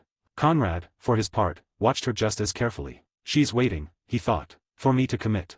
He had already pieced together most of it. A preparatory weapon and an execution weapon, he reasoned. She needs to damage me first. I am still not sure about the black revolver, but it must have some sort of condition to be usable against me. As I can see, she wants to use it but cannot. His lips twitched faintly. A clever design, he admitted. And Conrad did not fight the way her ability expected him to. He shifted his stance slightly. I've seen enough, he thought. 48. Ending the Fight, Absolute Power, Chapter 48. After Conrad decided there was no longer any reason to continue, the fight lost its meaning for him. He had already seen enough. Anissa's ability was complete and dangerous under the right conditions. It was the kind of Nen that punished recklessness. Conrad understood it. There was no need to think further about Anissa, her weapons, or her plan. The gap between them was no longer about talent or creativity. It was fundamental. Conrad could not help but think. Maybe what I feel is the reason why Phantom Troop members felt when they were fighting against the Shadow Beasts or hunting the Hyliai family members. In a sense, both of these groups of Nin users, one group just has a lot of experience and too much of a Nin mastery, they do not seem to be scared of the abilities of the enemy. Conrad nodded at what he thought and then went on. She relied on her ability to bridge weaknesses. He relied on mastery of Nin and also his physical capability. That difference in mindset alone decided the outcome. Good, Conrad thought quietly. He stepped back once. There was no killing intent in his aura. Then he spoke, his voice clear and even. I'll tell you why you've already lost. Anissa smirked, though tension flickered in her eyes. She kept moving. She knew the situation was bad. If Conrad refused to attack with killing intent, the black revolver was useless. If she failed to mark him properly with the red dagger, the ability could not reach its final stage, which meant only one option remained: close combat. It was irrational. She knew it. Charging someone faster and stronger, someone who had been controlling the entire pace, made little sense. But she had no other choice. In a strange way, Anissa herself began to feel it from within. This no longer felt like a real battle. It felt like she was being examined and observed. She felt that Conrad was using her to train and did not take her seriously from the start. That is why he never had a killing intent, which blocked her ability, as the ability itself was a counteractive ability with the prerequisite of killing intent from the enemy or the opponent. Conrad stepped closer while she thought. Anissa reacted instantly, slashing with the red dagger. Conrad pulled back just enough for the blade to miss, the edge cutting nothing but air. He did not counter. And then he smirked. It was small, almost unnoticeable, but Anissa saw it. For a fraction of a second, confusion crossed her mind. Why? She never finished the thought. A massive impact struck her from behind. It felt like being hit by a sledgehammer made of pure force. The blow landed on the left side of her back, just behind the ribs. A small hole formed in the arena floor as she was launched forward, her body skidding and tumbling before coming to a stop. The blood started dripping on the ground from the wound. Pain exploded through her body. Not life-threatening for a Nen user, but more than enough to finish a battle. At this point, such an injury in a real life-and-death scenario would mean that Anissa had no way to fight back, and the battle is no longer a battle but an execution. Her weapons dissolved as her concentration broke. Conrad stood several meters away, one of his orbs slowly drifting back into position near his shoulder, its surface faintly warm. It seems like when a concentration and ability to keep themselves in check vanish, a conjurer loses the ability to keep the object or the thing they conjured existing. It is good knowledge, also in line with Hisoka telling Castro that mental stability is really important if one wants to keep their conjured figure or object from ceasing to exist. Conrad also believed he did the right thing by not trying to conjure the orbs, not to mention, as a real conjurer and manipulator, it would be almost impossible for him to keep the orbs existent if he got injured and his mental stability was compromised. Of course, such a thing may be blocked by the black ring state of calm, but he did not want to risk it. Anissa lay on the ground, chest rising and falling heavily. She understood immediately what had happened. He had ended the fight the moment he chose to. Slowly, she raised one hand. "I give up," she said, turning her head slightly toward the referee. The referee nodded without hesitation. "The winner is Conrad." The announcement echoed through the arena. She hadn't lost because her ability was weak. She had lost because her opponent was simply on a different level in terms of Nen mastery and everything she knew of. If the pure difference in absolute power is too much, experience and other things do not matter in a direct confrontation. Conrad turned away, already deactivating state of calm. It had been enough. And that, to him, was the point. 49. Mindset of the People, Mindset of Death, Chapter 49. As Conrad turned to leave the arena floor, the noise of footsteps multiplied behind him. Staff from Heaven's Arena rushed in, stretchers and medical equipment in hand, surrounding Anissa as they began tending to her wounds. Propped slightly on one elbow while a medic examined the damage to her back, Anissa watched Conrad's figure. Before he could step beyond the line to leave the arena, she spoke. "Why, were you not intending to kill while fighting?" Conrad stopped. For a brief moment, the arena noise seemed to fade. He turned his head just enough to look back at her. What he felt surprised even himself. Sadness. Not because she was injured. This world was full of wounded people, and her injuries would heal. No, what saddened him was her question. Her assumption was that killing intent was the default, that a fight only held meaning if death hovered over it. As Conrad continued to live in the world of Hunter x Hunter, he began to notice something profound. On Earth, violence was distant for most people. Here, it was ordinary even for most of the people. People looked human, spoke human languages, and laughed and dreamed like humans, but the world itself was harsher. Everyday life carried the constant presence of death. Killing to live, living while expecting to be killed. I need to change my mindset about the people here. Earth has its pretty fucked up places, but this world and the mindset of these people are much harsher and more unforgiving than people from Earth. Survival of the fittest wasn't a philosophy here, it was just the way the people lived. Who knows, maybe it was the same on Earth, but Conrad did not experience such things back on Earth. Yeah, it was true he was an orphan, but his situation was not rare, and despite being an orphan, other than some minor problems and bullying, he did not have problems, and when he became an adult, he lived like all other people. He fought 1 or 2 times in high school and had some bill and monetary problems, but that was the extent of his problems. Compared to people who lived in Hunter x Hunter, it seems like what he had gone through and lived was nothing, which also made him who he is and shaped his thought process and perspective on many other things in life. Conrad turned fully toward her. I could have, but we're here, in this arena. I have no personal problem with you other than you being my opponent. There's no reason for me to attack with the intent to kill, and no reason for me to want you dead.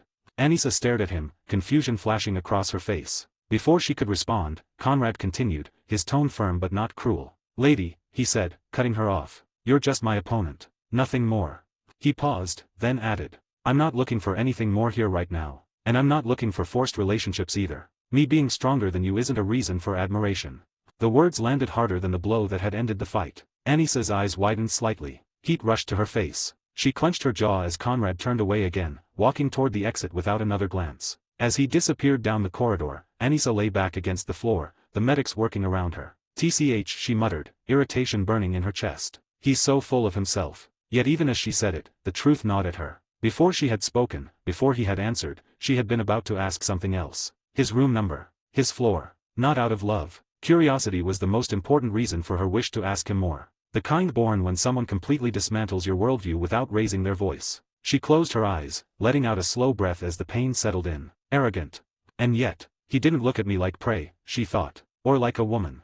He had looked at her like a problem already solved. That realization hurt more than the injury. Above the arena, Conrad walked through corridors of Heaven's arena, hands in his pockets. Conrad returned to his room not long after the battle. He walked to the table and carefully placed the 3 orbs side by side. At the last second the whole eye opened on Anissa was white death.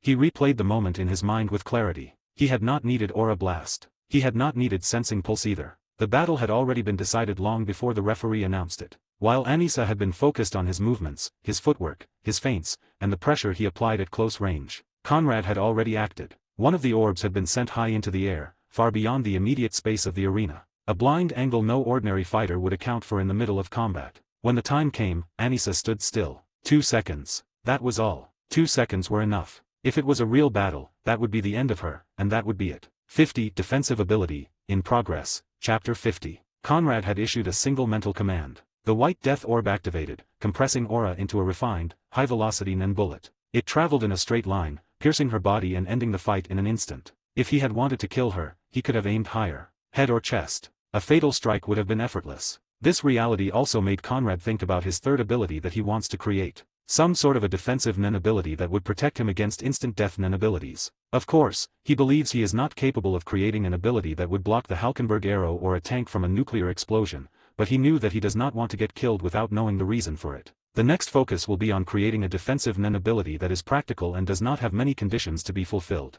Or, more conditions but easy to fulfill and remain passively active. Something similar to Black Ring, an ability that would not cost much of Nen to keep but will provide clear protection against Nen and physical attacks.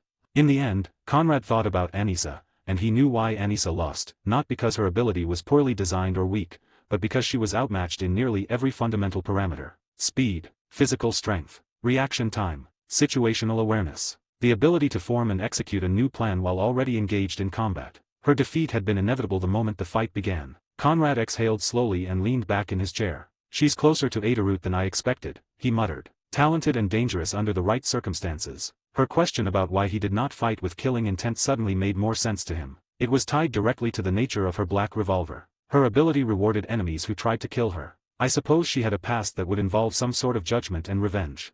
She really feels hatred towards the people who could kill without a second thought. Her hatred and views on judgment of those people empower Black Revolver to the highest degree. It is a known fact that Nen respond to emotional stimuli to the highest degree. Conrad could not help but think that if Black Revolver were to be active and conditions were fulfilled, he would have no way to stop such an ability at this stage. He did not know for sure, but he knew that he would be moderately injured at the best scenario. In real battles, against reckless or bloodthirsty opponents, that condition could turn her into a nightmare. But Heaven's Arena was not a battlefield. It was a controlled environment. A Nen user who relied on their opponent's intent to activate their strongest ability was vulnerable to someone who refused to give it. A Nen user must always assume there are countless ways to fight. And talented ones are rarely simple thinkers. He stood and went to the bathroom, letting the hot water wash away the lingering sweat. When he finished, he dried off, changed, and ordered food to his room. As he ate, he analyzed the battle from start to finish. His orb control had been stable. The activation delay had been acceptable. Most importantly, his decision-making under pressure had been sound. There were no unnecessary risks, he concluded. That's good. Still, he was not satisfied. At this point, he said to himself, setting the utensils aside, I need 2 or 3 more battles here. Against stronger opponents. More dangerous ones. Without feeling overwhelmed, at least in the sense of having a logical hard time, I cannot test my abilities further. The fact that I know that the enemy is weaker than me is not a good thing to get used to. In the end, it would be the same as having a tiny needle that Illumi placed on Killua to escape when he feels he encounters a powerful enemy.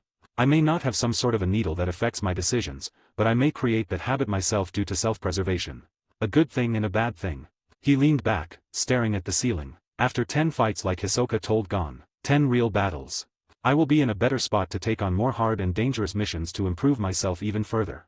To sharpen himself further, he would need real missions. Real enemies. Situations where hesitation meant death. I may go and take the hunter exam, he murmured. The thought had been forming for a while now. I still have time. Next year that's when the exam that aligns with the series timeline begins. The exam where Hisoka killed an examiner and was disqualified must be this year, at least that's what he remembers from Tonpa when he introduced Hisoka to Gon, Kurapika, and Rio. Conrad opened his eyes slowly. He was always alert in Heaven's arena, especially when moving through public spaces. Hisoka was a fighter here too. A predator who enjoyed dangerous games. Commonly known as a fruit farmer, letting the potential-filled people grow and then dueling them to feel alive. Conrad trusted his abilities. He did not trust himself to face a maniac. Not yet. Not at my current level, he admitted. Hisoka was not just strong. He was a battle genius, someone who thrived in uncertainty and turned even disadvantages into entertainment. Fighting him now would be gambling with his life for no real benefit. He believed that 99% of the time he would think that he was about to win and then lose because of some sort of way that he did not expect. Conrad stood and looked once more at the 3 orbs resting quietly on the table. Hi guys. I made a paid service in Telegram where you will find a great collection of fanfiction audiobooks organized and regularly updated. What you get? An unlimited access to the full audiobook library. New fanfiction audiobooks added regularly. You can play audios directly from Telegram anytime. Joining our service is available through a monthly subscription of $5. You can pay using PayPal or Ko-fi. So what are you waiting for? Send me a message on Telegram or Discord. I will provide the payment details. After the payment is confirmed, you will receive access to the private Telegram channel containing all audiobooks. If you enjoy fanfiction and prefer listening instead of reading, this library is made for you. Message me anytime to join.